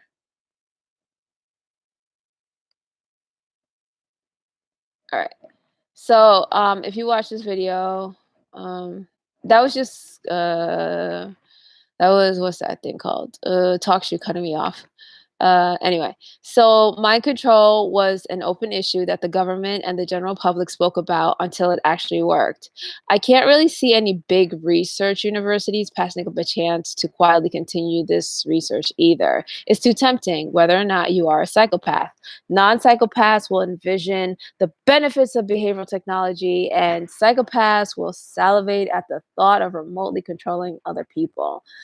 So, my approach to this mind control topic is that it's already here. It's been here for a while. Let's deal with it. The government is probably involved, but I'm not sure how much of a diabolical intent the government would have. After all, America is still a free country and these psychopaths haven't taken over. I think there are some members of the government who are involved in the psychopathic network, but I don't think it's the whole government. I think there is still some resistance to mind control on a government level because if there wasn't, then the beast wouldn't be crawling and sneaking around. The beasts are the type of people who would just be all up in your face with their technology. They would throw their behavioral technology weight around like a bully if they could. And because this is a free country, I think that average, so I don't think that everyone in the government is in on it and want this to happen. I think there are some people in the government who don't know what's going on. I think there are some people in the government who do know what's going on but stay quiet because if they don't, they'll get hurt. Um, I think there's some people in the government who do know what's going on and maybe they're trying to do the best they can to expose it. And I think there are people in the government who know what's going on and they support it. So I just think it's a very diverse government scene. Um, and I think the only way to lay everything on the line is exposure. Let's get this out there. Let's talk about it, because psychopaths like to be sneaky. And I do believe, I think that a lot of psychopaths, um, I think this has gotten into the hand of psychopaths and they're using it to bully and threaten people into silence. And it's about time to just expose this thing, talk about it, and not give the psychopaths monopoly over this and give them this weapon. Weapon, I don't mean just the technology that they may have developed, but weapon meaning that, the concept of mind control, the concept, the research, the information, like they have a monopoly over it because no one in the general public wants to touch it or go there. And I think it's time for the general public to go there again because we went there before. It's time to go there again and challenge what has been done or what could still be or what is probably still going on. So that's what I am about the government and mind control.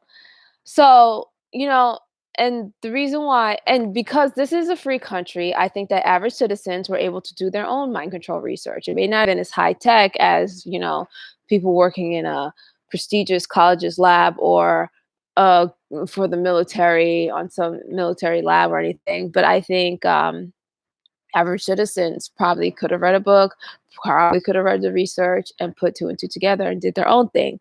Any psychopathic scientists who worked on mind control research and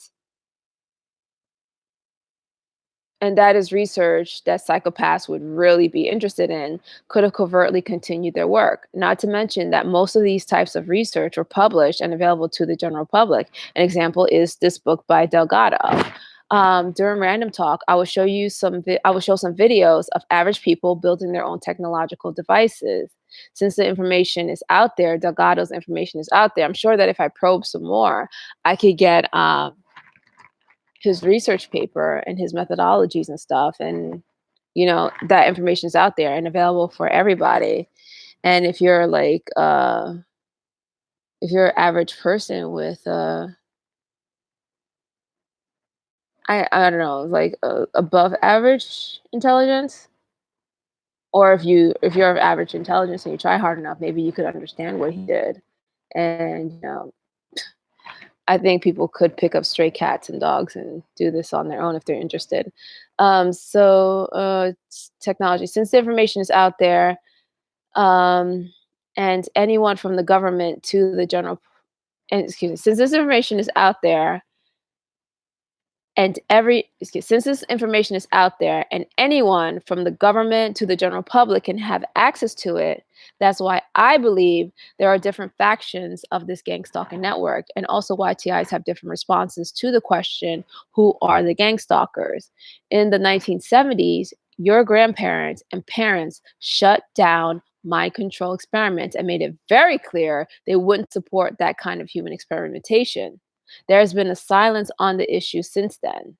Now it's 2020 and it's time to talk about the issue again because mind control experiments didn't go away when it was banned. In a way, the innocent people who were experimented on were also swept under the rug with the issue. Whatever happened to them? I'm worried about talking about MK Ultra because, as I mentioned before, if you even talk about it, people roll their eyes and call you crazy just because you brought it up.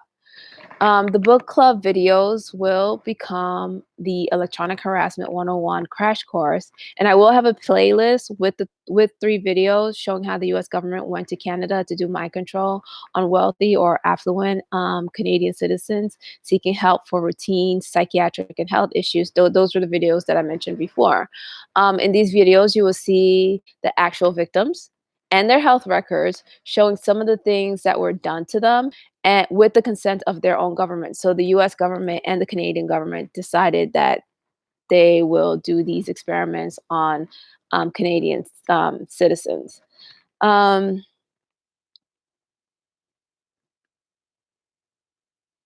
It's very interesting, and it shows that MK Ultra was very real, and that's what the project was. It was under MK Ultra, and I think that's what they called it, and they had other names for it.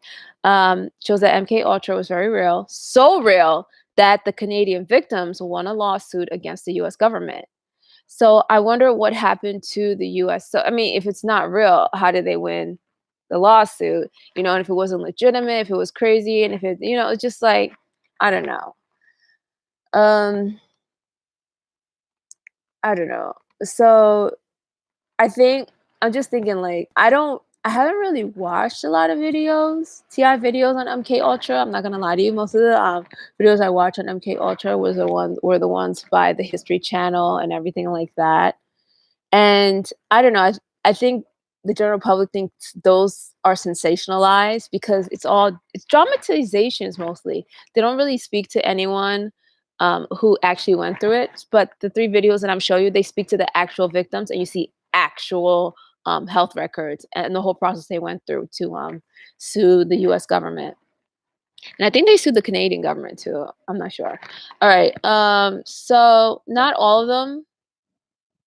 Okay, so real. And they won the lawsuit. So I wonder what happened to the US victims. So not all of them were accounted for. Even in the Canadian lawsuit, only a few victims received compensation for what was done to them. So I'm thinking most of the US MK Ultra victims probably had to deal with the damage that was done to they had to deal with the damage that was done to them on their own. They had to put their lives back together and move on. They had kids and grandkids. So they probably had kids and grandkids. Some of the stalking that some TIs reported could be from the government or some of the government scientists watching to see what happened to the mind control victims and how their children coped. Or maybe they wanted to see how long the brainwashing lasted even after it was, they wanted to continue like, monitoring the scene and seeing what happened. Even if the government stopped the experiments, a handful of the scientists involved could have continued secretly monitoring the victims. Most scientists are curious people and would wonder about the subjects the same way I am. What happened to them? How have they adjusted to normal life? How have they adjusted to normal life? How have their bodies recovered since the experiments? Have they recovered since the experiments? How has it affected their families? And if it's a scientist that was involved in the experiments, the curiosity level rises big time. And if that scientist is a psychopath, then you could probably bet on the experiments and monitoring to continue. You could probably bet on the experiments and monitoring continuing with or without a ban. A psychopathic scientist really wouldn't even care. They would just be like, oh, Anyway, so by not talking about the issue, it feels like the general public abandoned the victims and could have left them at the mercy of those who hurt them again. Those who could easily control and manipulate them because, after all, they were the ones doing the experiments on the victims' minds. And then I thought about it, I said, what if the gang stalkers were the children of the victims kept under experimentation for generations? Could they have been programmed to do whatever they are told to do by the people who experimented on them or their parents? If the experiments had continued to the next generation, the experimental hypothesis would be along the lines of, would mind control parents raise brainwashed kids? Or how would a mind controlled community function?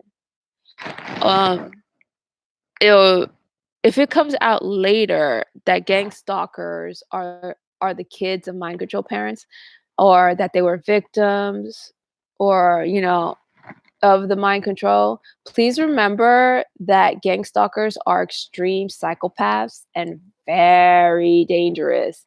They have been raised to prey.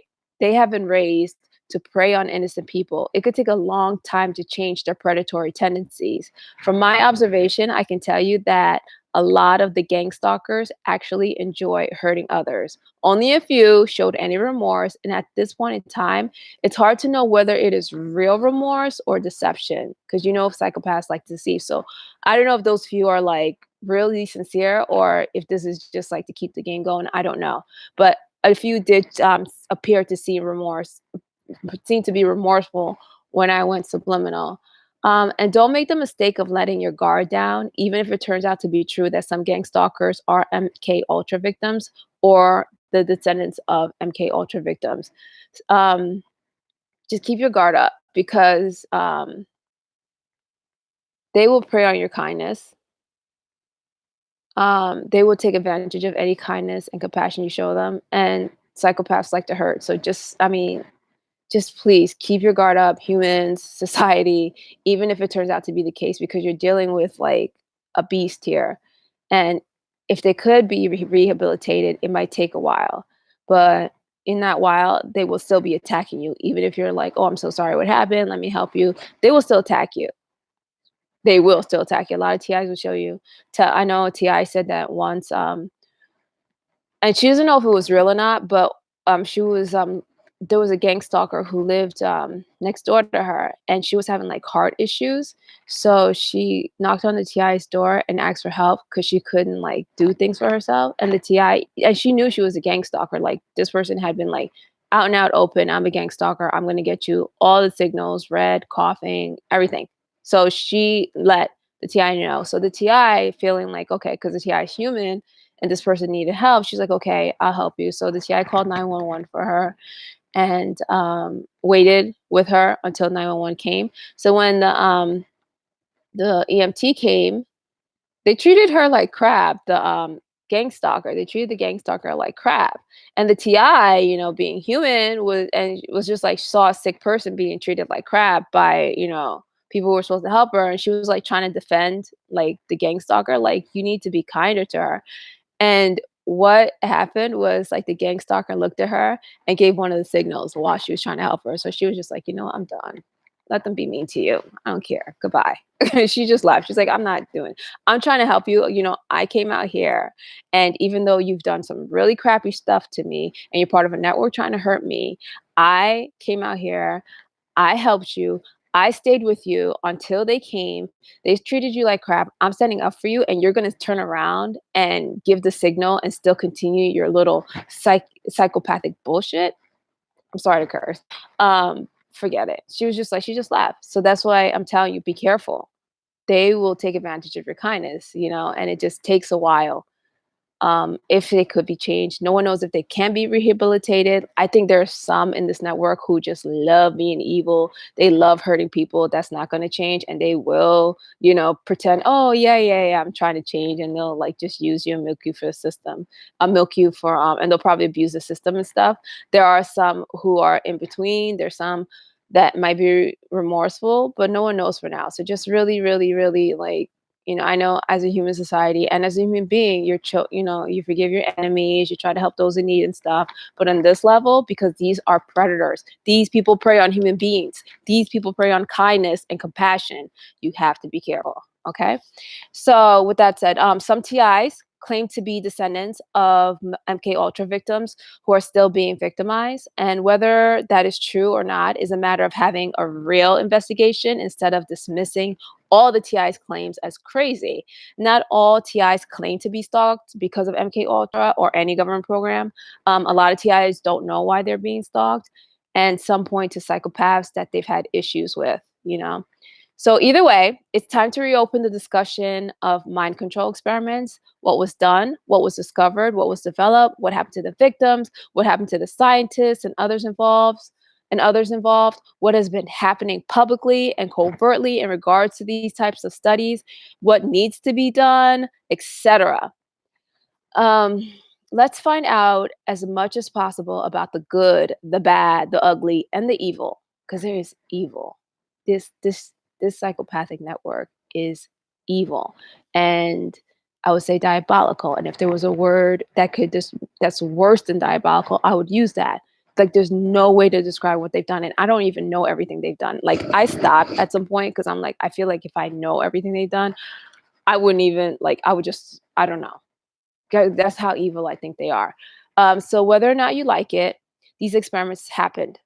The general public can continue being afraid of mind control because it is scary. It is. So continue being afraid of it. But I want the general public to face those fears. It's already done. Innocent people like the TIs have already been hurt. Okay, that's one of the fears. Oh, what if innocent people got hurt? The victims of the MK Ultra experiments got hurt.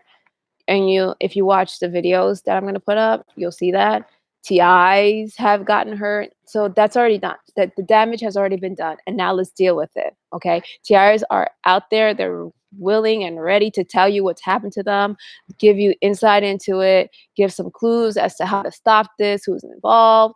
Let's talk about it. Okay. There are some TIs who have, mental health issues. There's some TIs who probably have lost it because of the pressure. There's some TIs who came in with mental health issues. Yes, there is a percentage of those. So if you find that some TIs are like that, don't say, oh, well, I told you they're crazy, and say the whole lot of every TI is like that. No. Okay. It is a diverse population. Some TIs don't have mental health issues. Some TIs have dealt with the situation and kept themselves sane in some way, so if you see TIs who aren't mentally stable, don't point to them and say that encompasses everybody, every TI. Okay. Like I told, have lost it. You will find some who are stable, and you will find, all kinds of levels. So let's talk to as many as you can. To get a better picture of what is really going on. So, think in the future that we haven't achieved yet and we don't have to deal with yet, that your grandkids are going to have to deal with. No, it's something your grandparents have dealt with and your parents have dealt with, and it's something that needs to come up again so that you can deal with this, so that your grandkids don't end up in this messed up society controlled by a bunch of psychopaths, like completely. Right now, it's still a human society. Let's keep it that way. So the good news is that you can now say you have read or listened to most of Delgado's book, except for 5 chapters. And you listen to some commentaries on it. So it's basically a discussion. I wish there was more of a discussion, but I'm not pressuring anyone to talk. If you don't want to talk, you don't have to. So you listen to some commentaries on it. And if you want to say that you read the whole book, then go back and read or listen to the first 5 chapters that I left out. You can probably understand it a bit better now. Like if I had played those chapters to you in the beginning, you probably would have been bored. You wouldn't know what's going on. You wouldn't know.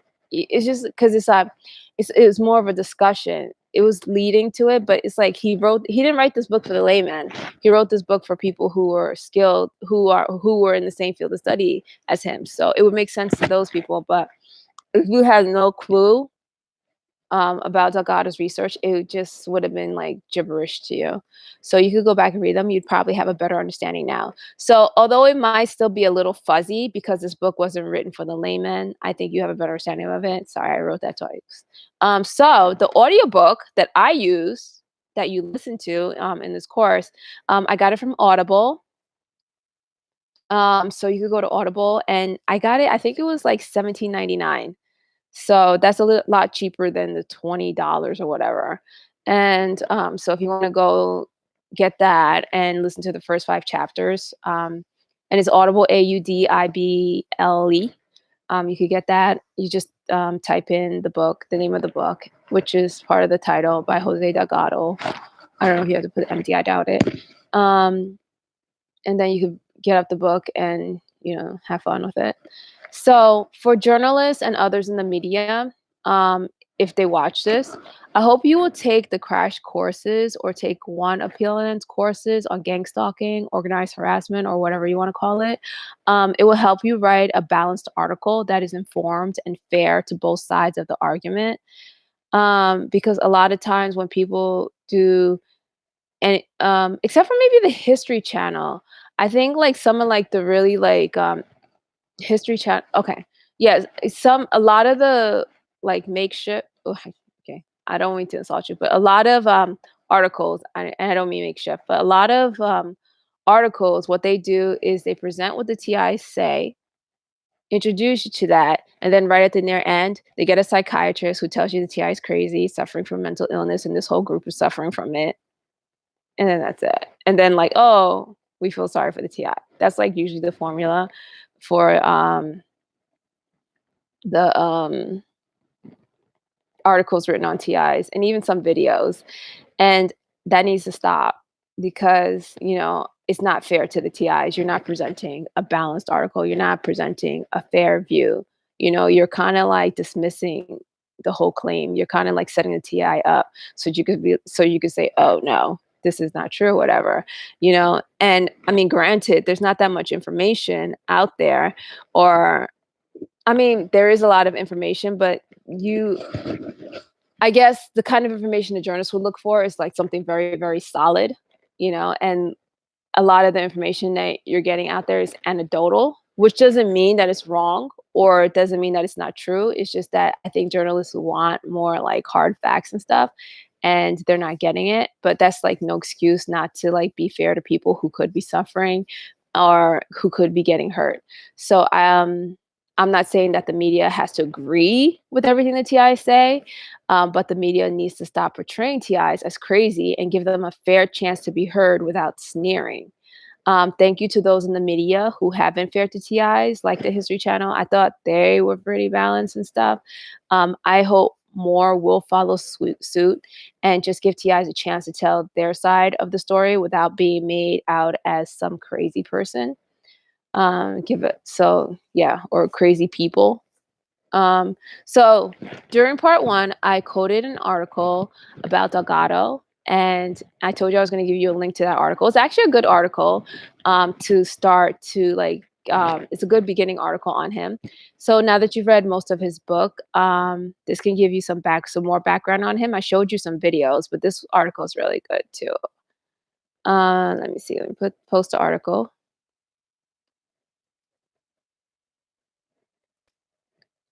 Let's see. So that's the article. All right. So it's Tribute to Jose Delgado, legendary and slightly scary pioneer of mind control by John Horgan. All right. So that's that article. So you can go check that out. So I hope that this also helps you understand what could be happening during electronic harassment TIs. I just want you to be gentle and kind to your body. Your body isn't causing the issue. It is responding to an outside stimulus. Sometimes that's how the gang stalkers get you sick. They use electronic harassment to fake symptoms of illnesses so that you undergo unnecessary procedures or take unnecessary medication. You end up treating a healthy body for an illness it doesn't have, possibly causing it to really become sick. It's hard to tell when you are really sick or when it is electronic harassment, faking symptoms of an illness.